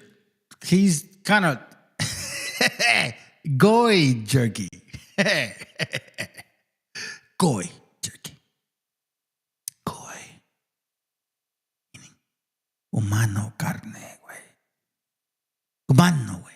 Let's continue.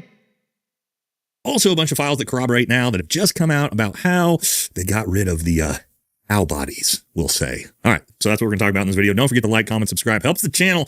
Let's jump into it. Trigger warning, this is all disgusting, as usual, but it's in the files, and since nobody else wants to talk about it, we're going to. All right, so YouTuber Asmongold actually did a big expose on this. We're going to use some of that just to go through all of these beef jerky emails, and I also got a bunch of other documents that are going to substantiate the claims in those, and then we're going to talk about how, they got rid of the cow carcasses to make this beef jerky with, and it's pretty rough as well. So let's jump into it. First thing we're going to do, watch some of Asmongold's clip, and then we're going to talk more about it. Still going crazy? Think they found a code word for human meat? Wait, what? Hope you are feeling better. Did we analyze the jerky? Why didn't we get jerky this week? I also added more to the jerky and ginger lemongrass. Thank you so much. Super cool. Beef jerky, delicious. Jojo is here and we'll walk the jerky over to Jeffrey. We're going to stop intermittently here and talk about this. First of all, you'll notice all of these files are redacted. Now, if you're just talking about beef jerky, I mean, maybe all these elites just really do have an affinity for some Jack Links, baby. I mean, they're just real beef jerky connoisseurs. But if all you're talking about is just, yes, this love for beef jerky, I'm really confused about why you need to redact the to and from boxes on these. Another interesting one here, it says, Jojo is here and will walk the jerky over to Jeffrey. Please, you just go on your own to Leon's office. That's a little odd that you're going to walk the jerky over to Jeffrey. But, maybe again, it's like caviar to the elites. We just didn't know that gas station beef jerky was one of their favorite foods. walk the jerky over to Jeffrey. Why would jerky walk around? Why would it do that? Delicious lunch, beef jerky. Steve and I are very grateful above all for your friendship. Some of these emails are so wholesome, aren't they? It's too bad they eat kids. A small insulated bag would be fine. I don't remember checking it. No need for crazy amounts of ice. One should do. Okay, so again, we're talking about beef jerky here. And he says a small insulated bag would do just fine. No need for crazy amounts of ice.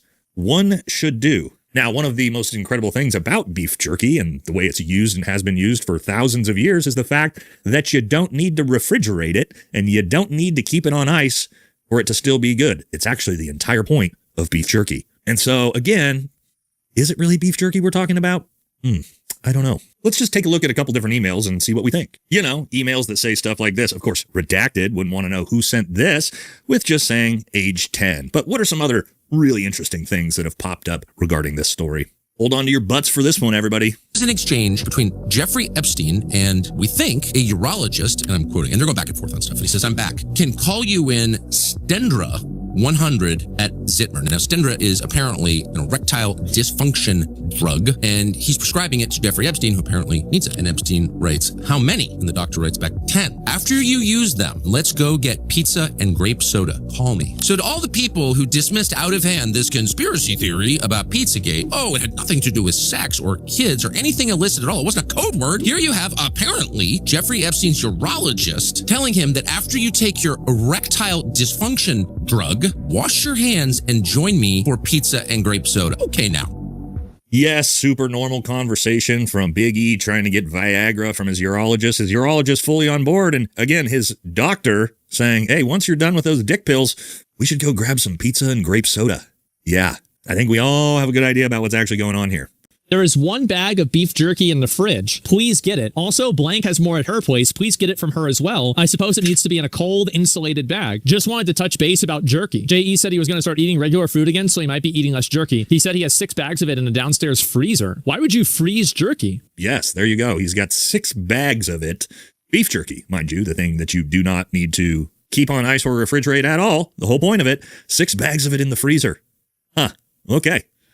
6 to 8 ounce portion of jerky. I gave you all the jerky we had, and it lasted only half the amount of time it was meant to. I felt like it was more important for you to have the jerky to eat during my time off. My plan is to make a batch before I leave for LSJ, and some of that will go to Steve, and the rest will go to you at LSJ when I arrive. Little St. James Island. And that's what LSJ must mean. So logically, that means that they were doing this off of the island. Steve Hansen is sending jerky to your attention overnight. Ah, yes, overnighting beef jerky. I mean, these people really like that beef jerky, don't they? Absolutely incredible how much beef jerky these elites eat. But what else do we know was going on with Big E? Yes, this is just one of dozens, if not hundreds of things like this, but it says, a 2019 email reportedly from a former employee claims women were K'd by suffocation during sex and buried near the ranch at the direction of Epstein and Ghislaine Maxwell, and attaches footage of of minors at the ranch. Yes, and we know this corroborated by Todd Blanche himself, who came out and said that there is pictures and videos of death in the files.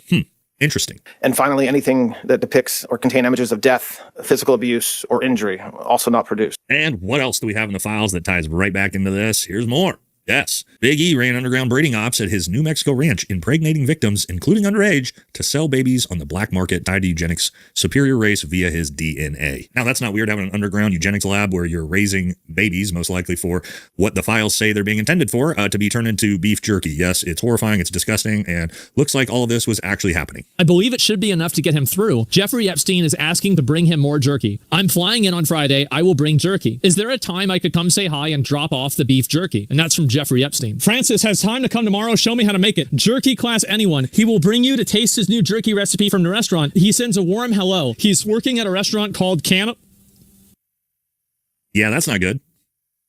Guys, the restaurant's called Cannibal and Cooks. Yeah. Also, again, why is this from Redacted? Think about this. If this is just beef jerky with a lovely restaurant called the Cannibals and Cooks, I'm sure nothing sketchy going on there. Doesn't seem like you need to redact this name, Kash Patel and Pam Bondi. Very, very odd. Wait for it. Beef jerky and steak. Can blank make some jerky? I think we should landscape all around the house to use the water if possible, if the main house is not enough. Now, interesting talking about using the water around the island. I wonder what that's for. Oh, I think we know because, yes, a lot of files have shown us about how they disposed of bodies. Now, talking about using the water around the island as it regards to taking care of the beef jerky, well, what we do know and what we found in the files is looks like, being shown the way that they, again, got rid of the cow carcasses in the beef jerky process. And here's one of the ways. Yes, he had a trapdoor that led straight to the ocean. I don't know, pretty convenient if you need to get rid of something very bloody that you can dump right out into the ocean from underneath your trapdoor that the sharks will take care of. Now, you may think, well, that trapdoor could be used for anything. Well, just today,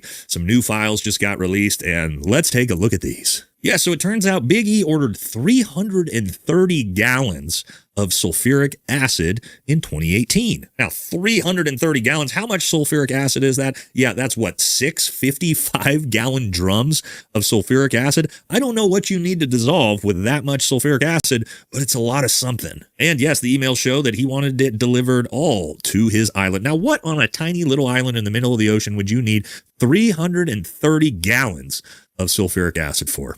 Who knows? And here's the wire request form that actually shows him ordering it. Now, what is sulfuric acid really good for? Well, yeah, dissolving and getting rid of cow carcasses, you might say. Are there any recorded images of Jeffrey Epstein with beef jerky at all? No, there are no recorded or publicly known images of Jeffrey Epstein with beef jerky. Who sends beef jerky to a lab for analysis? Wait, what? I was looking for the beef jerky as I knew it was in my suitcase, and I thought that maybe I left it on the beach, only to find a small plastic bag near my dog's bed. I'll email Francis to make us some more, as I need 6 to 8 ounces to send to the lab, and I'll forward to Francis the info to send to the lab directly. Guys, I think something's going on. Yeah, I agree with Asmund there. I do think something is probably going on. Yes, kind of interesting that they're, as much as these people love beef jerky, there's not a single picture, and there's a lot of pictures of Big E out there of him enjoying his favorite snack. Very bizarre. You'd think it would be everywhere for how much they ate. And yes, to Asmund's point, I think at this point we can all acknowledge, yeah, something weird is probably going on here. Something so much you might think it might deserve an investigation from, I don't know, who might that be? Oh, maybe Kash Patel, the FBI, the Department of Justice. But unfortunately, like Kash Patel said, there's no credible information that Jeffrey Epstein did anything wrong at all. But I don't think that's going to probably happen, because it also turns out that Kash Patel and his FBI were caught this week with an unfortunate email that also got released giving, yes, Kash Patel and Dan Bongino to their staff clear and specific guidance to redact images involving former U.S. presidents, Secretary of States, and a host of celebrities. So yes, the guys we know helped redact all the files and protect all these POs. They would be the ones that would have to open new investigations and try to figure this whole thing out. And think about this, guys. Looking at the new files release, the amount of horrific, disgusting things there are in here, talking about 8 to 9, 10-year-old girls, people getting eaten. I mean, the list goes on, and from horrific satanic shit going on. The FBI and the Department of Justice, remember this, already have seen all of this. They know all the perpetrators. They know all the predators. And do you know what they did with all of that information over the last 6 years?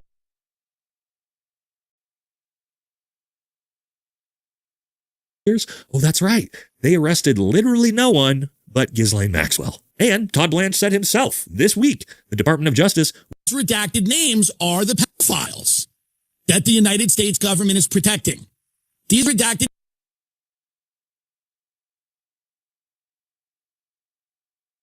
You know what I say about this bullshit, bro? Like, this is what bothers me about you people. All of a sudden now, Cracker Barrels are like, oh my God, we did not know that they were lying to us. We didn't know there was pedophiles in the, you know, in Trump Towers. Trump Towers didn't tell us that there was pedophiles.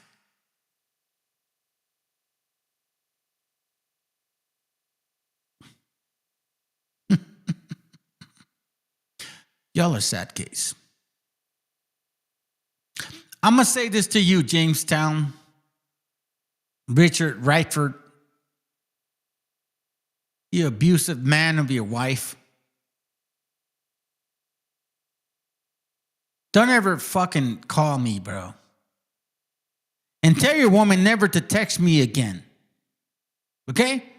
Because I never told her to text me. I never asked you to invite me to your fucking problems. And I never said to you to come over here. You see what I'm saying? But let me say something to you that you will never understand, Richard. Because now I know that you were an Esau, a Cracker Barrel. That's who you are. I gave you the benefit of the doubt. I said, nah, man, maybe, you know, with your little New York accent and shit. I thought maybe you may be our people. I'm going to show you two things tonight. Because we're going to move on to the next step.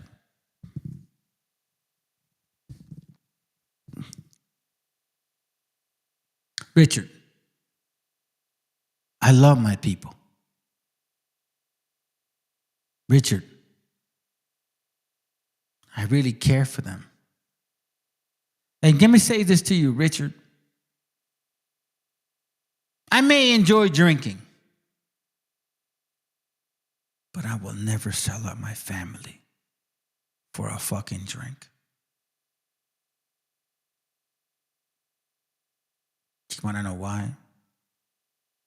Because the only reason I drink is to calm my anxiety, not to abuse people.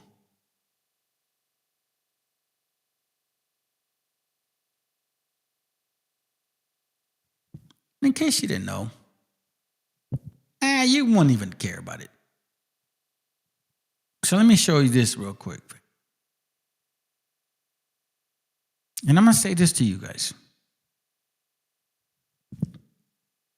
And it doesn't matter because, you know what? I don't even like to share this shit because I have a son that's autistic.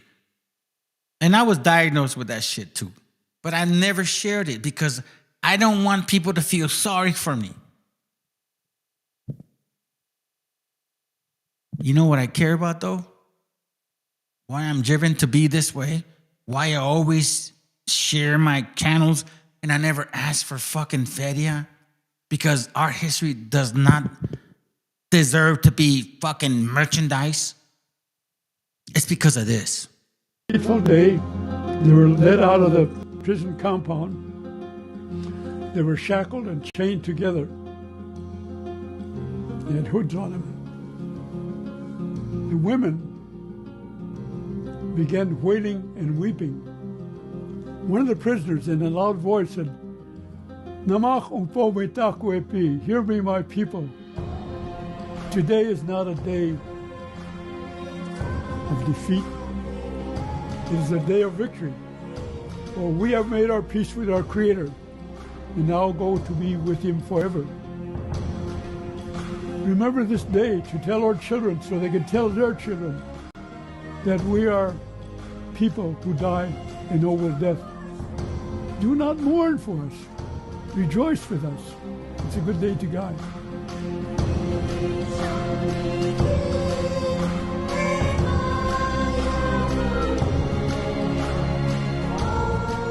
And then he lifted up his voice and began singing.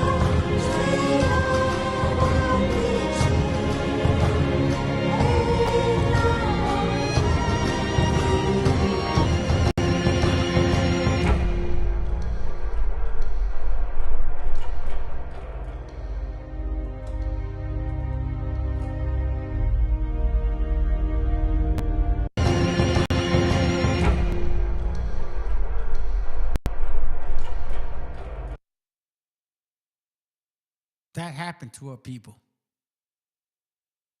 And nobody talked about it. No African Americans. No white people. Nobody ever said nothing about them. No one. GMS, ISUPK, IUIC, all you Negro bastards claiming to be our people, I'm going to ask you one fucking favor. If I'm wrong, call me to your channels to correct me. And if I'm wrong, I will never teach anything like this again. But if I'm right, then that means that I am not incorrect. And you dirty Negro bastards need to fucking pay. Just like you dirty Negro white people need to pay. From what I know, Negroes own slaves. White people own slaves. And both of you raped our children. Both of you fed our children to dogs. And both of you are fucking animals. So fuck all you FBAs, fuck all you BHIs, and fuck all you Negro motherfucking bastards that think you're indigenous. And if you got something to say, guess what? You got this channel right here to show you. Because apparently, you got little bitches like fucking Rich that rather beat on women than defend their own. Shut up, Rich. Tell your wife never to text me again.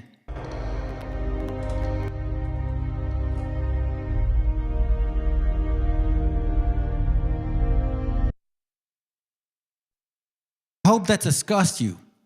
Because there's a scripture that talk about we were dwelling in the willows, singing sad songs to you piece of shit bastards.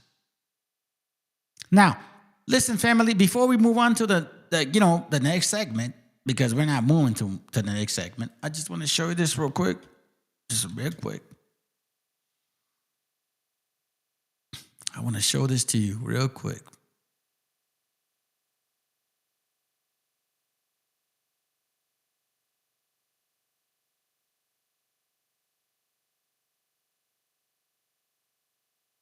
This is the next class. Hebrews in America. And I'm going to show you something real quick. Just so you know. Of how beautiful that shit's going to be. Okay? So, this sister right here, she points out something important. She says that we do not have a word so-called spirits.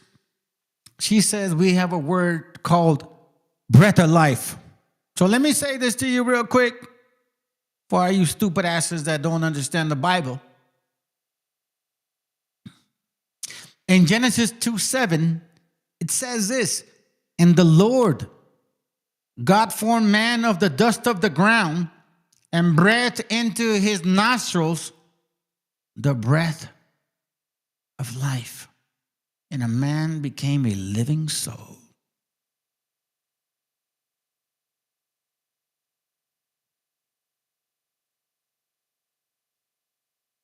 Listen to this. We're gonna get real detailed into this on Friday, fam.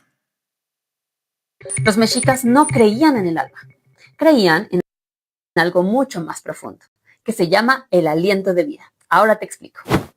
La palabra alma viene de la palabra ánima, que significa movimiento. Por eso conocemos palabras como animal, animado, animación, y tiene que ver con todo aquello que se mueve, que tiene vida. Para los mexicas, el cuerpo no era una cárcel, era un territorio vivo y se dividía en 3 formas de aliento.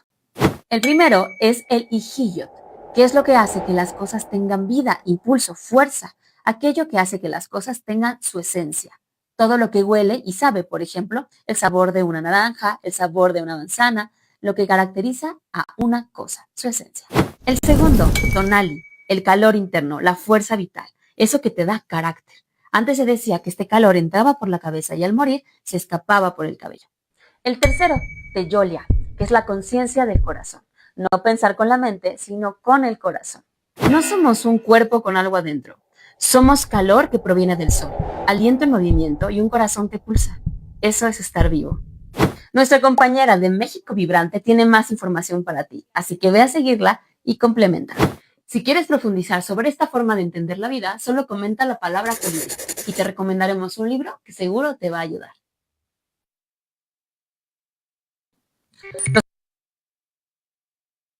One more time, family, because we're going to see it on Friday. Los mexicas no creían en el alma, creían en algo mucho más profundo, que se llama el aliento de vida. Ahora te explico. Of life. We're going to talk about it on Friday. La palabra alma. He's talking about the triangle, in case you don't know. Alma viene de la palabra ánima, que significa movimiento. Por eso conocemos palabras como animal, animado, animación, y tiene que ver con todo aquello que se mueve, que tiene vida. Para los mexicas, el cuerpo no era una cárcel, era un territorio vivo y se dividía en 3 formas de aliento. El primero es el ijillot, que es lo que hace que las cosas tengan vida, impulso, fuerza, aquello que hace que las cosas tengan su esencia. Todo lo que huele y sabe, por ejemplo, el sabor de una naranja, el sabor de una manzana, lo que caracteriza a una cosa, su esencia. El segundo, tonali, el calor interno, la fuerza vital, eso que te da carácter. Antes se decía que este calor entraba por la cabeza y al morir se escapaba por el cabello. El tercero, teyolia, que es la conciencia del corazón. No pensar con la mente, sino con el corazón. No somos un cuerpo con algo adentro. Somos calor que proviene del sol, aliento en movimiento y un corazón que pulsa. Eso es estar vivo. The mind, the spirit, and the flesh. What I always said to you guys, the triangle is the mind, the spirit, and the flesh. I never lied to you. Ever have and never will. Good night, fam.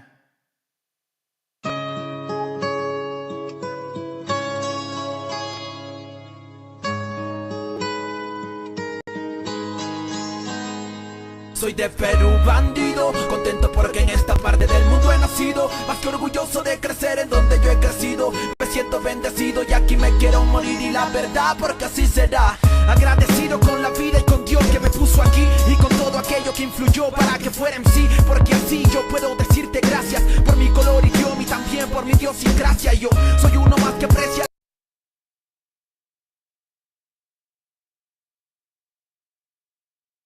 la tierra en la que nació. El género en el que me expreso por aquí no se inventó, pero que chucha, esto es pa' aquel que escucha y se mantiene en lucha con el puño arriba y la capucha. Tierra de donde gran parte siempre se quita, pero regresa pues como un niño a su madre necesita. Gobierna una política maldita donde si se enferma el que no tiene no le regalan ni las curitas.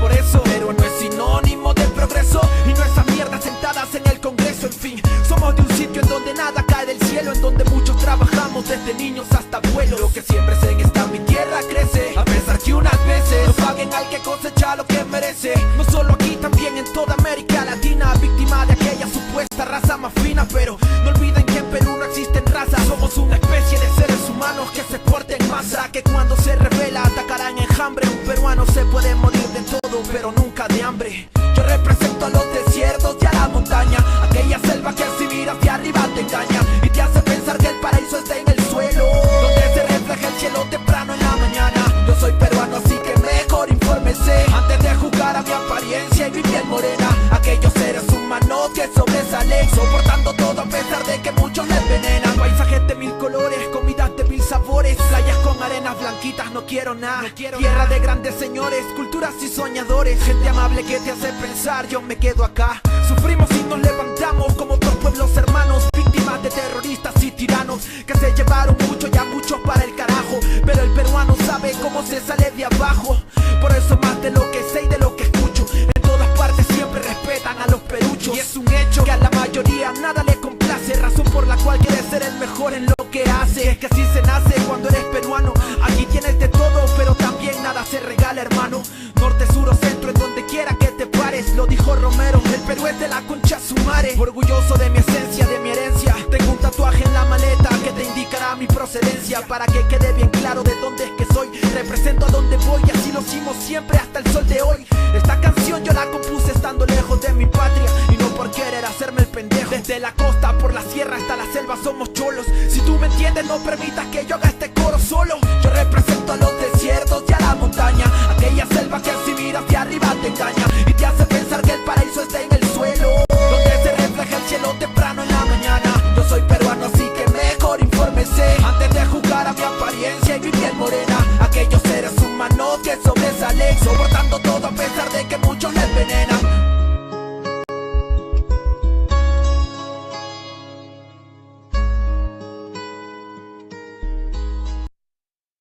Hey family, listen, I said this right now. I hate to smell out rats. Do you want to know why I say that? Because it shows my ability. I smell rats all the time, bro. The people that come to this channel and try to attack me and shit, and that's why they never come back, because I smell them right off the bat. And this guy that I don't know why. Listen, bro, like just tell your wife to stop texting me, man, and we would not be talking about you. It's not that hard. Nobody here in this channel texts me. Like nobody in this channel like gets my number and then gives it to his wife, and then all of a sudden she texts me to complain about you. The shit is weird, bro. And you want me to have respect for you? Fuck no, Brian.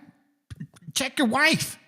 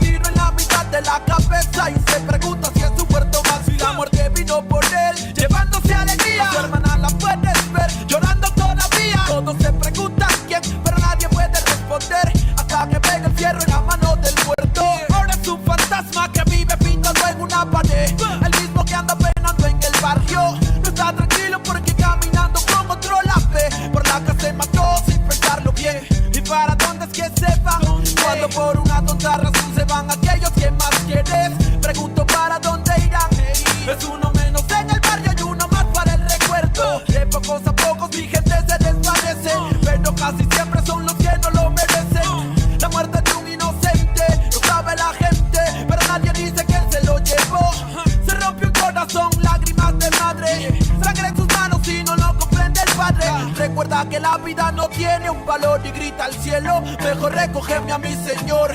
Pase lo que pase hoy, siempre con la mente tu recuerdo en mi corazón te llevaré. Para donde quiera que yo voy, pienso diferente.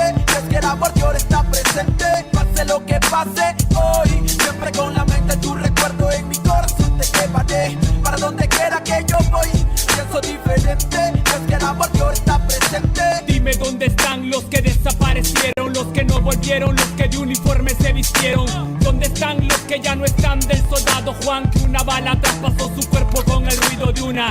Son historias como mi prima Gloria, que su cuerpo no aparece pero queda su memoria. Niña de 5 años que su aliento ya es agónico. Encuentra el cuerpo pero envuelto está en periódico. La vida es una tumba que la suerte te depara. La muerte está en la mano de aquel hombre que dispara.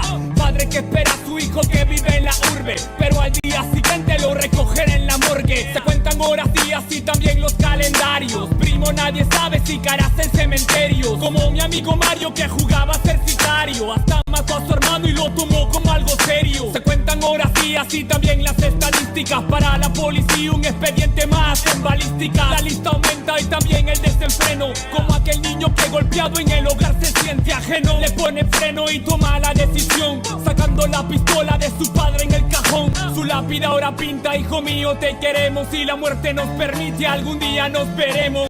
Pase lo que pase hoy, siempre con la mente tu recuerdo en mi corazón te llevaré. Para donde quiera que yo voy, pienso diferente, es que el amor de ahora está presente. Pase lo que pase hoy, siempre con la mente tu recuerdo en mi corazón te llevaré. Para donde quiera que yo voy, pienso diferente, es que el amor de ahora está presente. ¿Dónde van? ¿Dónde? Dime dónde van las almas que se pierden en el camino de la vida. ¿Dónde van? Dime dónde van. Se detienen pulsos y otros por impulsos para el diván. Penas que se cuentan en la esquina, cuidado con la neblina que la muerte se avecina por la acera. Joven estudiante muere en una balacera. Otro lío de pandillas que en el diario aparecerá. La vida se desaparece como el humo de un cigarro, loco disparando desde un carro.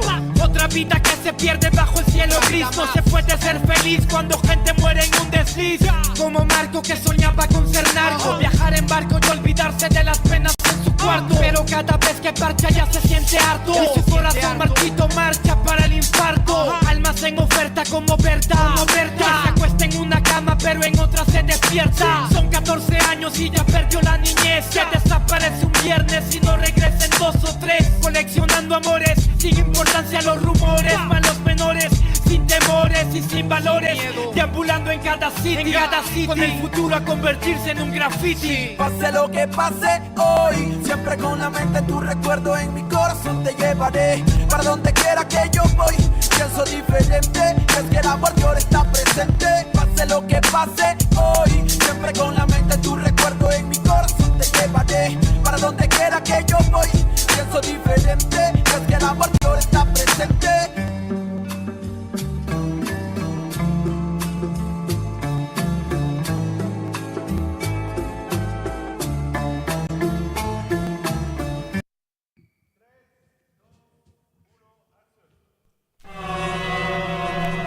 Yo,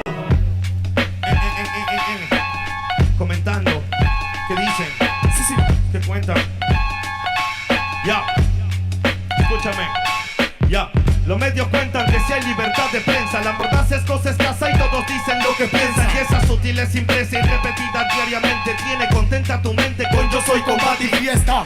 Presta el control, Tarantino no es tan gore como los crímenes de amor que a toda hora se nos muestra. Pues tal vez la estrategia impuesta, pánico en el público y manejarás el pal. Político en vez de patrullas se vende camilla para un hospital. Como si esa mierda de tombo no diera seguridad. No será casualidad que el otro dueño del canal sea el otro sobrino pero bueno de un primo hermano pariente papá. Y esa nostalgia no es noticia, su codicia se evidencia. Propicia violencia y plástico, panémica belleza. Fútbol, patriotismo falso, culos, vasos de cerveza. Pele cáncer pa' tu mesa y el domingo en misa. Sobre su cabeza pesa el atraso mental del pueblo. Oposición vendió trasero, dictador, grupo Romero. Pero se confundieron acá, la palabra es cruda. A tu educación mi camino se afloja la lucha a través de cultura. Es como genera de uno, tal vez otro loco se suma. Ya saben, cortina de humo que explota la mina que mata la cuna. Primo, vengo que trate la fruna, no una pura canción que me dura. Así no censura, emite basura, no le conviene que sepa verdura. Hay extorsiones, violaciones, robo, llanto y más. Con tanto muerto el morbo están alimentando, ves no hay paz. Solo Solo un odio contenido en minis para que vivan en la fantasía, algún día cambiará. ¿Qué? Hay extorsiones, robos, violaciones, llanto y más. Con tanto muerto el morbo están alimentando, ves, no hay paz. Solo un odio contenido en minis para que vivan en la fantasía, algún día cambiará. Sensacionalismo, amigo eterno de la prensa, el mismo que forjó al humano sumiso, callado y muestra. En el noticiero, en el artículo del diario, la vida de una bebé que poco invierte. Al vecindario sirven como fieles feligreses, a oscuro intereses, mienten todo el día, crean solo estupideces. La historia afirma, indica que siempre negaron información alternativa que todo pueblo merece. A cada instante pareciera su labor asesinar una memoria colectiva que hace una nación, con una prensa cómplice que juega con humor, desconociendo ese dolor que nos dejó ese dictador. Cortina de humo es su mejor función, para apartarte de la fuente harán de todo, pues miró hoy como venderte el culo de Sharon Stone, cagándose en tu derecho a la objetiva información. El narco, el almirante, el presidente, el congresista, algún ministro, algún delegado, de seguro es el patrón de ese periódico morboso y amarillo que al leerlo 2 minutos te vuelve en un show. Los medios son culpables, responsables de toda propia basura que te ofrece la TV. Pues será mejor que se autoeduque, pues porque el comercio de los medios te carcome hasta las 100. Hay violaciones, extorsiones, robo, llanto y más. Con tanto muerto el morbo están alimentando, ves, no hay paz. Solo un odio contenido en minis para que vivan en la fantasía, algún día cambiará. Hay extorsiones, violaciones, robo, llanto y más. Con tanto muerto el morbo están alimentando, ves, no hay paz. Solo un odio contenido en minis para que vivan en la fantasía, algún día cambiará. Que algún día cambiará. Que algún día cambiará, CPF.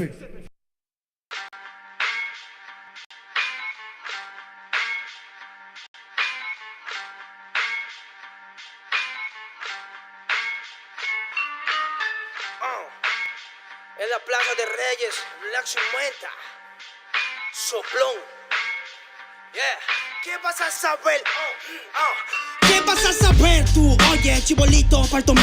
Pulpín de los pulpines, batería de Rapunzel, de rapeos, de raptos, de lagartos en cuartel. Cualquier la pega de cruel con un viejo coronel. Soy flujo, se me antojó dormirme en el laurel. Elevé mi level con un label y un Faber-Castell. Ya un papel, lo empape con sangre de todo aquel que se jura Nobel y no ve mis trenes en la riel. What's so man? ¿Por qué no sacan la tablet? Juro por mis aguas que no te hablo por las powers. Soy chinchano neto, búscame por Pico Sour y te voy a meter al centro loco como Beckenbauer. Escúchame atento mi bro, que estamos rompiéndole en pro. El negro de Plaza de Reyes como siempre rompe de este micrófono. Que quiere meterle como yo pero no puede meterle tacoplón. Si te pensaba que solo era un gallo, déjame decirle que se equivocó. Real motherfucker feeling on the street. Es el Black Sheep, Black Sea Metal de Plaza de Kings. Motherfucker, so plum.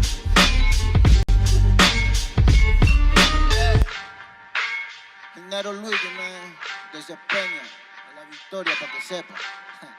Incas Mo, it's money gang, gang, yeah, yeah, Yo también he llorado, gente. También me han desplazado por mi rasgo afrodescendiente.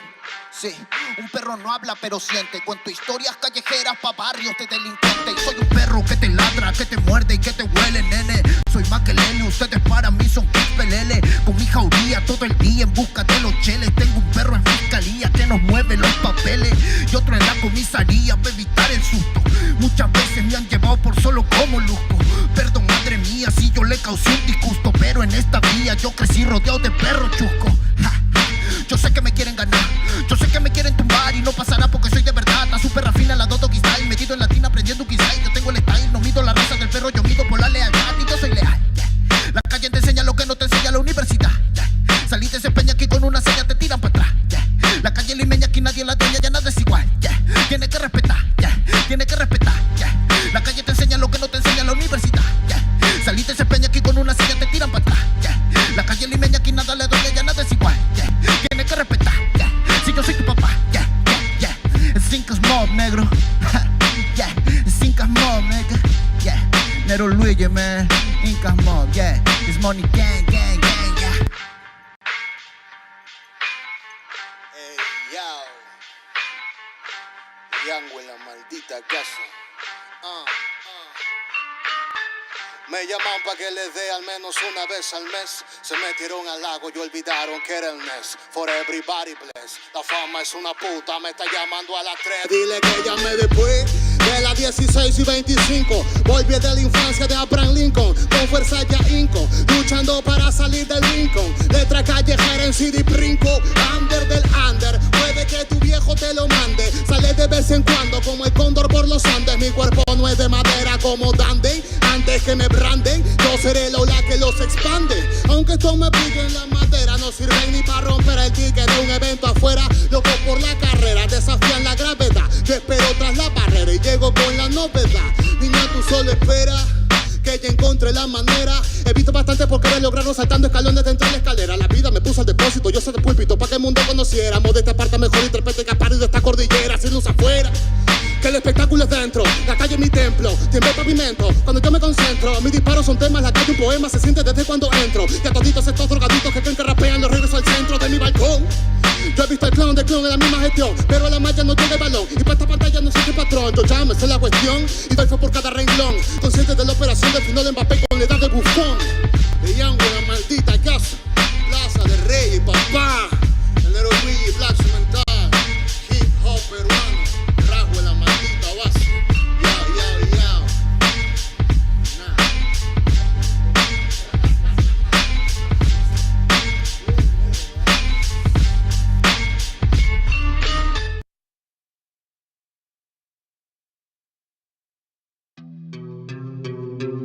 Yeah.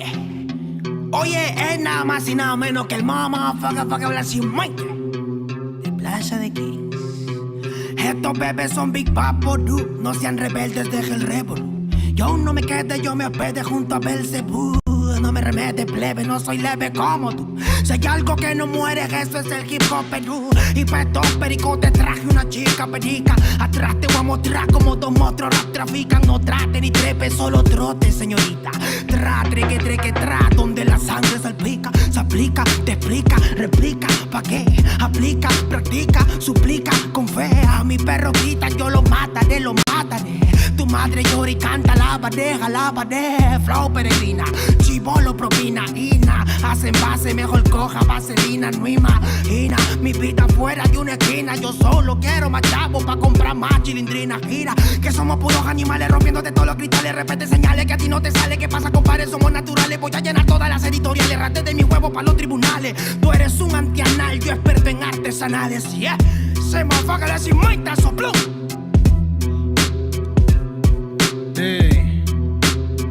Terco 92 B09 está en la casa, barrio. Escucha bien, así se hace, Yo. Tengo problemas de actitud y poca paciencia. Hablo si me da la gana, nadie me silencia. No quieren aceptar que pa' muchos soy influencia. La voz de los barrios que llega a tocar tu conciencia. Yo sé que muchos quieren llegar a ser tendencia y hacen lo que sea sin pensar en las consecuencias. Es la diferencia, yo mantengo mi esencia y ustedes por pegar han cambiado hasta de apariencia. Y no es que lo diga yo, pero la gran evidencia es que cambian de personalidad con frecuencia. Y no son locos con inteligencia, solo quieren un poco de atención con insistencia. No presumo en nada, hago todo a mi conveniencia. Por eso te doy una sugerencia: conmigo no busquen competencia, que llevo 10 años ganándole a la vida y lo sabe la audiencia. La firme, qué ocurrencia, ¿cómo pueden joder sin prudencia? No se dan cuenta que mi experiencia es a base de exigencia. Mi trabajo es con independencia y el de otros de un productor depende de su permanencia. Sigo firme en la resistencia, dándole más rap en el track hasta por correspondencia. Que muchos disques evolucionaron, no es coincidencia. El dinero y la fama hizo que pierdan su decencia. Terco 92, cuando quieras, donde quieras. ¿Cómo? Sí. He aprendido a sobrevivir de las maldades, comprendiendo que nada es como tú sabes. Pa' decir verdad la lucho a diario. No me critiques, no me justifico, siempre hago lo que predico. Soy de barrio y rico en talento. De una me sacan por mi forma de ser y me acento en ella. A mi gente la está rompiendo por ser parte de este movimiento. Quiero saludar a las personas que nunca confiaron en mí, que hoy por hoy se paltean cuando me ven venir. Bye bye motherfuckers en estas líneas. Bye bye a fluir. Déjate llevar con my people in the street. Yo.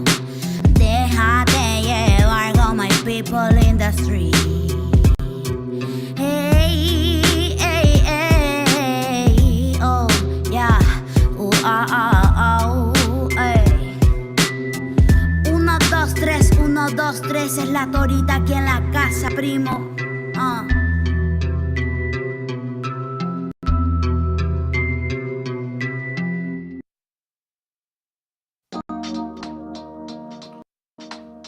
Yeah, man.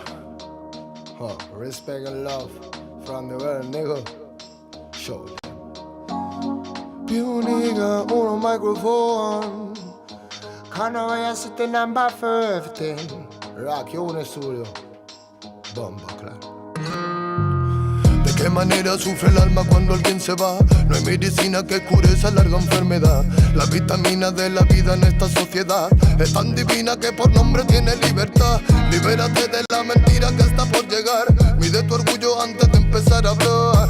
Cierra la puerta a quien no merezca entrar, porque hay mucho que se fue y sueña con regresar. Hablemos en silencio y así no me mentirás. El poder de la palabra muere cuando hablan de más. No me fío de oraciones que se dicen por detrás. Si me miras a los ojos no te mentiré jamás. Que besar por besar es jugar por jugar. Y vivir sin amor es vivir sin amar. Solo queda la fe, solo queda soñar.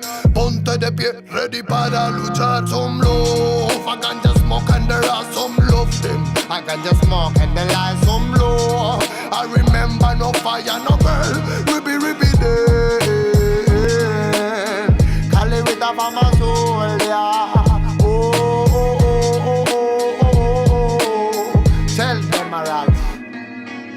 ¿De cuánto tiempo hablamos cuando hablamos de querer? Si la mitad lo malgastamos solo en comprender. ¿De qué manera es más fácil aprender? Que nacemos para ganar y morimos al perder. No puedo dejar de animarte, que cuando te caigas debes levantarte. Llegué para contarte que no todo artista muere por su arte. Traigo el honor de un humano con valor que utiliza poesía para respirar mejor. Escribo prosa para vengar al amor y recuerda aquella rosa que tiraron al contenedor. ¿Dónde se quedó el amor? Hey, I know where I sit here on no microphone forever, never. Tell me, roll some love. I can just smoke and the light, some love them. I Rastafari my life, some love. I remember no fire, no burn. Rippy day. I live with a farmer soul, yeah. Reggae man a farmer warrior, warrior day.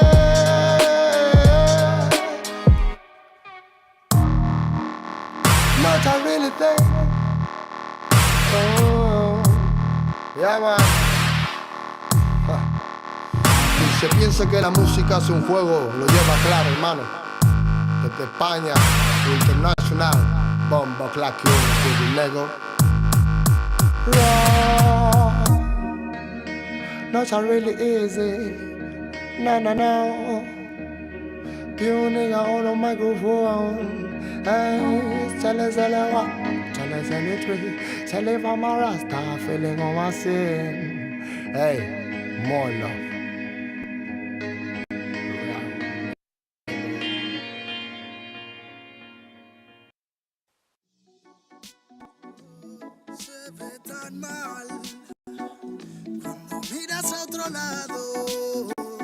Los fantasmas del pasado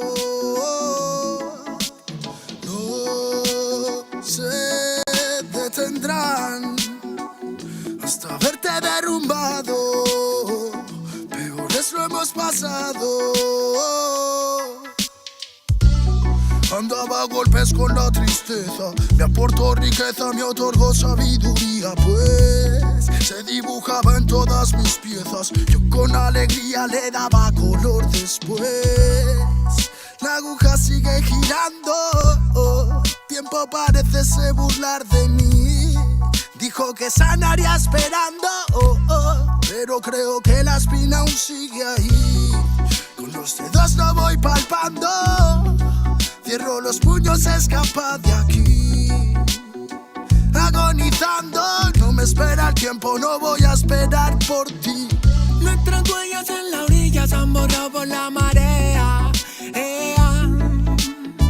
Si esas estrellas ya no brillan, las entiendo pa' que veas. Sea donde sea, bajo la tormenta o dentro de la odisea, donde arañas cubren el cielo de tela, los aviones nadan y los barcos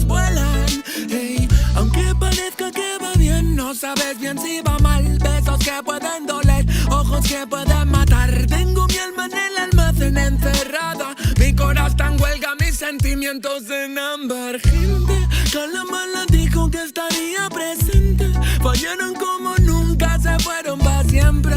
Millones de razones para vengarme, pero a veces duele más actuar indiferente. Como no quieren ver ahogados tenemos branquias y cerrados los bronquios como la mente de un guardia. Yo soy la montaña y vine con la cordillera, más cojones que tu ganga tiene una madre soltera. Tú cúbrete si suena mi tu.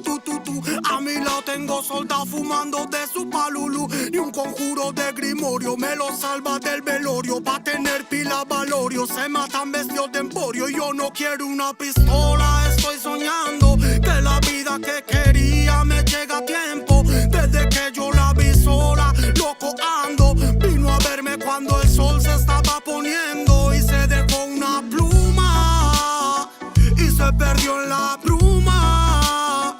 Nunca se despidió de mí, ey. Nunca se despidió de mí, ey. Vivo en un mundo que parece roto y sé que no, porque todo es perfecto y lo debo plasmar. Me fumo un trocolor tras otro y lo veo todo otro color. Me siento libre porque vuelvo a conectar. Mi gente sufre y no lo puedo evitar, más que dándole consejos siempre desde la humildad. Es su camino hacia la fraternidad. Solo puedo que enseñarles a respetar y amar. Con esta bendición como no voy a aprovechar. Los códigos que llegan los tenemos que aceptar. Si me reencarné fue para ayudar y no para malgastar mi tiempo en beneficio del mal. En la unión nace la fuerza y eso nos hace juntar las ganas que siempre tuvimos para iluminar a la gente que se le ocurra y la malla armonizar. Vinimos para dar fuego a la que no nos va a quemar.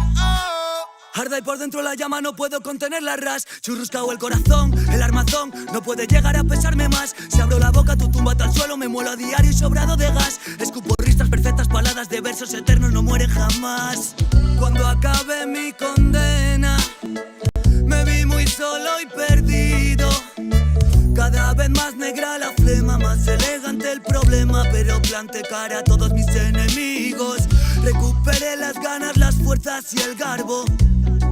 Dedico requiems a mis diablos, que aquí estoy vivo de milagro. Delicadas flores crecieron entre los cardos. Me dicen bien es más delgado que de costumbre. Será de tanto que he bailado en el alambre, que a tanta pena es mejor no ponerle nombre. Llevamos la música en vena, nuestra sangre.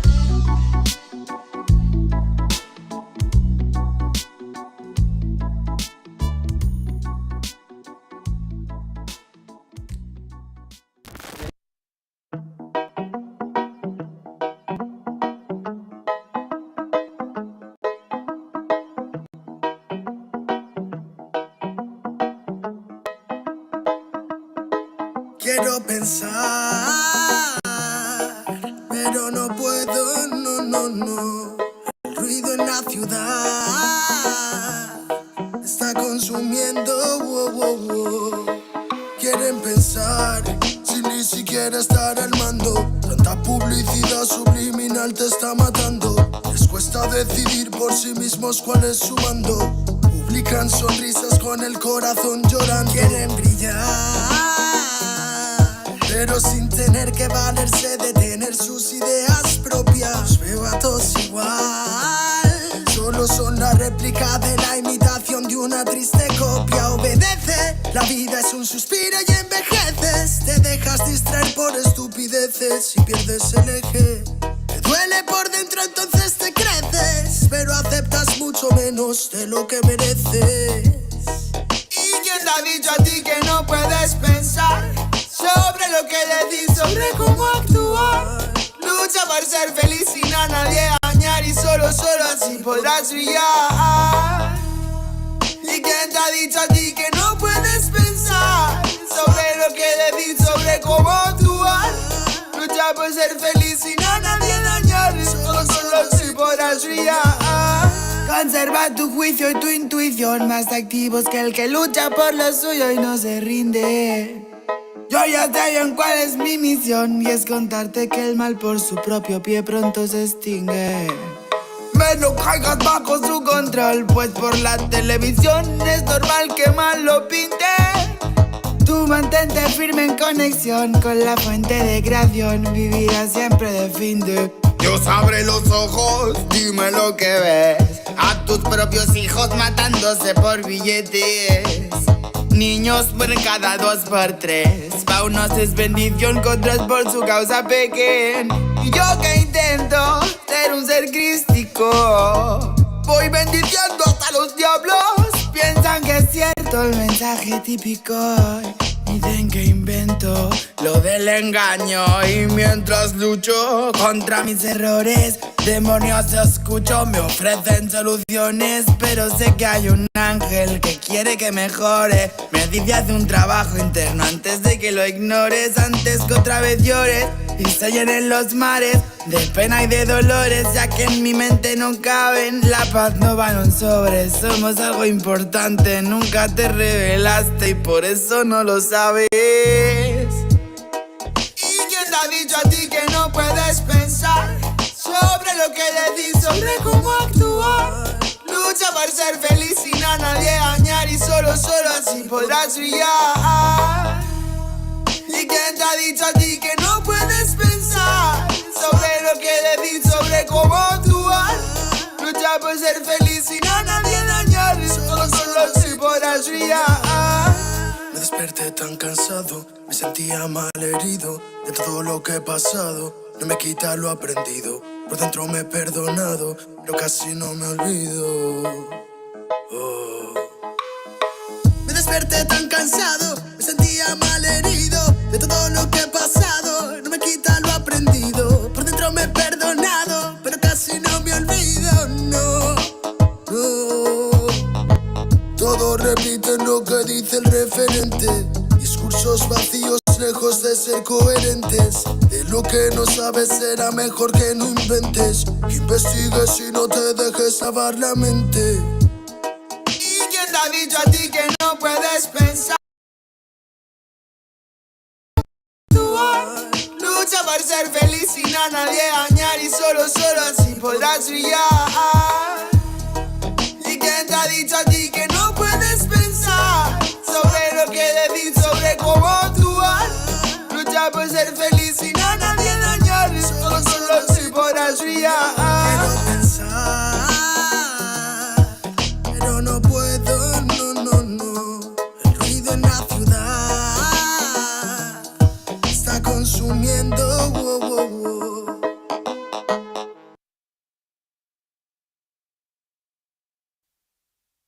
Yeah, man, real bumbo clock and Novaya City, volume 8. This is the music from the my niggas.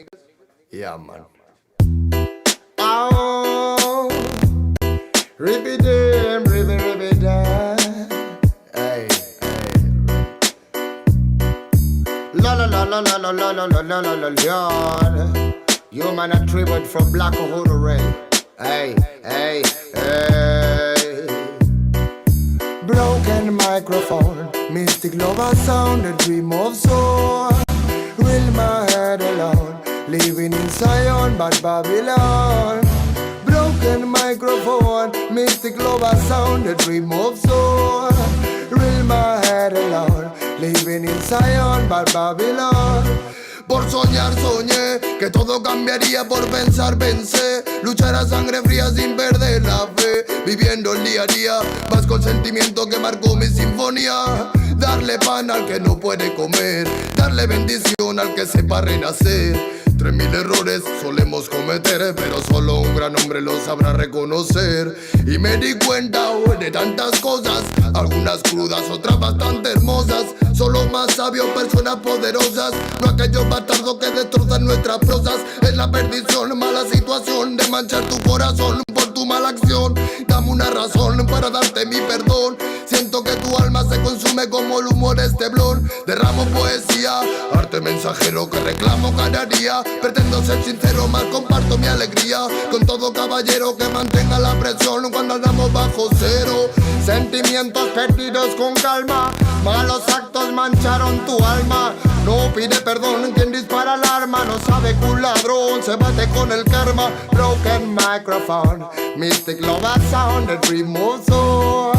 Real my head alone, living in Zion, but Babylon.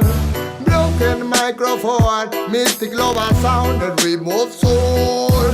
Real my head alone, living in Zion, but Babylon. Wanna ganja respect from Volumen 8. My niggas on Volumen 8, this is Key on the studio respect. Alright. Bad boy kills, criminal of sound and rich. Money is a gun for me. Respect the nation. Belong the time like this. Bad boy kills, criminal of sound and rich. Money is a gun for me. Respect the nation. Belong the time like this. Bad boy kills, criminal of town and rich. Money is a gun for me. Respect the nation. Oh, la la la la la la la la la la la la. When I got just smoking from the studio of the on. And when I can just your nigga on the floor. When I live a sound. Oh them, ah. Bye bye rhythm, bye bye sound in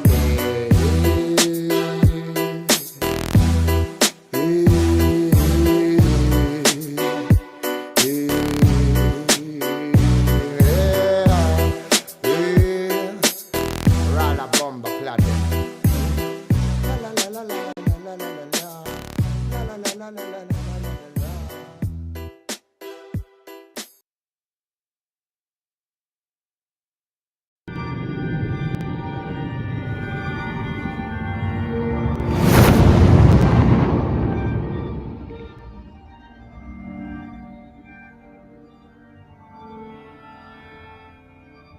Ical, hijo, abre los ojos.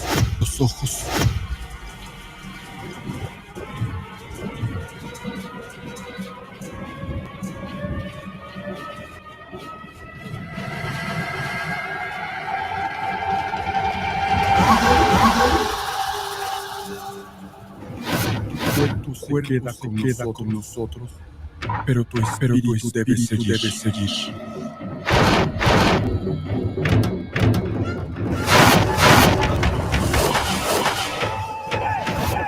Busca la luz. Aléjate de las sombras. Deja que nuestro dolor sea tu fuerza.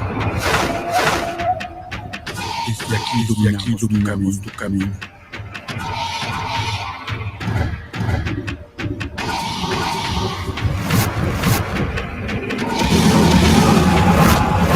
Lucha como nosotros antes la pena tan grande. Yo soy tú. Tú eres yo.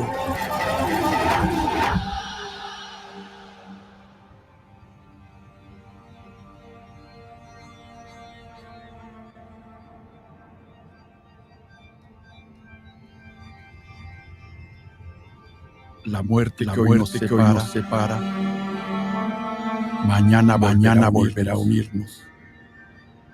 Eres libre, hijo.